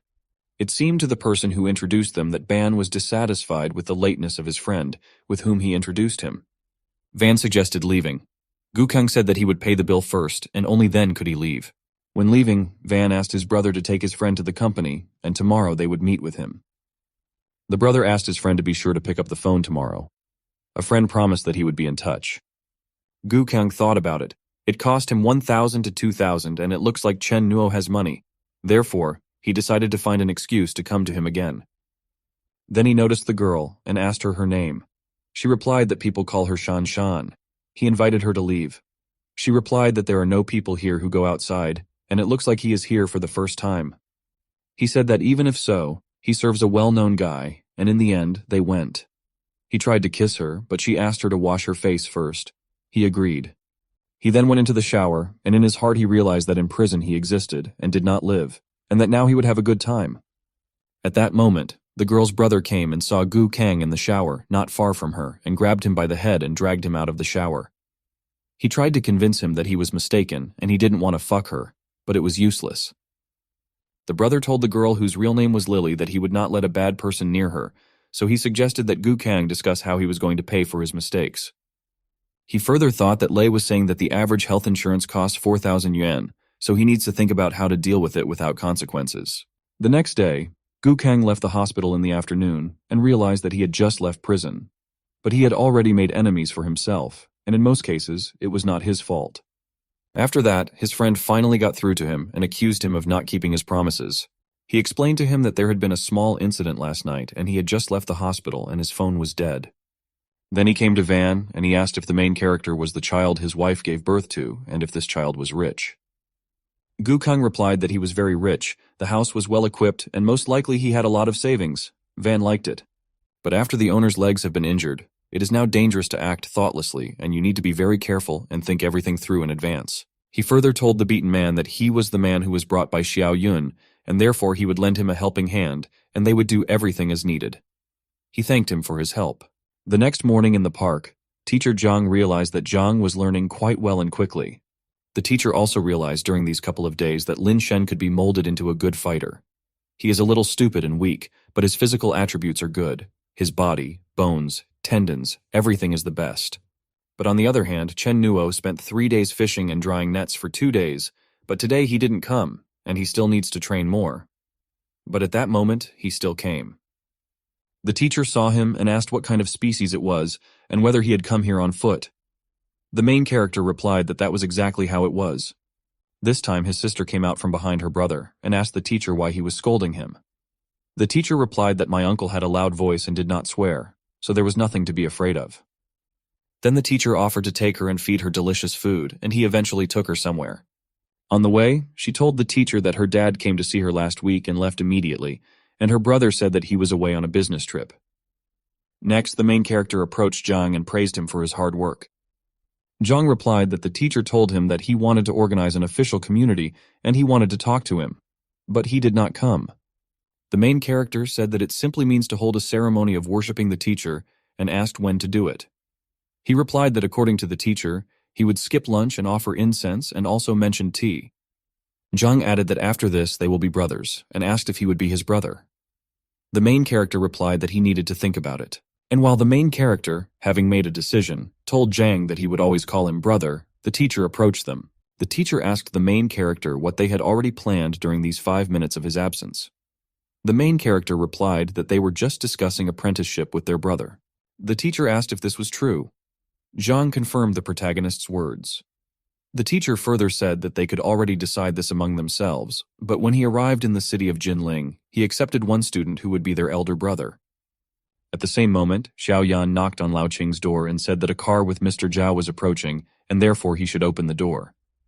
Van looked out the window and wondered why he also came to school this weekend and who else came with him. And with him in the same car came a very beautiful girl. The teacher at school announced to the students that the last exam was next week. Today is Monday, less than 2 weeks left to prepare, so you need to hurry. The teacher also added that there would be a school meeting in the afternoon. At 2 o'clock, everyone must go for exercises and gather at the school playground. The main character asked KK to ask his teacher for time off after lunch. She asked if he wanted to skip class again. He replied that Lei had some business to do at the store and needed to help. He further promised that he himself would deal with her rivals, and when Jiang Yingzi's affairs were settled, Li Yingwan would return home and realize that fortunately she was banned from coming to school this month, otherwise things would have been more complicated. At the meeting, the teacher announced that in the future they would gradually expand the school's academic buildings and dormitories, renovate the cafeteria, and build a library. Zhang asked the girl if she wanted to say something while everyone clapped their hands. She refused. She was looking for the main character and remembered that their first meeting with him was quite mysterious. A classmate asked KK to pay attention to this girl, who was already quite an adult and dressed well. He went on to say that even though this woman is wearing sunglasses, he can feel her carefully studying their team, as if she is looking for someone. The main character, meanwhile, was at home and was deciding what to do, because before the assassination mission expired, he tried to contact the client twice, but did not receive an answer. At that very moment, a notification appeared that the task had expired, and he decided that it was time to play arsonist. He realized that since the client did not respond to messages and did not cancel the task, it means that he probably realized that the task was difficult to complete and was waiting for it to expire automatically. Next, he saw that a new task appeared immediately after the end of the previous one, which this time was more improved in order to attract more people. He applied for execution and decided that he needed to delve into the internal affairs of the enemy and be serious about it. After submitting the application, he decided to wait for its approval. Half an hour later, the application was accepted, and a notification appeared that after completing the task, he would be able to increase the level. Seeing 6 candidates, he was glad that none of them even realized that there was a rat on their side. However, to be safe, you will need to add another layer of insurance. At this moment, the teacher was also online, and the main character offered him 300,000 yuan for his help, of which he is ready to pay half immediately.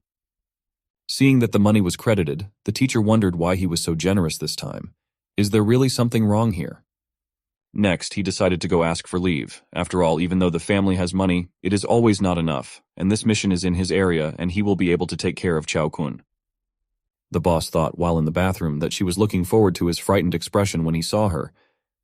Then the girl called her and she told her that she had been gone for a couple of days and that she already missed her. The girl said that this time her proposal was accepted and she should try to complete the assignment without incident. She said that this time she made a lot of money and suggested that the girl go to Las Vegas because they could buy a lot of wine and then gamble and watch girls pole dancing. The girl said that she is only 9 years old and her consciousness is just developing, so she asks not to tell her that.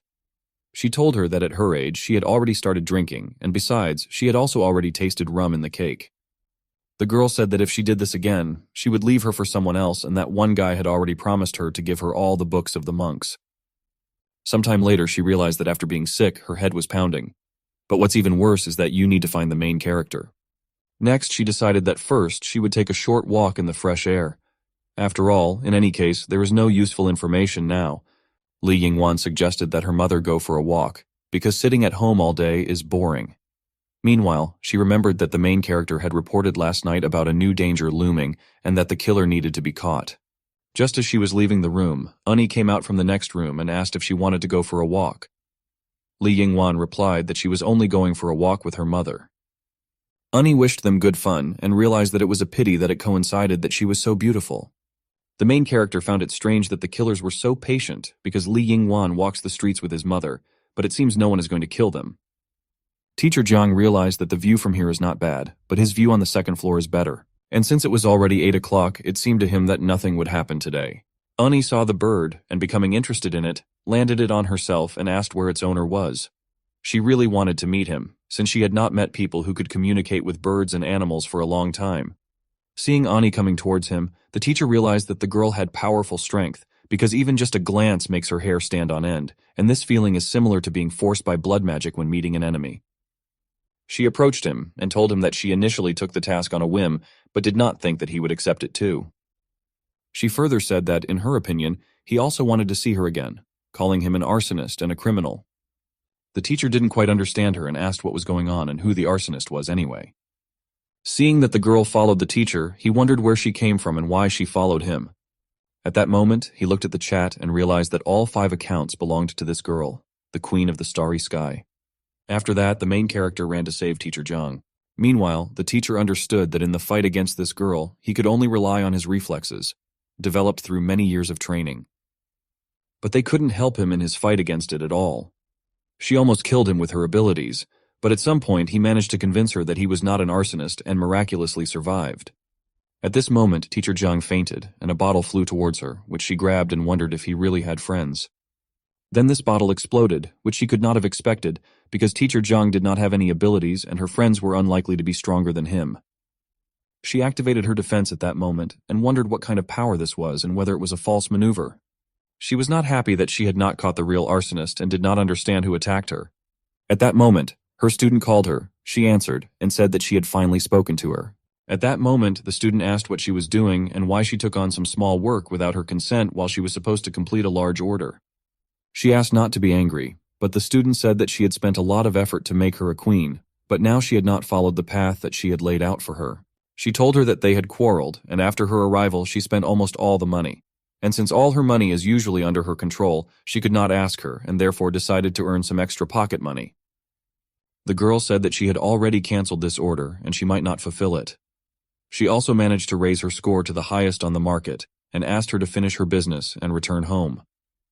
The main character advised Li Yingwan and her mother not to return to the hotel for several days and to change their place of residence, because this time the killer is very cunning, and he needs to figure out what is happening. After the call, the main character began to heal the teacher, and at the same time, wondered what this woman was doing in Jinling and why she needed the task of killing Zhang Yingzi. And is she really angry with people from the internet, beating them up when they meet? Fortunately, teacher Lao Jiang was not too badly injured, but there is some damage to the lungs and internal organs. The main character helped him with internal breathing, and when he wakes up, he will be able to recover faster with it. He said deliriously that he really wasn't an arsonist, and she was mistaken. The main character thought that this time he really didn't want to do this to him. He realized that perhaps this woman had come on important business. She can easily crush any A-level organization, and she doesn't have to deal with such little things herself. He further hoped that her presence here would not affect the person he wanted to protect. After all, even if he had been in the prime of his life in a past life, he still would not have been able to win against her. He realized that even with his current strength, he could get into her lap. With these thoughts, he came to the cafe and ordered a plate of red stewed rice, a large bowl of ramen, meat, and eggs. But he was informed that they were closing. The main character asked to add more green onions and fried lamb, and also thin noodles and less coriander. The cook asked if he was paid because he was so generous. The main character said that their ramen is very healthy for him, and he needs to eat it from time to time. At that moment, the Star Queen entered the same establishment. Trying not to notice her, he asked to change the garlic and asked how long they had been storing it, because half of it had already dried up. He mentally persuaded himself not to panic, that she definitely wasn't looking for him, and when he saved the old man, she definitely couldn't see him, and it was just a coincidence. But in his opinion, you shouldn't be too calm now either. She approached him and asked if she was beautiful. He responded positively, and she also complimented him that he was handsome too. When asked if the noodles were tasty, he replied that they were not bad, but the owner here is a little stingy and spares meat. She also added that he was cute and that after he eats, he needs to hurry home. At that moment, the owner of the establishment came out and said that he had run out of green onions, so he would not be able to cook lamb with green onions with them. An hour later, he asked the main character why he was eating so slowly today and asked him to do it quickly because he needed to close himself. The girl complained to the owner that he did not ask what she wanted to eat. The owner asked why ask her this if she was not here to eat noodles. She reported that she thought his guests were happy with the food, and that's why she wanted to try it too. The owner said that he was now busy with the young man, and therefore she needed to wait. After she reported that she was in a hurry and that it was already quite late, the owner decided to serve her anyway. She asked the owner if he really is as they describe him, and if he really thinks about every step. He replied that it seemed like she had only heard bad things about him. She said that she knew that the Shui family once had a boy with the surname Guo. He was very talented. The head of the clan even gave him his daughter. In competitions held every 3 years, he defeated all opponents. He said it was him. She asked why he ran away then, because he was trained by the best elder, and he ran away before the competition and injured 7 or 8 sect members. Because of this, his sect suffered great losses. The losses in these competitions were terrible. If she had not heard about this act, she would not have been able to accept the order to arrest him. He said they were forcing him to get married. She said that he got married anyway. He added that there are 6 girls in their family, and he likes 4 according to seniority, and they gave him 5. He said that she weighs 160 kilograms and looks ugly, and that's why he didn't want to marry her. He is very talented, and in 3 years he has reached such a level that the master is no match for him, and in his opinion, he deserves better. During his 10 years of service to the sect, he brought a lot of fame and benefit. He made wonderful plans for the future. But someone came up to him, grabbed his hand, and asked him to marry a girl who eats at least 10 times a day. She said that no matter what he said, she received the task and now she could not let him go. She tried to arrest him, starting to destroy everything around her. He asked her to go to another place so as not to destroy everything here irrevocably.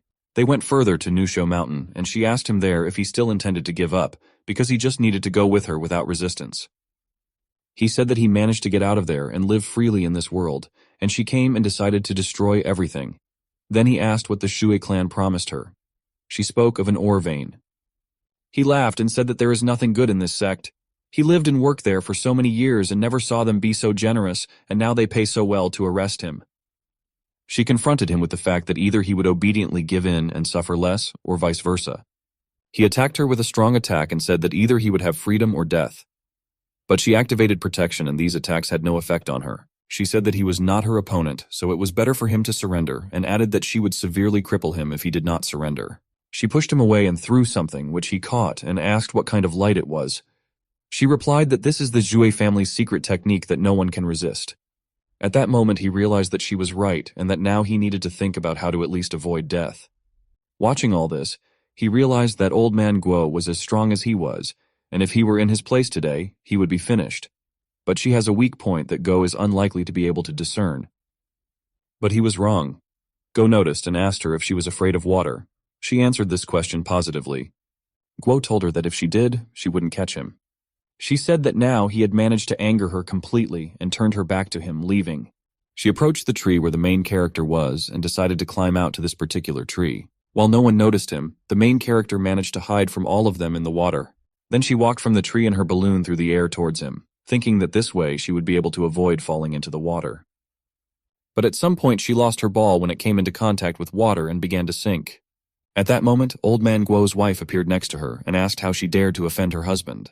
Before she even noticed her, Uni thought that everything was fine now and she definitely wouldn't drown. Then, after hitting her with her palm, she recognized her. This woman asked her husband if he was okay. He answered positively. Uni then asked Fifth Lady Shui why she hit her, since she was there to help her catch that man. She told her that he was originally her husband, and she had no need to catch him. In addition, she is not the 5th, but the 4th sister. Uni asked what the difference was between them. The sister said that her husband loved her, and she ran away with him. She also heard that it was ordered that her husband be arrested and brought back, and so she must deal with it. Swimming up to Uni, the sister said that even if she couldn't kill her, she could definitely take away her abilities. After this, Uni fainted, and meanwhile the wife came up to her husband and asked how he was and whether he was in pain. He asked her to stop, because most likely he would die if she continued to beat him. She further noticed that the wound medicine was saturated with water, and she did not know what to do. He replied that there was nothing wrong with that, because first you need to get rid of the bounty hunter. She offered to kill her. He agreed and said that this woman is very strong, and he is not her rival, and does not even know where they found such a capable master. After they decided to kill this girl, they heard voices convincing them that they needed to be merciful. The wife asked if the accomplice was talking to them, and if he was playing hide and seek, and then asked them to leave. After that, the wife and husband leaned back to back, and the husband asked to go out and talk. The wife said that she heard that Mount Nisho is a sacred place for Buddhists, and that this place is the birthplace of some sect. Further, the main character said that the creator has a kind, compassionate heart, and that it is useless to kill evil at every step, because it is better to listen to them and leave. The wife said that she hears voices from all sides, and it seems that no one wants to come out. The husband asked who this great monk was from the sacred mountain, and why he did not come out, after which he invited his wife to listen to him and leave. After they left, the main character approached the girl and realized that her mental strength was severely damaged, and most likely it would take a long time to awaken from the coma. He picked her up and along the way suggested that she could kill her wife with one breath, but she hit her because she didn't resist and used her back to redirect the blow there. Then he realized that if he carried her this way, she would not fall in love with him, and therefore he needed to carry her differently.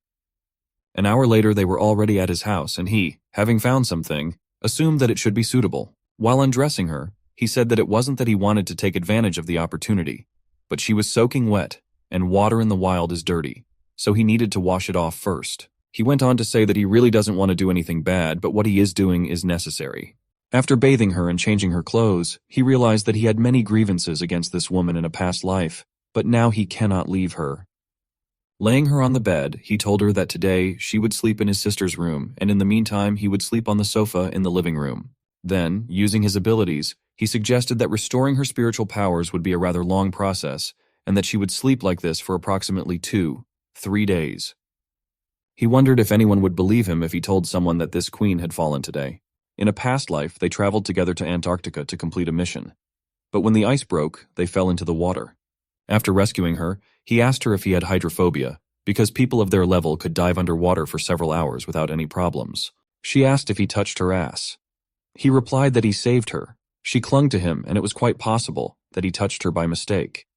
She said that if this was rephrased, the answer would be positive, and after that she kicked him in the head. At this moment, after the memories, he said that he not only touched her, but also pinched her. Then he noticed that she woke up and got scared, fearing revenge for this many times more seriously than in her previous life. He quickly removed his hands from her, and she asked him if he was her husband. He answered in the negative and asked why she said that. She also wondered what she had just said and why. After that, she asked him what this place was, who she was, and why she didn't remember anything. She further said that she heard a woman's voice calling her husband and did not understand if it was her. She also said that as soon as she opened her eyes, she saw him and felt that he was touching her. At this moment, the main character wondered if this woman was really abnormal. But this time she did not beat him, but simply grabbed his hand and continued asking questions about herself. He asked if she really didn't remember anything. Then she went on the attack, continuing to ask questions. He realized that she had gotten angry too quickly. She was sure that he wanted to kill her while she was sleeping, and that's why he was bad. At the same time, he understood that this could be the end and said that he was not bad and that he was her husband. While she stopped killing him and continued asking questions, he realized that this was a shame, because he was saddled by a woman, which should not be allowed. Next, he invited his wife to tell everything in order and asked not to worry. She got up from him and he began to tell her that her name was Lu Yi, that this was their house, and that they had been married for more than a year. At first they had a fun and sweet life, until one day she went crazy. He further added that she doesn't remember anything and treats him like a stranger, making a mess everywhere. He started crying and convinced her that it was true, but he never blamed her honestly. He promised that he could bear it and hoped that one day everything would be the same as before.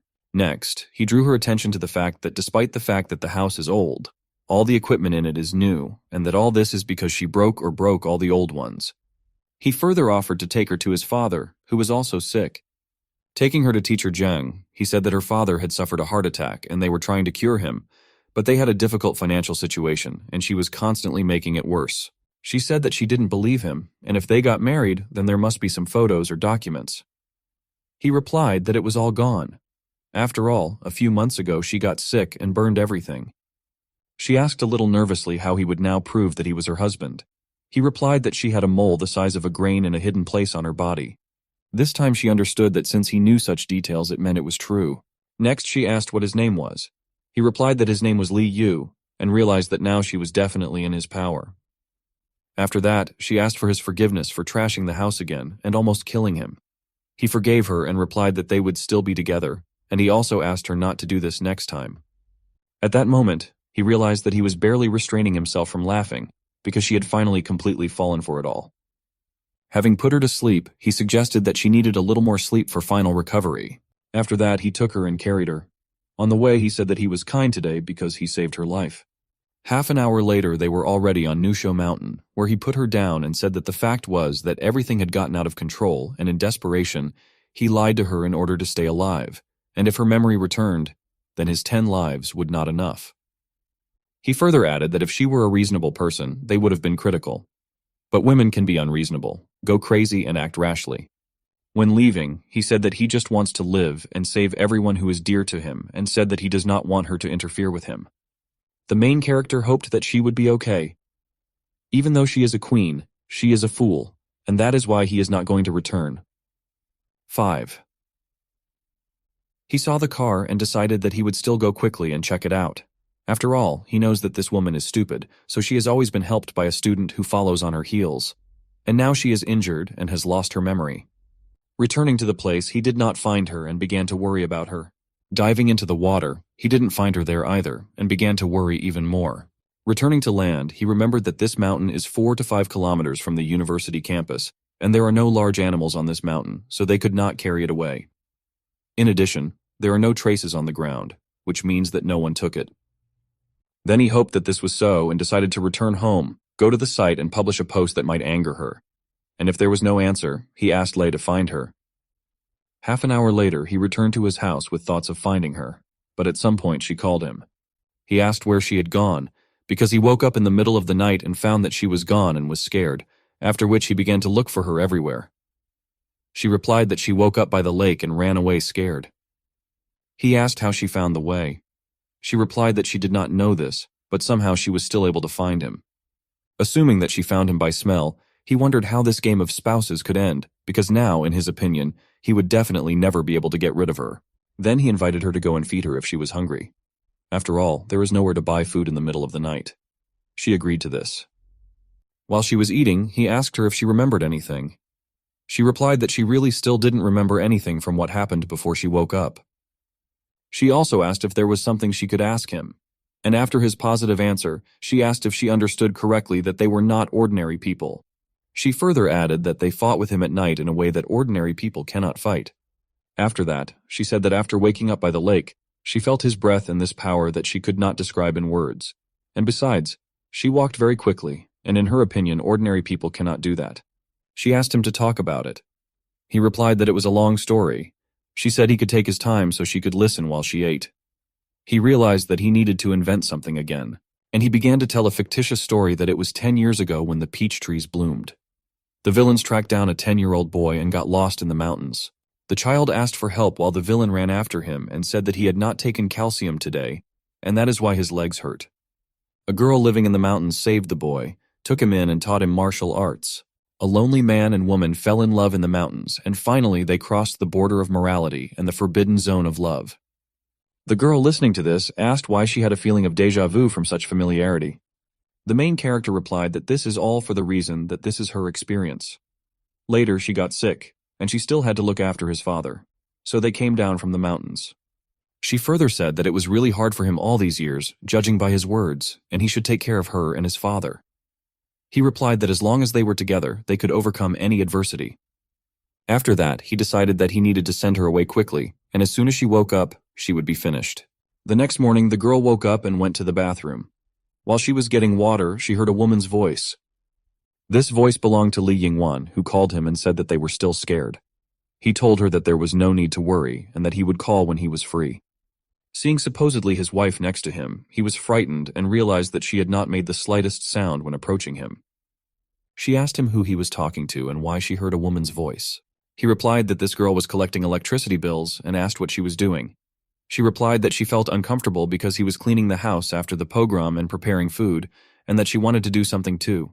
She also said that she could take care of his dad for him. Taking the bowl of cold water from her hands, he asked her not to worry because he wanted to take him for examination and then continue treatment.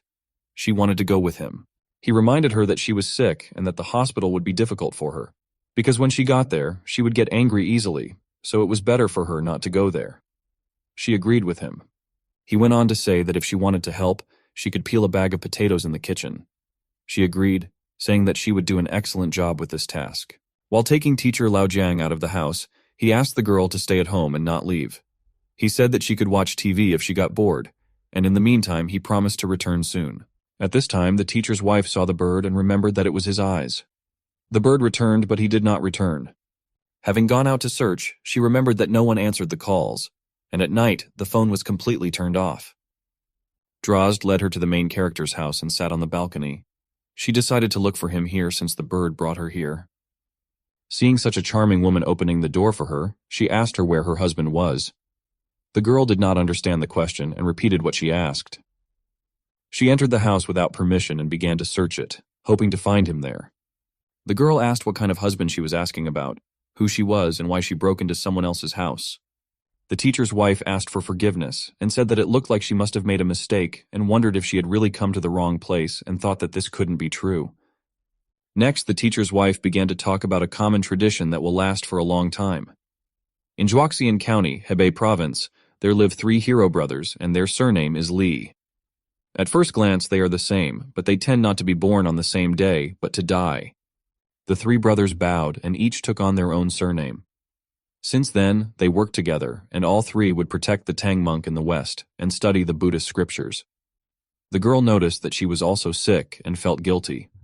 The woman also said that there are demons, ghosts, and beauties in Xi'an. There, trials await everyone there at every corner, and she asked to listen to her again. According to the girl, she looks as pathetic as she does. She decided not to leave her alone and went with her. Along the way, she asked the woman where her home was and if she could contact her relatives. She also offered to take her to rest. The woman said that there was a relative who was waiting for her. They finally came to the kindergarten and she said that they would take her daughter. The girl asked if she was in kindergarten now. The woman answered positively. Meanwhile, Wang asked Gu Kong if his daughter was really in kindergarten now. He answered positively, and Van then said that they would leave after he took the child.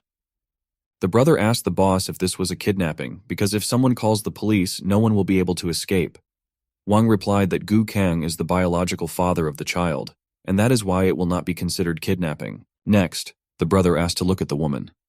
Wang said that he had had this feeling all day that something serious was going to happen, and suddenly this woman appeared. After that, he said that she was very beautiful and invited them all to come out and approach her. The girl told the teacher's wife that she would wait for her at this place. According to Van, the girls from the shelter cannot compare with this beauty, and if there weren't a lot of people, he would have tied her up. But her father took her out of kindergarten. The girl asked him where his brother was, and he also said that they would go to eat together. Van told the girl that her brother was already waiting for her at the place and that she and her dad had come to take her to eat with him. The teacher's wife came up to them and called the girl. The girl recognized Mother's son. The woman asked if she had changed her mind about calling her that. The girl answered negatively. Van asked what was going on. Gu Kang replied that he also did not understand anything of what was happening. Next, Wang asked the woman who she was. The woman, without answering their question, asked them the same thing. Wang replied that they were friends of her father. Gu Kang replied that he was the father of this child. The woman didn't believe it and said that she had never seen him, and that was why he couldn't leave. The father asked what was the matter. The woman then asked the girl if it was her father. The girl confirmed.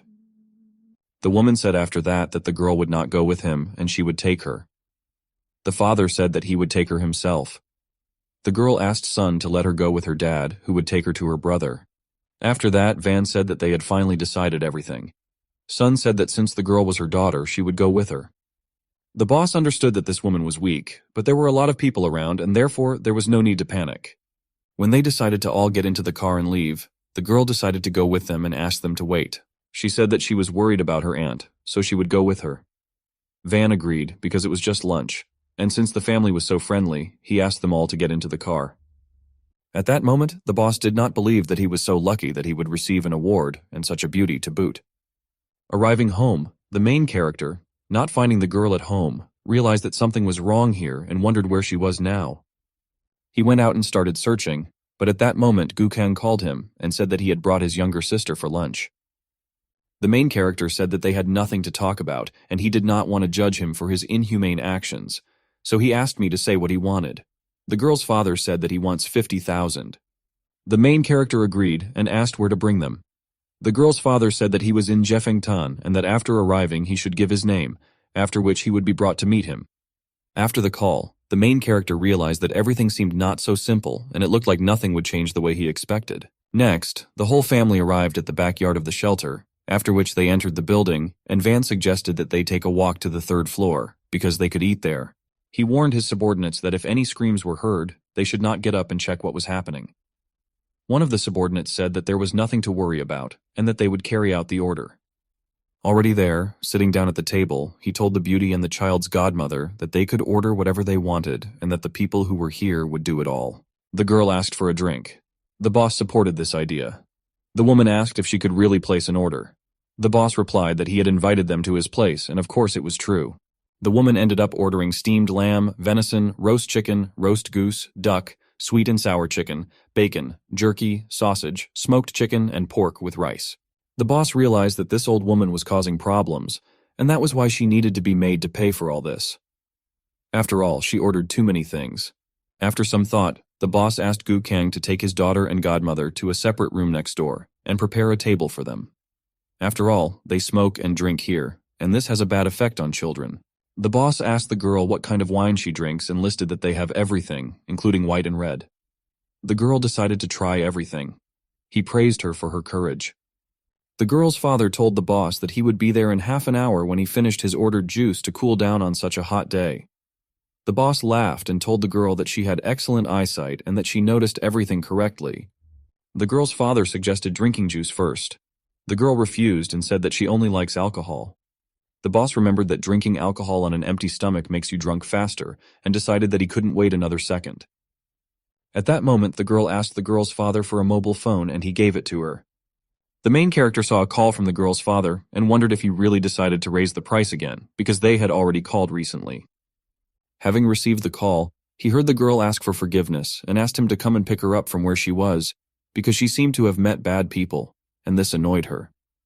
According to the boss, she made a mistake by telling her husband that they were bad while being nearby.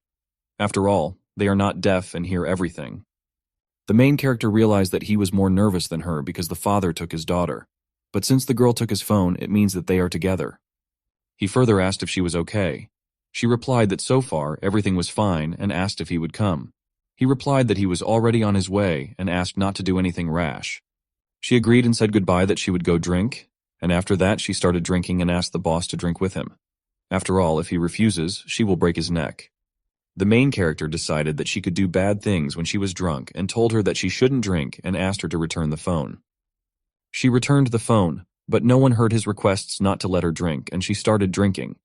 At one point, she said that everyone should drink as much as she did, because otherwise they would say goodbye to life. The boss asked how she was going to kill someone for something like that. She suggested dropping from the top floor as one of the options.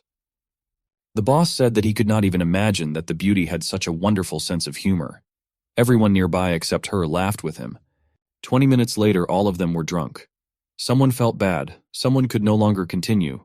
Someone thought that women get drunk faster, but were convinced of something else. The boss asked to take him downstairs because he was very drunk. He also invited her to stay with him. Having hurt her boss, she said that she had never allowed anyone to stop. After the boss, another person said that he didn't want to drink, and she dragged him to the window, asking if he was sure that he wouldn't drink anymore. That man did not believe that his end of life would come now. The boss wondered what was going on and how she could drag someone else along. The man she dragged to the window finally refused to drink, and she threw him out the window. After that, she said that she was disappointed, because it was unlikely that he would die by falling from just the third floor. After that, she decided to continue. Gu Kang decided to leave, but the girl said that no one would leave today, and the game would end when she said so, and she dragged him to the window. After he promised to drink, she let him go, and he continued drinking under her close supervision. As soon as he decided not to finish the sip because he couldn't anymore, she hit him, asking if he was kidding him. The boss wondered what was wrong with her and why she was not at all like the other pretty girls. And at that moment, she turned her attention to him. One guard asked another if the voice they heard belonged to the boss. Another replied that the boss said that whatever noise and shouting was coming from above, they had to stay put. In the dormitory, meanwhile, teacher Jiang woke up and did not understand why he was in this place. Then he came home and called his wife and asked her why she was not at home. In addition, he noticed that she had not taken her medicine today. She asked him who he was. He realized that she'd forgotten everything again and said that he was her husband and that his voice should be familiar to her. She said that there really was something familiar and asked me to continue. At that moment, the girl took the phone and said it was her. When asked where they were, she replied that they were in Jeffengtang and asked if he would come for them. He replied that he would be there soon. The teacher asked questions after the bell, why the main character went there to eat, why he took his sister and his wife with him. After all, this is a place to collect important shots. The main character at that moment had already arrived in the backyard and they began to ask him who he was. Having started beating the guards, he asked where the beautiful girl and child were. They replied that they were on the 3rd floor. Hearing the doors opening, the boss ran towards them and asked them to save him as soon as possible. But when he saw the main character, he got very scared and stopped asking him for anything. Seeing that this girl addressed the main character as her husband, the boss wondered why she did not say that her husband was a famous killer. The main character, meanwhile, asked where the girl was. She asked which other girl. He replied that with her there was a girl of 5, 6 years old, short and pretty. The girl replied that she was currently eating in the next room. Next, the main character reminded her of the request not to do anything and asked her if she obeyed. She responded positively, but decided to throw one out of the window when he got drunk. He praised her for this good idea, resulting in fate deciding whether a person will survive or not. The main character threw out the one she wanted to throw out and asked what about the bald guy. She replied that he wanted to get her drunk and take advantage of it. The bald man said that this was not so and that since he did not know that it was his wife, he asked to be spared. He asked if he knew him, and if he had been to Li Qingshan's meeting last time. Baldy replied that he was there and that he did not touch his wife or do anything to her. The main character asked him if he was crazy. He replied that it was Gu Kang who deceived him. The main character asked that it would be better for him to endure than to say goodbye to life, and asked whether he himself would go into the eye or help him. He decided to do it himself, because this way he could at least choose a position with a chance of survival. After the bald man came out, the main character told the girl, addressing her as Lu Yi, that she was sick and that she should not leave the house. She corrected him by saying that she was Lu Shi. Next, the main character asked if she knew her nickname. She replied that she was the Star Queen. After that, he stepped back from her and asked who her student was. She replied that she had a student, Butterscotch. He further asked if she knew who he was. She replied that he was Chen Nuo and that he was her husband, and even though he was wearing a helmet, she still recognized him. She asked to catch her after that because she couldn't stand still. He did not catch her and said that in that case he should ask her again what her name was. She asked why he was asking this. After talking with her a little, he realized that when she is drunk, she remembers a little about the past, but then immediately forgets it back. The main character walked with Lu Shi to the next room and heard that Song, the teacher's wife, was also there. He realized that there was no need to enter yet, and it would be very difficult to explain everything to Lu Shi. At this moment, teacher Jiang also came. At this moment, nothing better came to his mind than to lead Lu Shi back, not letting her meet the teacher. They went back to where they came from, and he invited her to drink juice, saying that this wine was much better than what she drank. While she was drinking, his teacher called him. When asked where he was, he replied that he was working part-time with Lei today. The teacher asked if he knew that his sister had been taken out of kindergarten. He replied that he did not know. The teacher then said that there was no need to worry, because he had taken her to his home and that she was now with him and his wife, but he needed to return as soon as possible. He replied that he would be there soon. After the conversation, Lu Shi began to pester the main character. The main character said that they would continue this in another place and carried her out of the place where they were. On the way, he took the phone from one of the discarded people and carried her further. In the eastern suburbs of Jinling City, in Tangshan at that time, Li Qingshan was trying to heal his legs, but he was not very successful. The main character called him and said that one of his subordinates had kidnapped a woman on the street today, brought her to Jefeng Hall, and made her drunk. And this girl is his wife. At the same moment, after the call, a subordinate next to him informed him that someone had entered their city, and that Wang Hu had been thrown from the 3rd floor, after which he went to the hospital. Li Qingshan asked to bring Wang Hu in any condition, and he also asked to bring him a spare phone. After the main character brought her home, he gave her water to drink, and she refused to drink it and said that she wanted hugs. He said she needed to dilute the alcohol and drugs in her system. Next, Lee Ching-shan called the main character and said who it was. The main character asked if he hung up. He replied that he made him laugh, and because of this, he dropped the phone into the water. Lee Ching-shan asked if his girlfriend was okay. The main character replied that if she were not okay, then he would no longer have the opportunity to call him now. He said that he really didn't know anything about it. He also said that he has been monitoring his health lately and spending a lot of time with his family. After that, he gave the night to sort everything out. The main character agreed to his proposal, after which he suggested waiting for news from him. So they eventually agreed. Lee Ching-shan's subordinates found Wang Hu and Gu Kang. He figured out this whole situation and came up with a plan for what to do next with all this. At 3 o'clock, Xiao Xie, tired and drunk, came home. After entering the house, she saw that some thief had entered her home and she decided to check what he had stolen. Seeing that the gold necklace, which was the only valuable thing, was in place, she realized that something else had been stolen from her. 10 minutes later, she discovered that the thief had stolen her underwear, which she had recently bought, and was very upset. A little later, the main character called Lei and asked him to find women's clothing for him.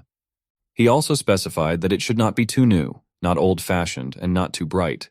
He also added that you need underwear for height 170, shoes with size 38, 39, sneakers and leather shoes, and old ones at that.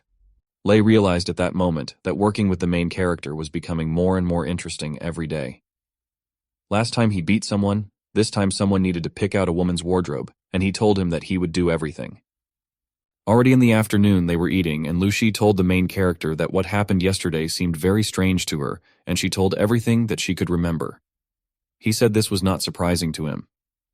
He further said that since they master martial arts, of course they have enemies. But here no one knows them, so they live peacefully, because it will be a big event if someone finds out about this secret. She asked if that was why he was wearing a helmet. He replied that she herself said that she was tired of the life that they had, and that is why they decided to return to ordinary life where they are not known. After this conversation, they went outside because they had to pick up his younger sister from the teacher. The moment he entered one of the establishments, he told her that she looked tired and therefore needed to be taken care of. They ended up going to an interesting women's place, and he asked the workers to keep her there for as long as possible, choosing things for her and serving her as expensively as possible. After that, he told her that she would have beauty treatments and cosmetics collected here. In the meantime, he will go to the market and buy some vegetables. After that, he came to teacher Zhang to pick up his younger sister. Next, the teacher took him to the kitchen and asked what was happening with the girl's father. The main character replied that he couldn't help but get angry when he was mentioned. The teacher asked what her father was all about. The main character replied that it was nothing good and asked what happened yesterday. The teacher said that yesterday his wife's condition worsened and he was not at home, so she ran to the kindergarten to pick up the girl and then ran into Gu Kang, who led them all to a terrible place. The teacher then asked if he had blackmailed him with money. After the protagonist's positive response, he decided that the girl would not go with him while her father continued to blackmail him. The teacher said that he has a lot of free time after school, and therefore he will pick up the girl from kindergarten at least in the next 2 days, so that nothing like this happens. The main character thanked the teacher for such a decision, and the teacher asked not to forget that this girl is his goddaughter. The teacher also said that it was time for him to go to work in class, after which he asked the main character to tell him if something bothered him. The main character agreed with him and also left. While the main character was talking to the teacher's wife was taking the girl to kindergarten. The girl said on the way that she had not yet said goodbye to her brother. The woman said that they should not stop him from talking to the teacher.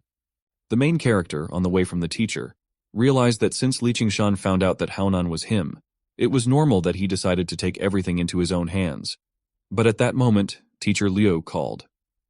Teacher Liu told him that the new director of the foreign school wanted to see him, and if he wanted to know the reasons, he didn't know it himself, so he had to come and find out for himself. He came to school and met with Teacher Liu An, who told him that this was his chance to show his good side and bring glory to the school. The main character replied that it was none of his business, and he didn't owe them anything. Teacher Liu said with incomprehension that if they were satisfied, they would donate a large sum to the school, and its status would increase. The main character answered that he has a job, and he no longer needs a certificate, and therefore it is not so important for him. After this, the main character asked the teacher if he had healed his wounds, otherwise he had not seen him for a long time. The teacher replied that he was in a hurry, and decided to ask him to help him after that. The main character realized that this was a good idea, and offered to avoid any punishment for further absenteeism as payment for his help. The teacher agreed. Mr. Liu went on to say that on the way, he learned that the school principal was looking for an assistant, preferably the same age as her, and their school considers him the best candidate. After this, the main character went into the director's office and met the manager and wondered if she really was the same age as him. The manager said that the director of the school is a young girl, and she is the manager. She further said that her sister changed her mind and decided to meet him in another place. The main character asked what her sister's name was. The manager replied that he would find out on the spot. The manager brought him to the hotel and said that her sister was in the room where she had brought him, after which she invited him to come in, saying that she would wait outside.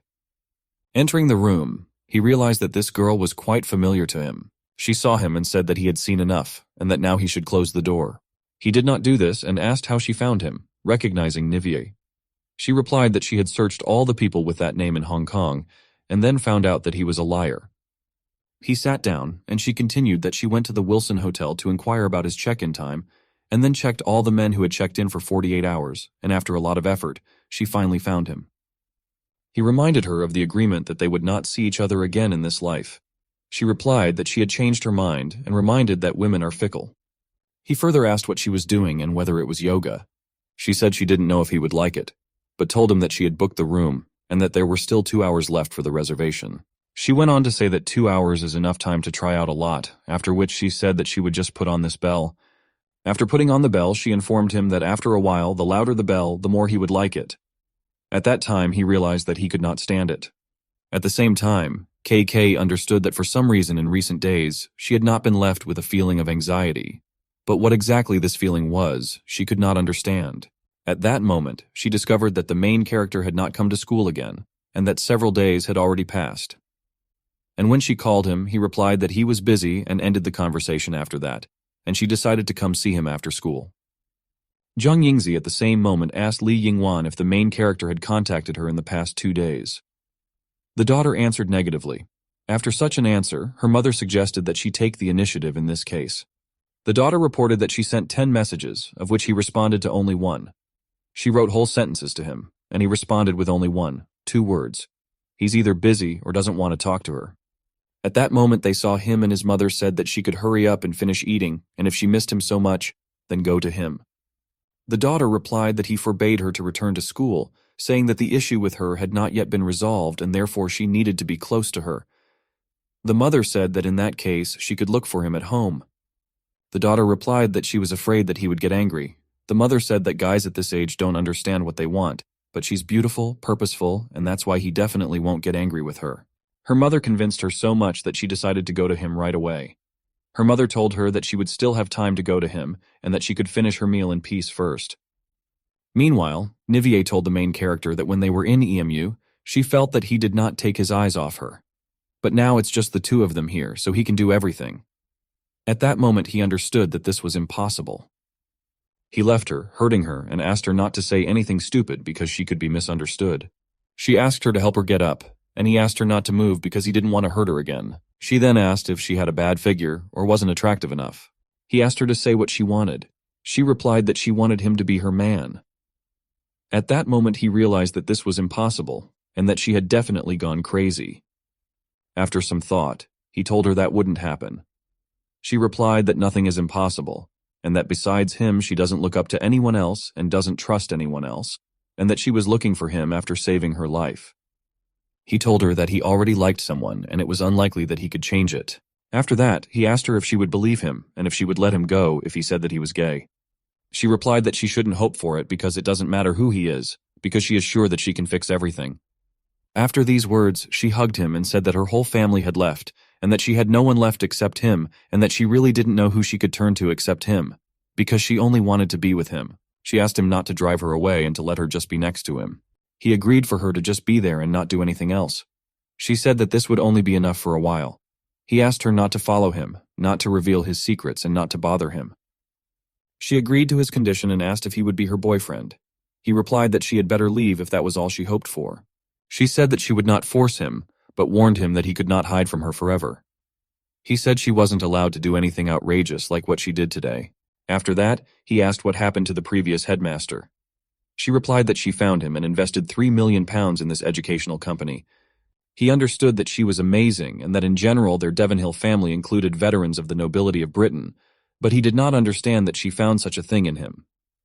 At this time, the Star Queen's disciple came out of Jinling International Airport and decided that if she found Lu Shi, she would be a corpse because she couldn't just disappear.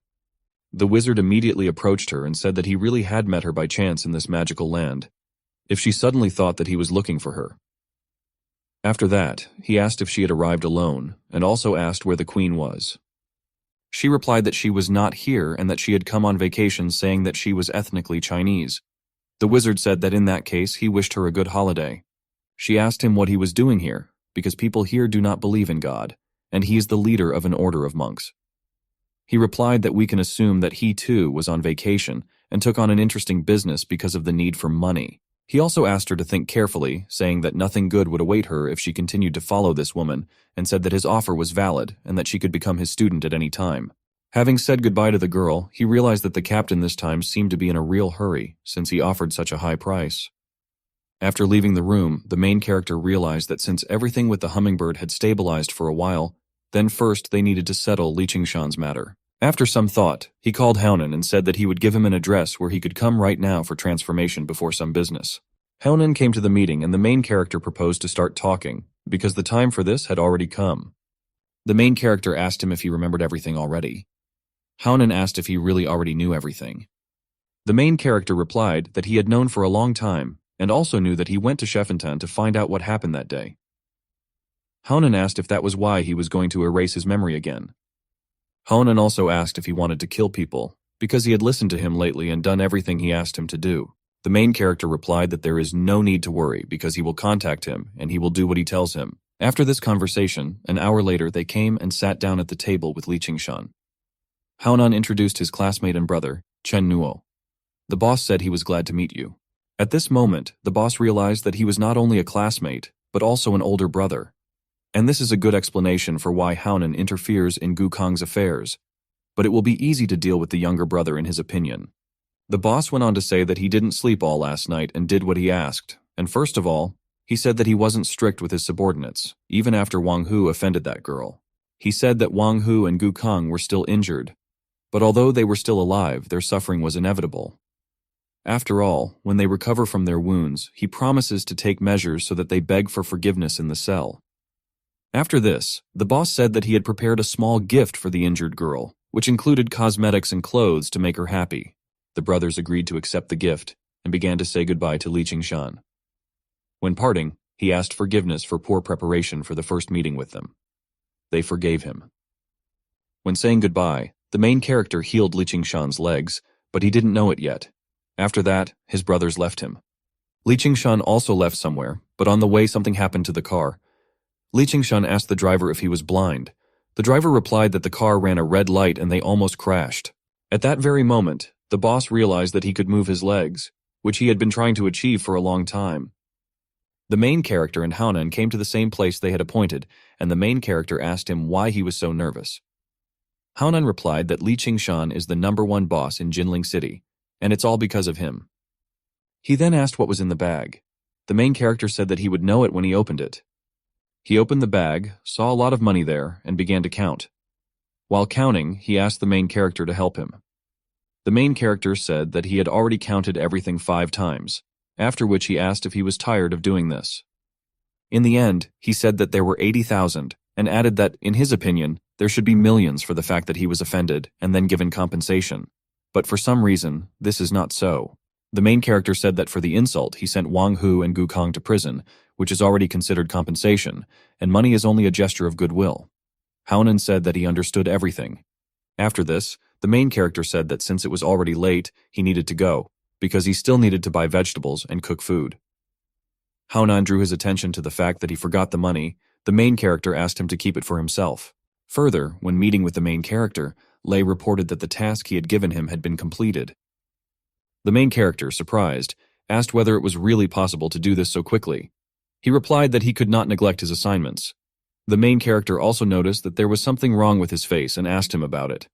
Lei replied that he was scratched by the woman from whom he took all these things. After completing this task, the main character asked him to find Li Qingshan and say that he is from Brother Haonan, and he also asked him to now only mention this name. When leaving, the main character told Lei that he needed to say that he asked him to pay the medical bills. Next, the main character approached the place where he left Lu Shi. She saw him, grabbed him, and forced him to run away with her away from that place. Having run away from there, he asked her what happened. She replied that they continue to recommend tons of cosmetics to her, and she is afraid that they will deceive her. She also reminded that they don't have money, and therefore she won't go to such places in the future. He answered her that although their family was poor, she was hardworking and thrifty. He invited her to go eat at home, and they eventually went home calmly after all this. He promised to cook braised pork ribs, fish in sweet and sour sauce, broccoli and sesame sauce, and much more. They came home. She arrived joyful because she had not eaten well in the salon. He started preparing the food, and Lu Shi asked at this moment why she felt that something was wrong. He looked out from the kitchen and asked what exactly was wrong. She replied that her clothes were a little baggy, and she remembered what she had been told that it didn't suit her. After these words, he said that he took care of everything and complimented her wardrobe, so she can now choose what she likes best. She asked if this was really her wardrobe after seeing all those things. He answered positively. She said after that there should also be some skincare products and cosmetics at home. He replied that it was all there, and since she had broken everything indiscriminately before, he had to pack everything in bags and put it away. While accepting the package with cosmetics, she said that in this case he needs to go out because she wants to change clothes, since she has been wearing the same sweater for 2 days. He agreed and said that for now he would go to the kitchen and wash the dishes. While in the kitchen, the main character missed the old times, the cooking of the previous generation of women of different nationalities, British, Japanese, and Brazilian cuisine. After all, he could eat dishes from all over the world without leaving home. His reminiscence was interrupted by Lu Shi, who called out to him and asked if he was sure that she had worn it before. He replied that she actually wore it before. After what he saw, he could hardly contain his laughter and decided that he needed to take a couple of photos, which he could then sell on the octopus's website. He went on to say that they were done with that, but now they need to buy a bed, because they can't sleep on the sofa all the time. She said that in that case, she would change clothes again. After changing clothes, they went to the exit and she asked him which store they would go to. He replied that they would go to Tangzi Street because there was a used furniture market there. While they were getting ready, Li Yingwan and Kei simultaneously thought that the main character should be at home at this time, and after these thoughts, they simultaneously decided to go to him. When leaving, Li Yingwan saw a taxi stopping next to her and a girl getting out of the taxi. She noticed her and wondered if she was lost. Li Yingwan approached the Star Queen's disciple and asked what happened to her. The girl replied that she could not find her way back to the hotel. Li Yingwan asked if she was alone.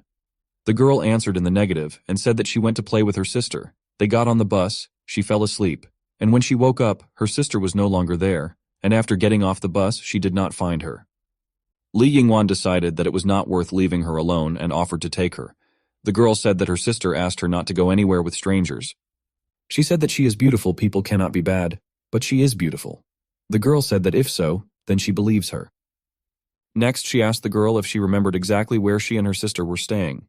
The girl replied that she remembered and that she had a hotel card. She said that with a map, it would be easier to find this place and suggested we go there. Getting into a taxi and indicating the desired address to the taxi driver, they met and talked to each other. Arriving at the hotel and approaching the desired room, Eriska realized that her sister had not returned yet and said so. Li Yingwan suggested that the girl use the room card and enter because she couldn't leave it in the corridor. The girl asked her sister to wait with her because she was afraid to be alone. She agreed to the girl's proposal and went into the room with her. Next, she asked the girl if she remembered her sister's phone number, because she was most likely worried when she discovered that she had left. The girl asked her to wait and wondered if no one had ever told her that she shouldn't go anywhere with strangers.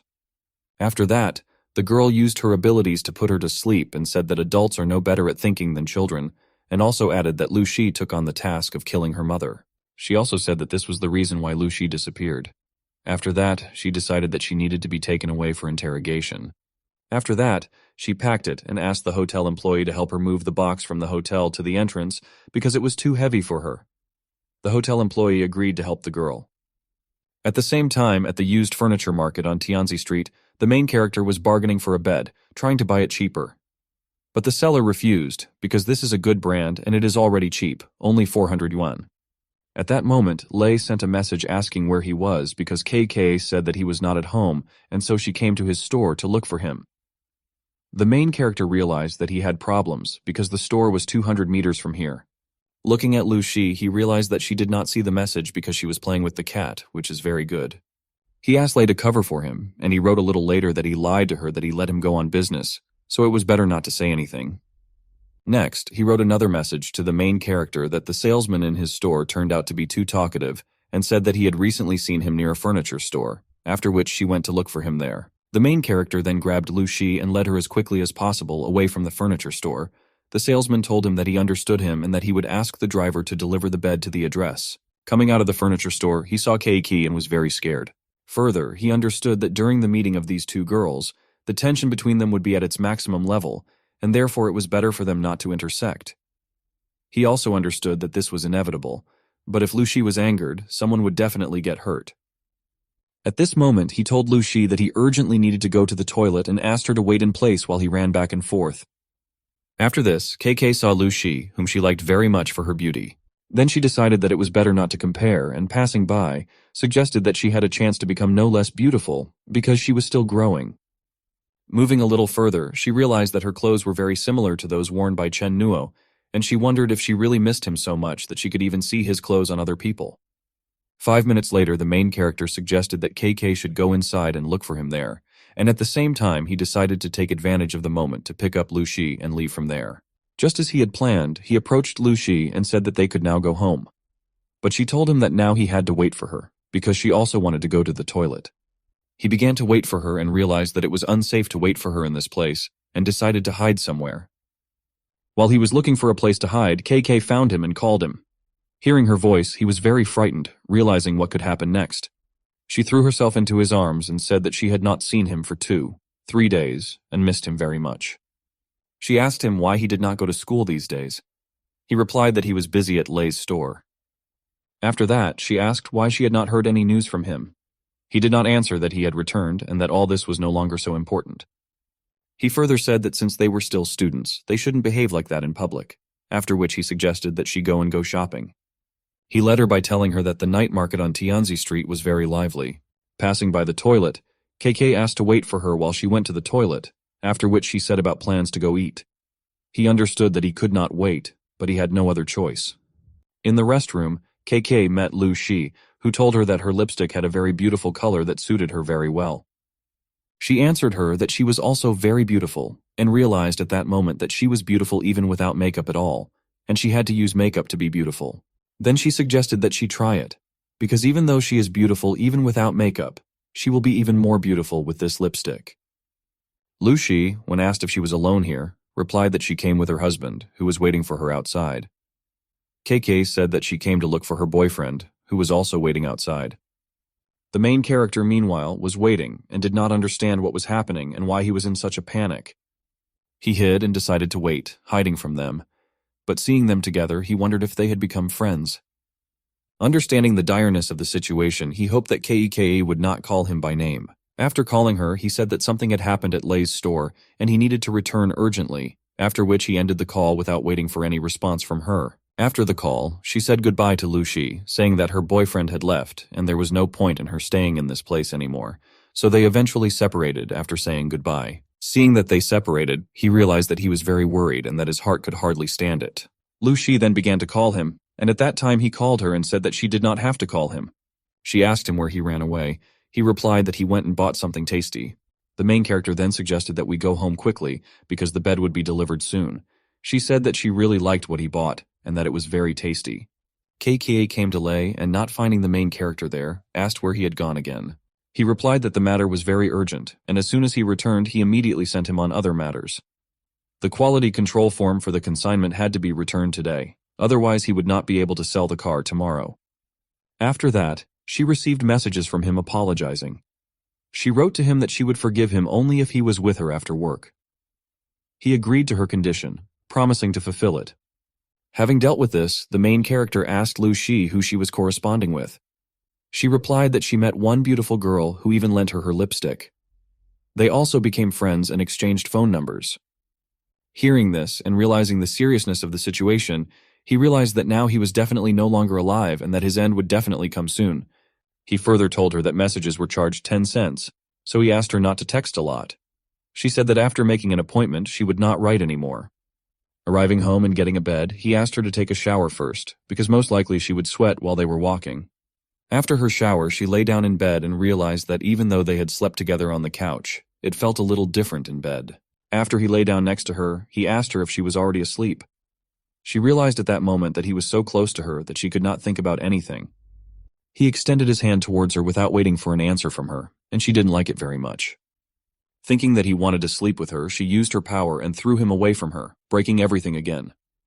He explained that he simply extended his hand to turn off the light, because the lamp was on her side. She looked at the lamp and apologized for not being able to control herself. The next day she ate too much and asked him where her phone was. She also said that today she planned to go shopping with a friend, but she couldn't find her phone. He replied that most likely yesterday, when he washed things, he washed the phone along with them, without noticing that it was inside.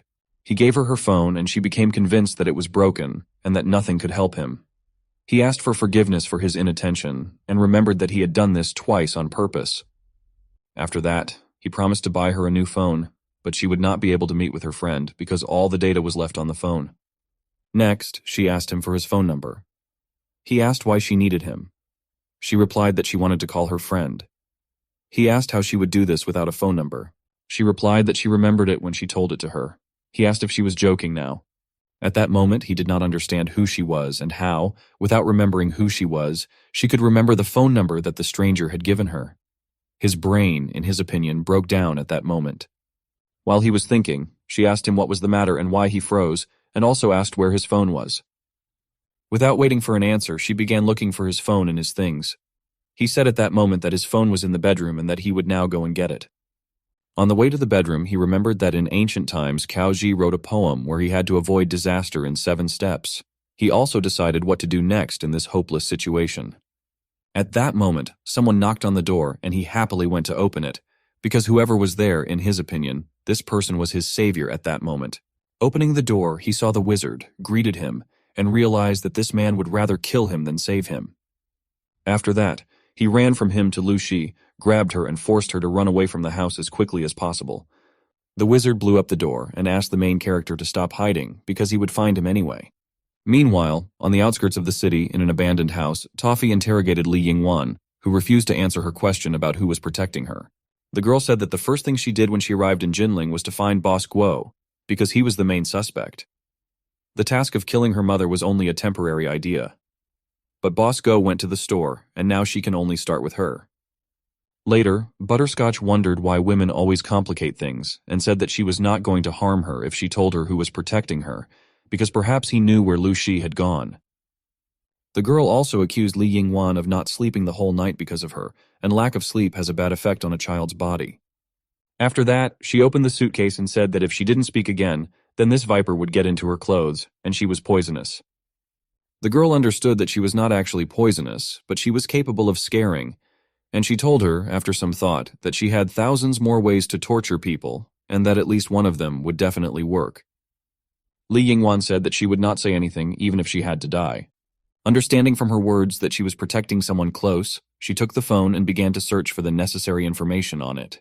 Having found the main character's phone number in the phone, the girl decided to call him. But to her surprise, he did not accept calls. At this moment, the main character did not understand where the foreigner came from, who also entered the house. Considering the whole situation, he decided to call the police. The wizard addressed the main character as Yang Luo, asked him why he was saying that, and said that there was no point in pretending anymore, because it was already useless.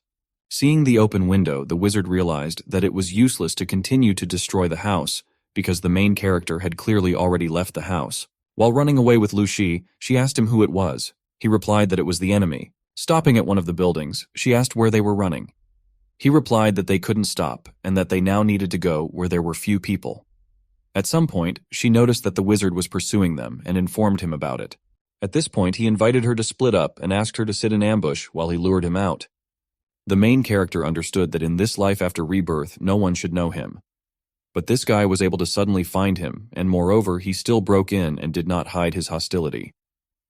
The wizard realized that the main character is a magician whose age and nationality are unknown, but at the same time he is a member of the Octopus website with level A. The main character tried to attack, but it was useless. The wizard said that his telekinetic power is not bad, but it is nothing compared to his. He also remembered that in a past life, the main character was a strong person on a par with him, and they fought for many years, but now he is weak. The main character asked to wait a little. The wizard asked why he didn't run away. The main character asked who he was and why he came to him. The wizard asked if he was joking because the first rule is non-disclosure of information. The main character said that he had a person who ordered him to do this. The wizard said that it was useless to stall for time and sit in ambush so they could end this. The main character asked if he could defeat him, being so confident. The wizard replied that defeating him is no more difficult than wiping glasses, and in his opinion, he already understands this, because he is not his cup of tea. The main character asked if he wanted him to give up. The wizard replied that if he gave up, it would not be so interesting. But this will make his life easier, because with such a good choice, he will suffer less. The main character said that in this case, he needs to think a couple more minutes. The wizard asked if he was up to something again, continuing to call him Yang Luo. The main character realized that this was the third time he was calling him that, and remembered that there is only one person who knows that his name is that. To the wizard's question, the main character replied that he thought and decided that it was not in his character to give up, so he offered to play, saying that the distance from this pit should be safe. The wizard said that all his tricks were just childish tricks that did not deserve attention. The main character asked what would happen if this pit filled with manure. He went on to say that he knows that he is quite clean.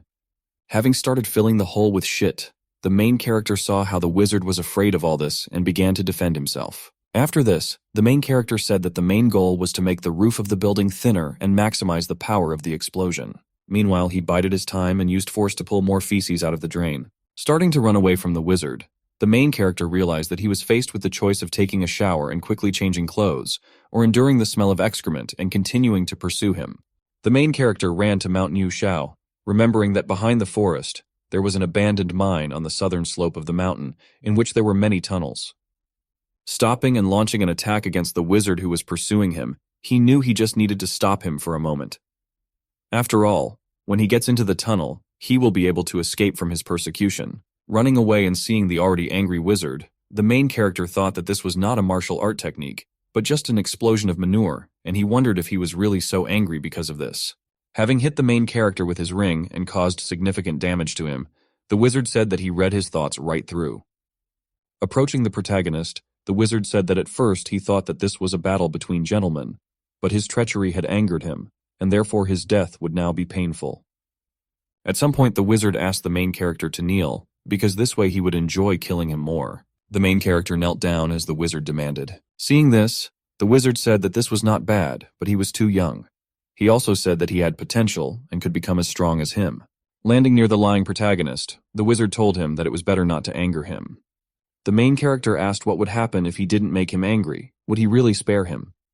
The wizard answered in the negative, but this way he would die faster and less painfully. The main character asked how he would benefit from his death. The wizard replied that he knew this. The main character remembered that the only time he revealed his name was when he made a threatening call to the captain.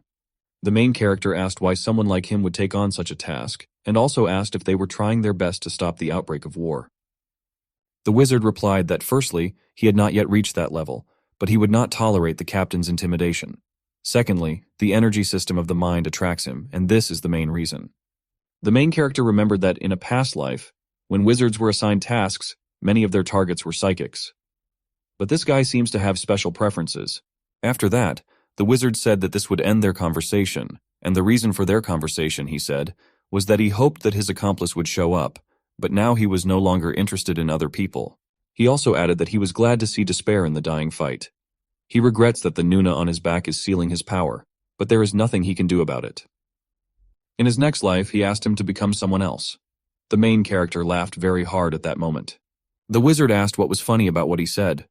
The main character replied that he was laughing because this lesson would be useful to him, and remembered that in a past life he had also used this method against him. After this, the main character asked the wizard who told him that he had telekinesis. Standing up and using his power, the main character told the wizard that the #1 taboo for psychics is not to let enemies get close to him.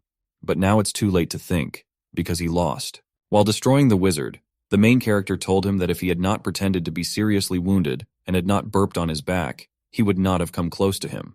After defeating the wizard, he said that all the people in the underworld know that he is a veteran and, in his opinion, also an innocent child. The main character also told the dying wizard that he never told anyone who he really was. The wizard asked what power he had. The main character replied that he was taking the kidneys and liver. Then he remembered that the Ochero on Mount Nyusho was already close. Having drawn water into the hole towards the wizard, the main character said that this trick is called Who Will Repair the Dam. The wizard asked if he really thought that he had not seen anything like it, but the main character decided to leave. Being in a safe place, the main character realized that he had reached his limit, and if he could not cope on his own, then he should call his wife for help. After getting out of the water hole and healing himself, the wizard thought that he did not expect to be in a situation where he was injured by a boy a level below him, and he further asked the main character if he had any other tricks. The main character answered him that he still had an ace up his sleeve and asked if he was scared now. The wizard asked to show him, and the main character called him closer to him. The wizard realized that he wanted to fool him again, but this time he would not succeed, and he asked him, after some thought, whether he really needed to approach him to continue or whether he had heard the wrong thing. After his words, he grabbed him and held him in the air. The main character asked to be lowered to the ground and offered to fight face to face. Then he thought that it was a pity that only now he understood how to fight. The main character, after the wizard put him down, said that he really had no more aces up his sleeve, and if nothing was done, he would be left with nothing. The wizard asked to call his comrade. At that moment, the wizard was attacked by Lu Shi, and he definitely did not expect such an attack, neither hidden nor open. He noticed that his Horcrux was broken and was very angry about it. Seeing her, the wizard asked what she was doing here. At that moment, she asked how he dared to hit her husband. Having heard about her husband, he did not understand who she was talking about and thought that she had simply gone crazy. But all this was not important given the fact that he could not escape from her, because she was stronger than him. At some point, he managed to get closer to her and tell her that if she continued like this, she would die along with the main character. Watching them, the main character wondered if something bad would happen, because Lu Shi was trying very hard to kill him. At some point, the wizard spent another pestra and the main character had to save her. She, being in his arms, said that the wizard was too strong and therefore she could not cope with him. He told her that everything was fine because she already did a good job forcing him to use her Horcrux. This time, he also suffered greatly. She told him that her arm hurt very badly.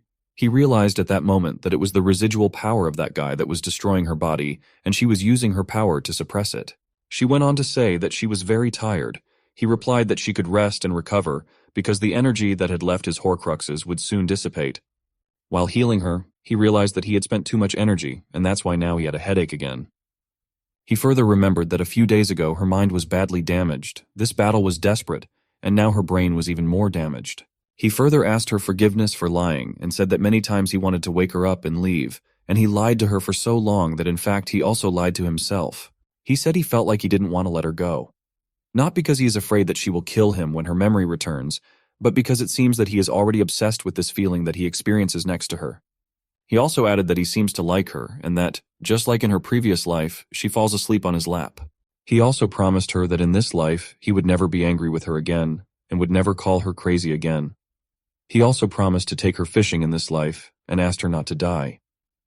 The next day, he realized that after such a difficult night, everything should be fine now, and he also hoped that she would wake up, because otherwise he would be completely exhausted. At that moment, he noticed that she had finally woken up and greeted her. She asked who he was. He replied that it was a long story and wondered if she had amnesia again. He further decided that since he had helped her wake up, he also decided that he would work on restoring her memory. Lu Shi stood up and said that she didn't know anything, but she was sure that he saved her. After all, she feels that there is a force in her consciousness that was drawing out foreign energy, and this force comes from him. He confirmed this. She asked if he could tell what happened, because she did not remember at all everything that happened before she woke up. He asked her to wait while he explained everything. After some time of talking, she realized that he was a hermit practicing ancient martial arts, and that during practice he met her fighting with someone, after which he saved her. He confirmed that she understood everything correctly. She asked who she was fighting. He replied that he didn't know that, and that he didn't even know her. After all, when he arrived, her opponent had already run away, and he only saw her lying on the ground unconscious. She asked if he took advantage of this moment. He replied that he was a supporter of communism with excellent academic performance, and if this were not so, then there would be no point in wasting his energy on healing her. They talked a little, learned a little about each other, and she realized that although he was quite young, he already had enough strength since he was able to awaken her. After these thoughts, she invited him to become her brother and said that she was very good, and if he became her brother, she would tell him who she was.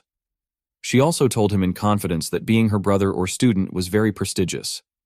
Hearing this, he became afraid. After all, in the blink of an eye, he was a husband, and now he became a brother. Previously, he lied to her, used others, but now they play daughters and mothers. After some thought, he told her that he wouldn't do that, because now he already had an owner. He also said that people tend to help each other when something goes wrong, and after that, he said that he needed to go. On the way away from her, he realized that it seemed that the Star Queen remembered everything. She caught up with him and asked him to wait for him, after which she said that in her opinion, he spent a lot of effort to save him, so she would definitely see him through. Having arrived at some place, he got out of the taxi and said that she did not need to get out, because they would take her. Looking at the taxi leaving with Lu Shi, he understood that this was the area where Uncle Xiao Yezi's house used to be, which was far from his house, and that she would definitely not find his house here. After that, he also thought that if she recovered and her memory returned, then it was better for her to leave, and in some ways it was even good that some things were forgotten. After temporarily repairing the door, he decided to stay here for the night and planned to sort everything out tomorrow. Sitting down on the sofa, he suddenly felt lonely, and for some reason this feeling seemed unusual to him. At some point, he heard a knock on the door and wondered if it was the same guy again, and if he was so badly injured that he was forced to hide somewhere as quickly as possible. Taking a knife, he decided to check who might come to him so late. At some point, the door itself fell from the knock and the main character Lu Shi saw, who said that she did not want to knock down the door, but it happened that way. After she walked in, she asked if it was his house, pointing out that it was a little dirty. He asked how she got here. At that moment, he mentally asked her to speak quickly if she wanted to say something, otherwise his heart would soon sink into his boots. It was as if she read his thoughts and asked why he deceived her, and why he made up so many things. She also asked what he was going to do with a knife, kill people or cut vegetables, and why he was silent, not answering her questions. Sitting down on the sofa, he replied that he was confused and asked what she was saying, and why she didn't answer the question at first, why she ran to his house. She asked why not tell him first why he gave a false address and went out where he was clearly not at home. Sitting down next to him and taking his hand, she said that now he could talk. He began by saying that the most important thing for him was that he should not have the heart to harm others and should not have the heart to hinder others. And he gave a false address for the reason that he did not want to run into trouble. When asked why he ran away, he replied that it was because she was beautiful and pretty, and when she took his hand, he realized that he was also handsome. She went on to ask another question about why she felt like he clearly knew her, but pretended they didn't know each other. He asked if she really didn't remember him at all. She replied that she remembered that they met at a ramen restaurant, and that he ate noodles there and looked good. But after she woke up, he pretended that he was seeing her for the first time, and she was now wondering why this was all. After these words, he admitted that he saw her in a ramen restaurant and remembers that she had a conflict with her superiors. He couldn't contain his curiosity, so he decided to watch the fight and ran after them up the mountain. She said that she remembers his fight with that boss at the lake, after which she was ambushed and knocked unconscious. He said that the reason he saved her was because her opponent was wounded and ran away first, otherwise he would not have dared to approach. She also asked why she woke up in a man's t-shirt and whether it was his clothes. And she also asked why she found something in her pocket and then handed it to him. He took this thing, looked, and realized that this was the invoice that was given when buying the bed, and now it's no wonder why it's here. She asked how he could explain this. He asked if she would kill her if he told the truth. She asked him to tell him first, after which she would decide what to do next. He said that she was injured and unconscious, her clothes were torn, she was naked, and so he decided to lend her his t-shirt. He further said that when she woke up, he was afraid that she would not understand everything correctly, and that's why he lied to her, because they meet all the time and every time the situation is different. After this story, she told him that although there were still many doubts, she was sure that he did not harm her, but saved her. So she decided to just trust him.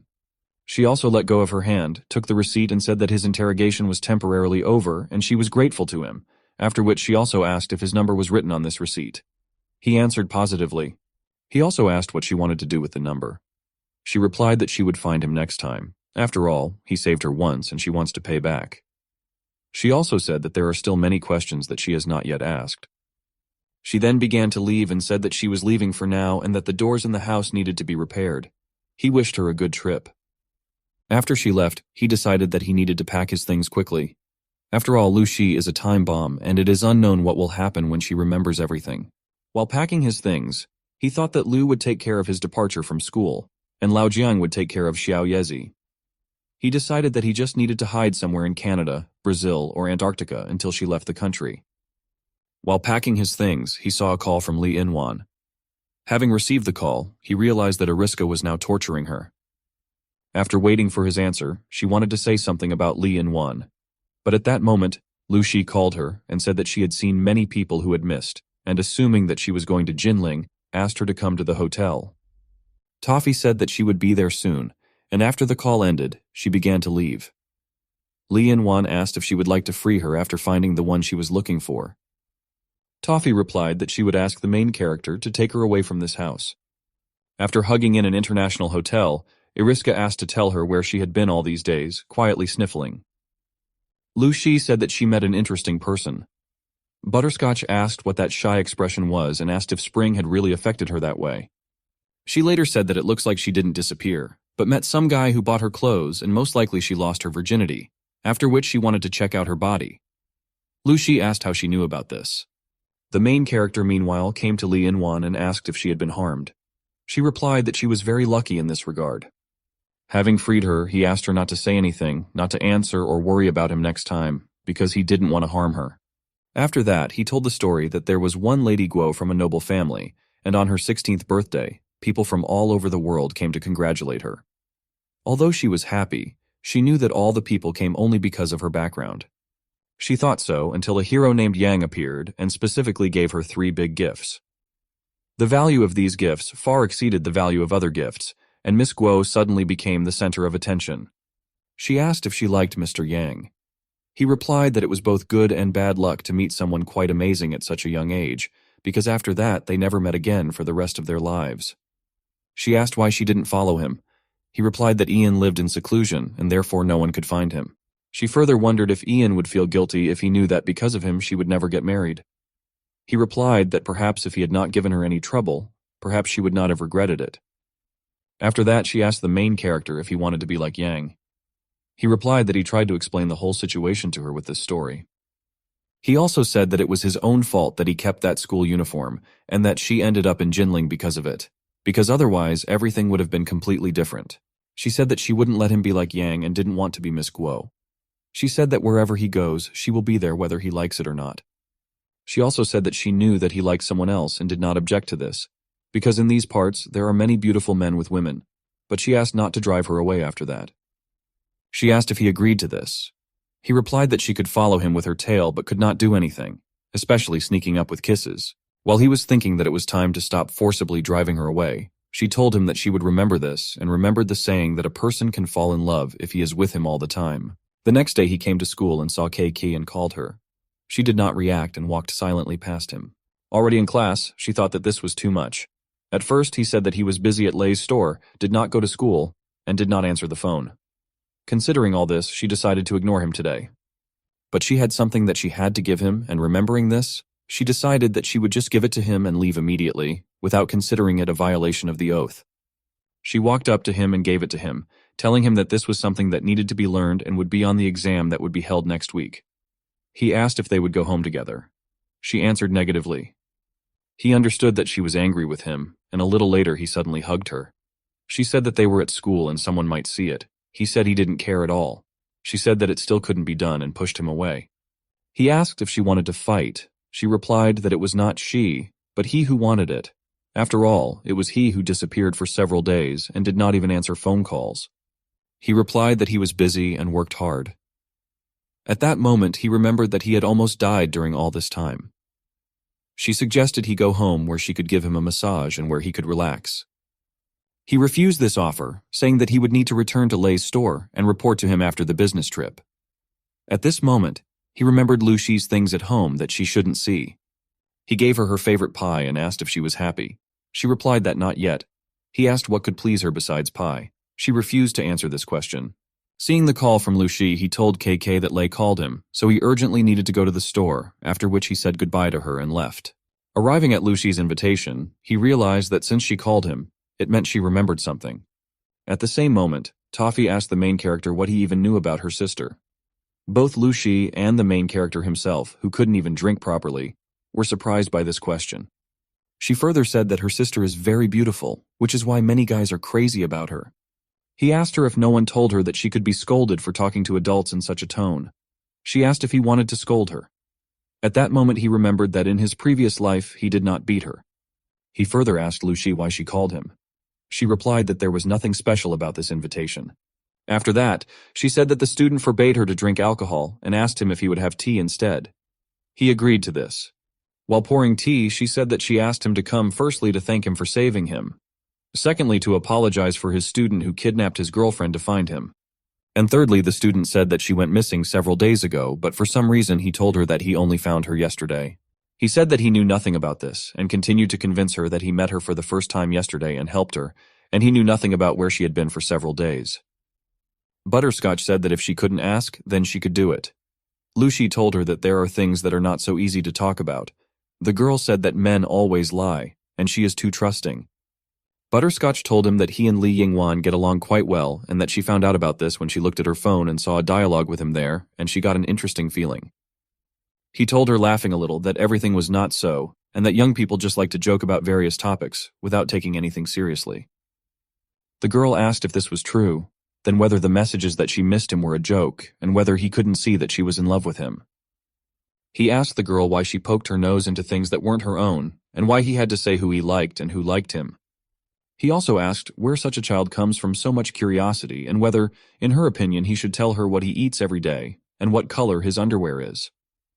Lu Shi asked the student to stop and told the main character that he was very popular among girls. He asked her how long she would stay here, because he had heard that she was a foreigner. She replied that most likely she would not stay long, and as soon as she found someone, she would immediately leave. He asked who she was looking for. She replied that this was a task, the essence of which was to find the bastard who offended her. She also said that she met him that day, and therefore knows that this guy is also in Jinling, so she should try to find him. He realized that she was looking for an arsonist and began to sweat, realizing the seriousness. She asked him if he was hot. He said that it was a little hot and asked why the food had not been brought yet, thinking at the same time that he should quickly eat and leave here. Meanwhile, Li Qingshan was walking in the evening with his subordinates and talking about how, while he could not walk, he thought that after he could walk again, he would go around the whole of Jinling.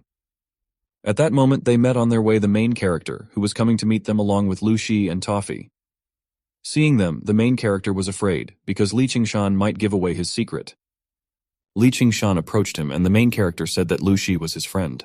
At this moment, Li Qingshan realized that Chen Nuo had such an evil face and such strange eyes, it looked like he and Haonan's wife went out to eat alone. After that, he told the main character that since they were here, he would just move on. The main character said that it seemed to him that his legs had already healed. He replied that his legs were still bad, and that he was just wandering around here idle because of his nerves. The main character invited him to go back and rest. He said that what he said was true, and that he would do so now. Li Qingshan returned back and asked Lao Qi to check if he still had his legs. He replied that there is. He said that now they are, but later they may not be. Lao Qi asked if he was joking now. The boss asked where he was joking and said that his walk after eating was a mistake and asked why they didn't stop him, because now he was in trouble. After that, the boss called Mr. Xiao and said that he wanted to take part in the Shinmatai group team building activity. Lu Shi asked who the man they met was because she thought he knew her. The main character replied that this was his friend. The girl said that he looked at her very strangely. The main character said that this old man is just an old lecher, and as soon as he sees a beauty, he immediately wants to meet her. He went on to say that he could introduce her to him if she wanted. She refused. Having put them in a taxi, he realized that they had finally left. Otherwise, there could have been a lot more problems because of them. After they left, Haonan called him and asked him to come and have a drink, otherwise his heart was a little messed up. At the same moment, the girls drove far away and Lu Shi stopped the car and decided to get out. Toffee asked why she came out here. She replied that she had business in this place. In Jiefeng's hall, Li Qingshan wondered whether to go or not to go. Lao Qi asked at this moment whether he was really going to hide abroad. The boss replied that everything was wrong. After all, he had never seen Haonan's wife, but because of her unusual appearance, he realized that that woman was just that, and if he left, it would only confirm his indecision. He also said that whether it is a blessing or a curse, disaster cannot be avoided. Even abroad it may not be safe. After all, he can only hope that it will not kill him, and if it touched him, he would already be here. Hearing a knock at that moment, he got scared. thinking that if he remembered the shit, it would immediately be nearby. Without waiting for an answer, Lu Shi destroyed the door with her power and asked if he really knew her or if she imagined it. The boss replied that he didn't know her. She said that she was sure that he knew her. He said that he only saw her in the evening while walking. She replied that she was sure that he knew her before. She said that she doesn't know what to do with him yet. He said that he would not dare to say anything and everything that he knew about her and Chen Nuo would die with him, and he would not say a word. He also said that he was a simple old man, and that he really didn't know what was going on between her and Chen Nuo, and today they met by chance. He also added that he is the kind of person who will keep his mouth shut. She asked what happened between her and the main character. He replied that she was family with him, and said that he did not know anything. While he was bowing to her with his eyes closed, Lao Chi came up to him and said that that woman had left, and it looked like she was checking on him. At that moment he realized that since she didn't kill him, it looked like his life was saved. At the same time, the main character came to Haonan at his request, and Haonan told him that Xiao Xia seemed to have cheated on him. He saw her and another man going to the same hotel.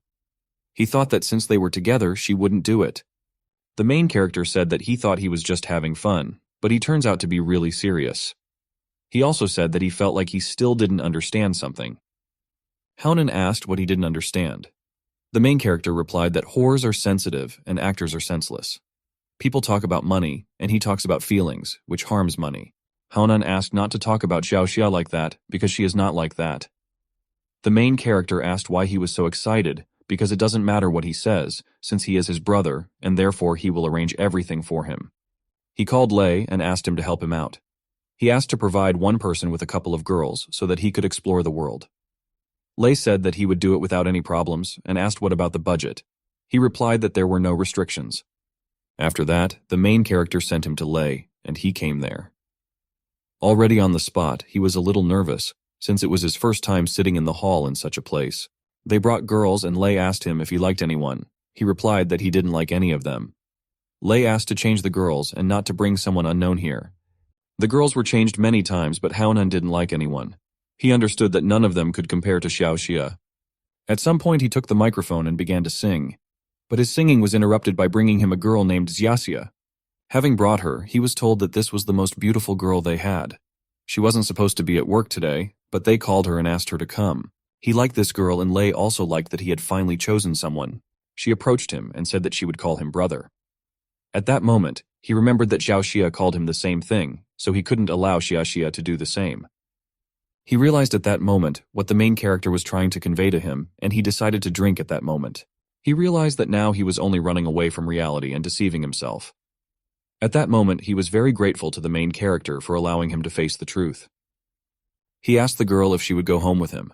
She replied that she had something to do because she lived with her little sister and she was sick, so she needed to come back and take care of her after work.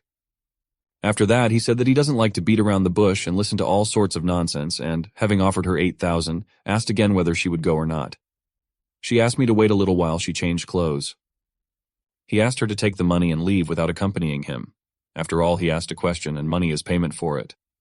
After she left, Lei asked what was wrong with him and what he should now tell the main character.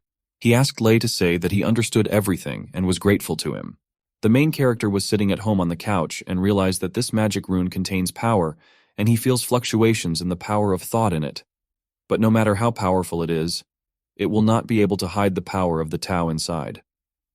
He remembered the laws recognized by cultivators, according to which the purer the power, the better, and the purer the power, the easier it is to manipulate. He further wondered if the wizard wanted to study in Linghu or Xinhu and learn the laws of luck or the wonders of the northern sea or the method of the stars. He further realized that although this is clearly the work of several people, when only one uses it, he can manipulate it, but it is so powerful most likely due to the fact that it is all thanks to this rune. Next, the main character invited the wizard to see what he could do too. The next day at school, the main character decided that the vacation would have to be postponed, because the final exam was coming soon, and it could not be missed. He learned something new, so when Lu Shi knocked on the door, he was not confused and was able to escape. He approached KK and saw a bruise under her eye and asked what was wrong with her face. She replied that he shouldn't think about it because she just fell on the stairs yesterday when she was returning home and hit her face on the steps. He asked her if she really fell. She replied that it was true, and that yesterday it hurt so much that she had difficulty falling asleep. He said that he would help her, and soon it would all pass. She asked what about her classmates. He said it was quick and only took 1 minute and thought that he could cure it in just a few minutes without her having to spend days. But to avoid looking too suspicious, the effect needs to be reduced. He asked after the treatment how she was feeling. She replied that it was already much better. In addition, she told him that teacher Zhang's 50th birthday would be next Tuesday. He said he didn't know about it, and I hadn't seen him for the last few days, so I decided to visit him after school. She asked to go with him. After some time he came to the teacher, and the teacher said that in a few days he had already forgotten that he had a student like him. He further said that Zhang was also acting strange and weak-willed. It was as if the soul had been sucked out of him. He regrets accepting such students. The main character said that there was nothing to worry about because Zhang was heartbroken. After this, the main character asked how his younger sister was doing and if she was causing trouble. The teacher replied that she felt much better than him and asked what was wrong with Gu Kang. The main character replied that he was not looking for him and apparently found entertainment and went somewhere to do evil. The teacher offered to return my sister in a couple of days. After the exams, the main character and KK walked from school and discussed teacher Zhang's birthday tomorrow. He announced his plans to buy a gift. She decided that since he needed to buy a gift, it meant that he would spend a lot of money, and if he invited him, he would not have to pay, and it would help him save a little. After she treated him and he bought a gift, they decided to go home. At that moment, the father called the main character and asked if KEK was with him now. He answered positively.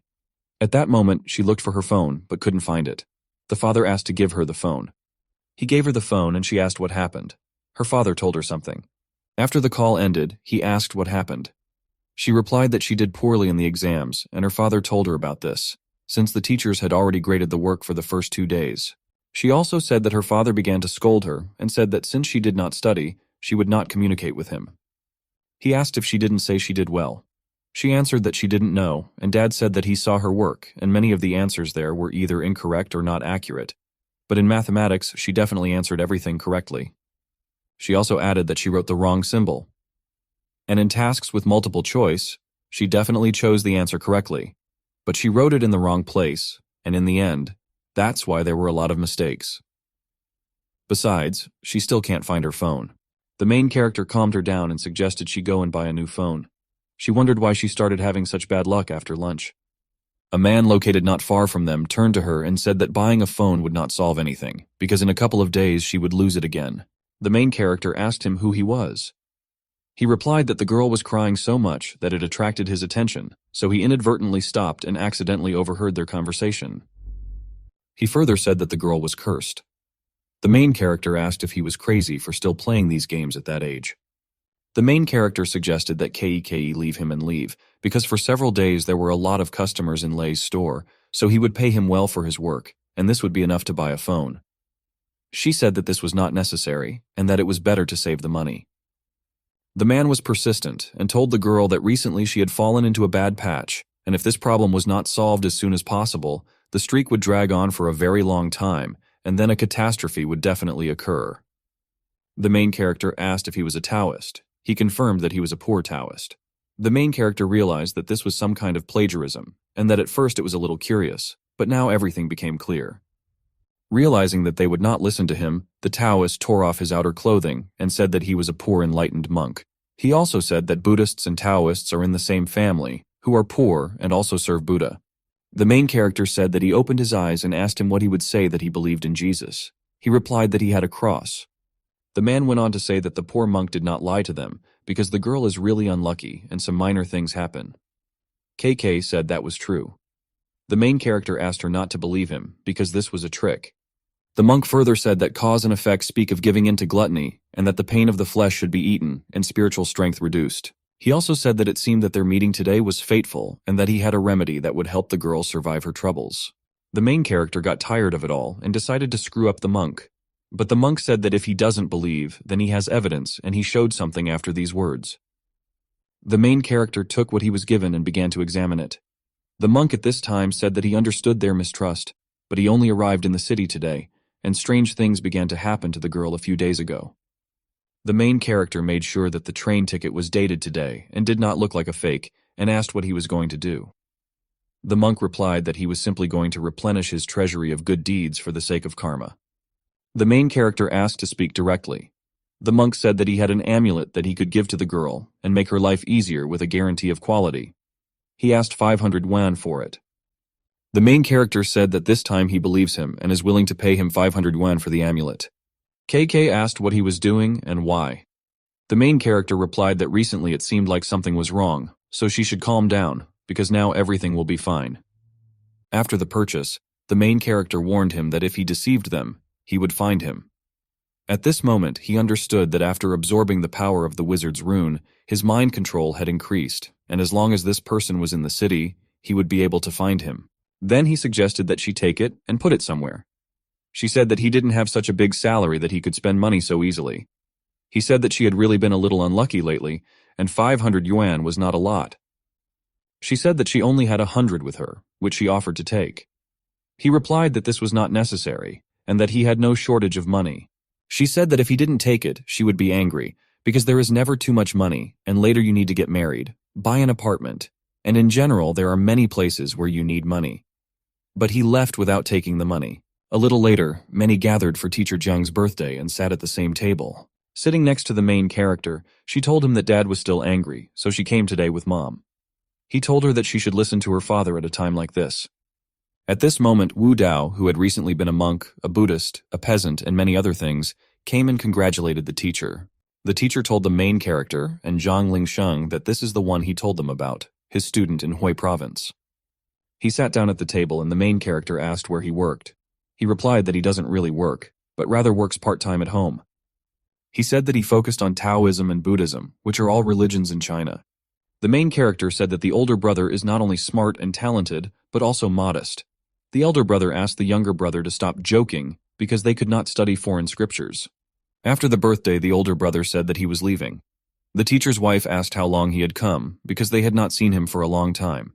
He replied that he was busy at work and would come to them after his release. KK told the main character that she was leaving too.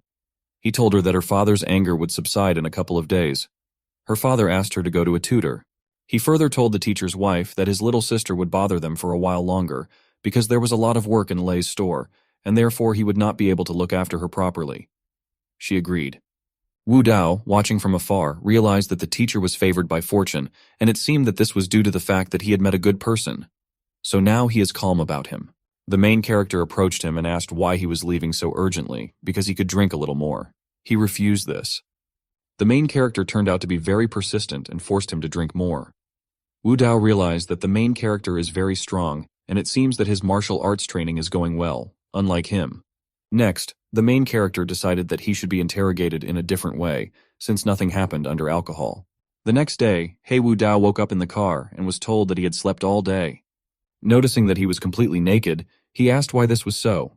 Lei said that he shouldn't complicate things because he was assigned to ask him something, and he should think carefully about how to answer correctly. He also said that if he did not answer, then in that case they would not touch him, but they would open the door and throw him out onto a crowded, busy street. Wu Dao said that he is not afraid of it.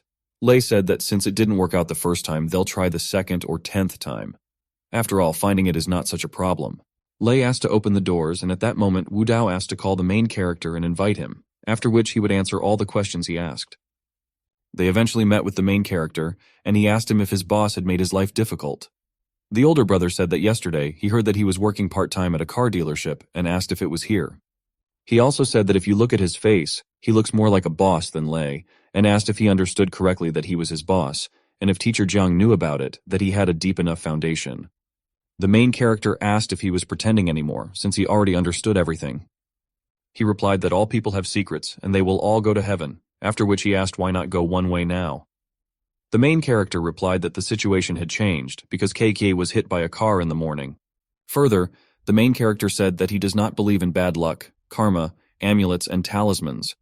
But now what is happening? This unknown force that is making all this happen is making him believe. Wu Dao asked why he thought he knew something. The main character replied that this was because he arrived in Jinling the night before yesterday, and only came to his birthday yesterday, and in his opinion, he was trying to understand something. The elder brother said that he understood his methods. The main character said that since they talked about it, he admits that he is very worried, because the girl's life is also his life, and he is not going to lose her. The elder brother began to tell the legend that at the moment the world appeared, Chaos was divided into pure and muddy ki. The pure one rose into the heavens, and the muddy one fell to the ground. Pure and turbid ki, action and reaction, the balance of yin and yang affects everything that exists. According to the ancestor, if a person is exposed to this ki, it will lead to good fortune or misfortune. But in essence, a person's luck and bad luck are balanced. You won't always be lucky, and you won't always be unlucky. The so-called ups and downs, sorrow follows joy. The main character asked if he wanted to say that she was influenced by bad luck. He answered positively and added that if this continues, the bad luck will last another 3 days, and in the worst case, it will lead to disability or even death. The main character said that he was talking about balance. He replied that there are 2 options. Either a person can be born with such a lone star body, or someone did it on purpose. The main character asked how this is possible. He replied that this could be done using the evil eye, curse, and many other ways. There are many ways that he doesn't even know about. He also said that all these methods were created in order to strengthen what already exists, but in order to apply them, direct contact is required. Therefore, you need to pay attention to who she has been in contact with in the last 2 days. He also added that, first of all, he wants to say that there is no need to wait for him to help, because he sees that she is always accompanied by failure, unlike him, and he cannot afford to get involved with her. The main character agreed with this. The main character came to Song's house a little later, and after examining him, said that fortunately, the injuries were minor. KK asked if he had examined the wounds sufficiently. He asked her if he should then explore the untouched places. She told him that she was not ready for this yet. He said that he would not touch her, because he promised her father that he would not do anything before the wedding. He then asked if she had had any contact with strangers in recent days. She replied that there were 2, one of which was in the store when she was looking for it. At this moment, he thought that Lu Shi didn't count because she didn't kill people just like that. She further said that the other contact was at Lin Xiang's birthday party. She went there and her friend was there. She said that this was also a girl, not a boy, so she asked not to think about it, because she doesn't communicate with guys except at school. He said he knew it. He asked what they did for their birthdays besides eating. She replied that they ate and chatted, watched TV for a while, and then she went home. He asked her name. She said her name was He Wrong. After that, she asked why he asked this. He replied that he was just curious and asked if she wanted to sleep. She answered in the negative, but for some reason she suddenly felt the urge to. At that moment, he realized that since people can control failure, it is also a kind of power. And if you look more closely, you can feel it in her body. Having taken out a piece of this power, he saw and realized that it, like any other force, has the property of growing, and this is clearly not part of her power, but of an outsider. And since it is a seed of bad luck that promotes bad luck, he decided to leave it in his space while he finds out who and what it is. While watching near the school, he saw that He Wrong came out, and according to KK's description, she was short and fat, with a tattoo on her arm that was truly recognizable. She came home and watched TV shows that she thought sucked. But fortunately, today there was a lot of joy in her opinion. After all, she scratched someone's car, punctured a bicycle tire, deprived someone of their legs, hit a cat, and did many other bad things. But the only thing that upset her was that Song KK, whom she met the other day, still did not die, although she should have already died.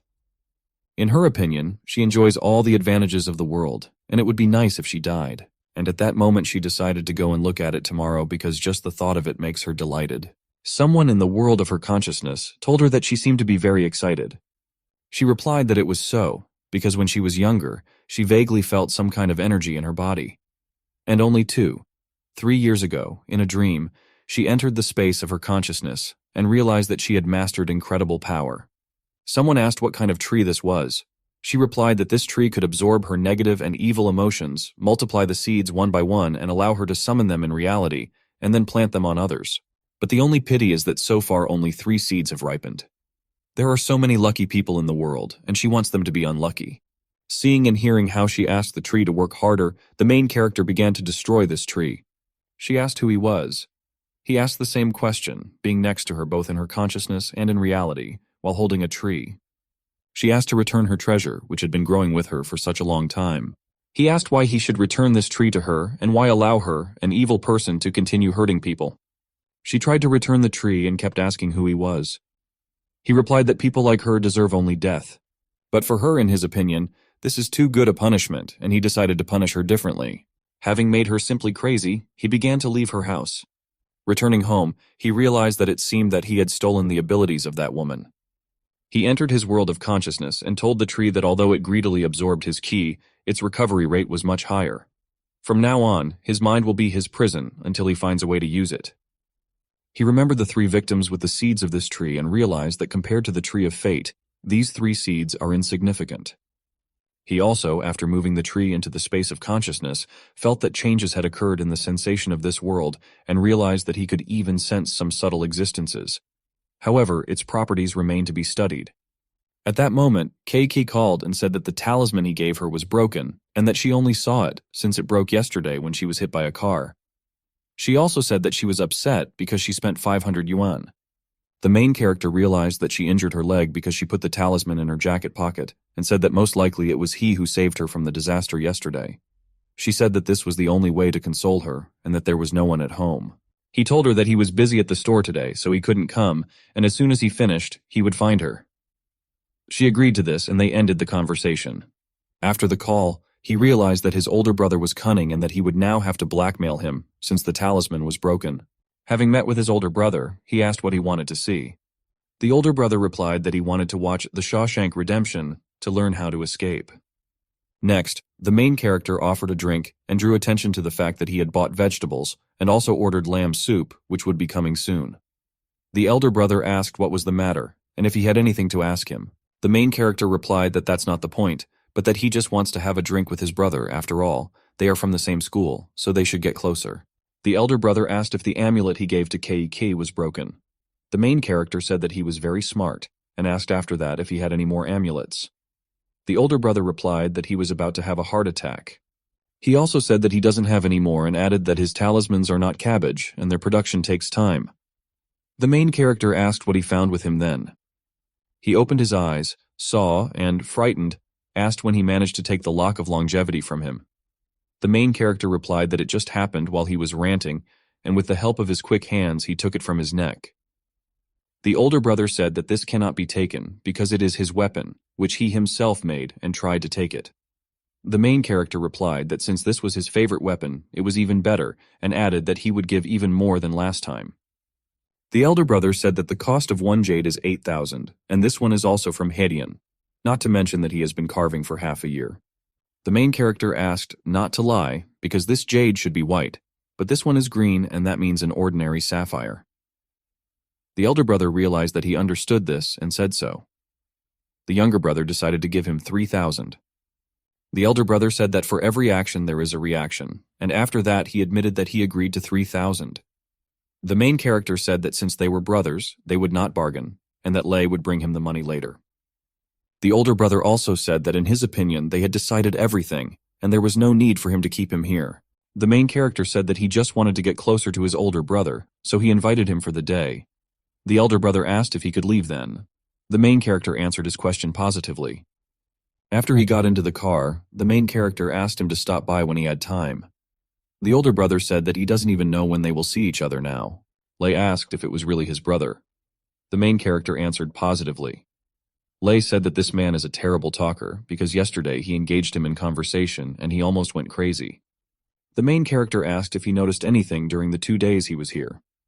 Lei replied that he sent him to the store this morning, asked him to buy jade for 100 yuan and come back. A little later, he found a note and read in it about his older brother's gratitude for the money. It also talked about fake things that will not affect the result.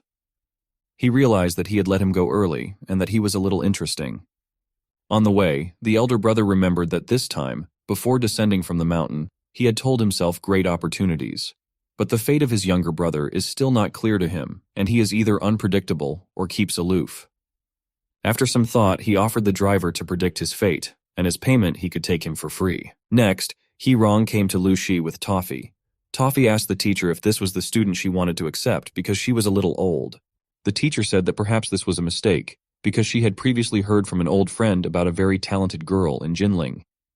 The student said that she was sick now. The teacher said that she heard that she was sick this morning. The nurse approached them at that moment and asked if they were really the patient's family and said that her attending physician was not there right now, but they could come tomorrow to learn more about her condition. After a negative answer about entering her, she decided to check everything from afar, and she found out that this girl's consciousness was overloaded, and it looked like a mental storm, but something remained. She noticed the trace of the main character on this girl and was very surprised by this.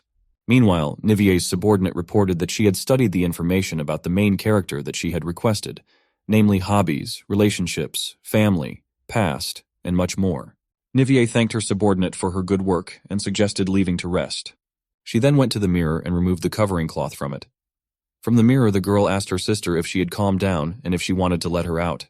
Nivier asked why she should do this, because it would make him think that she was a prostitute, but she was actually noble.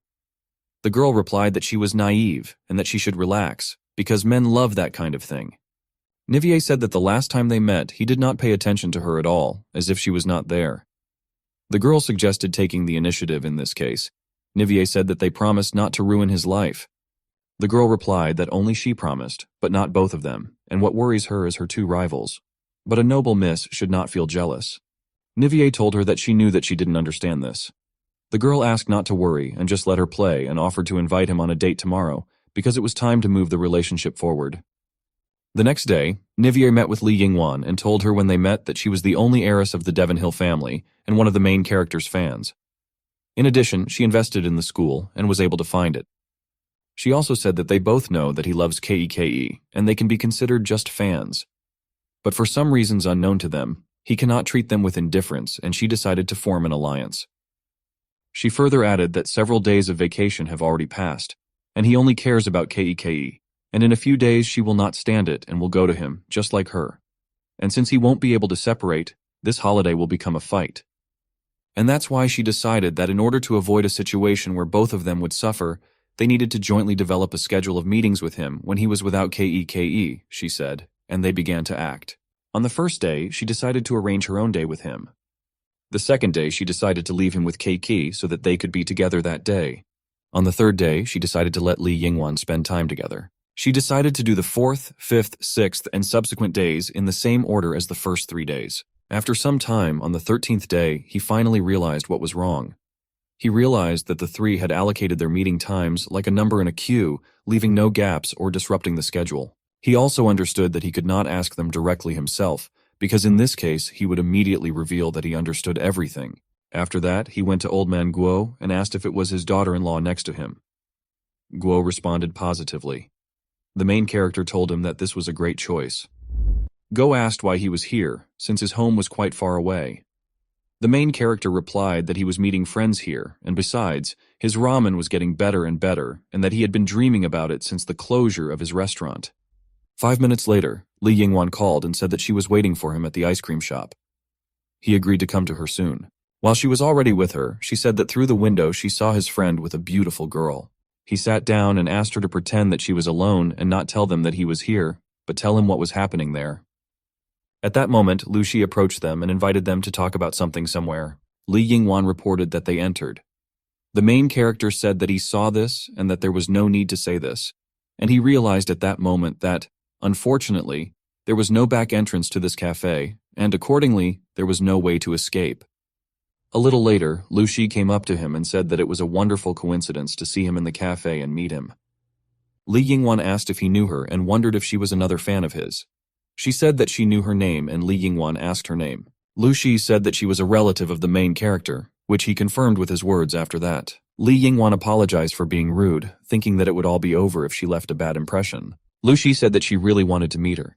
Li Yingwan asked why and why. She went on to say that she remembered a photograph of her that the blonde girl had shown her after the abduction. Lu Shi apologized for this misunderstanding because she is her student. After that, she said that she had not had dinner yet, and since they had met, why not eat together? Besides, they had already met Li Yingwan when they were in the same hotel. Li Yingwan remembered this, and Lu Shi said that now they should definitely have dinner together. The main character said that she really doesn't need to pay for them, because Li Yingwan doesn't hold grudges.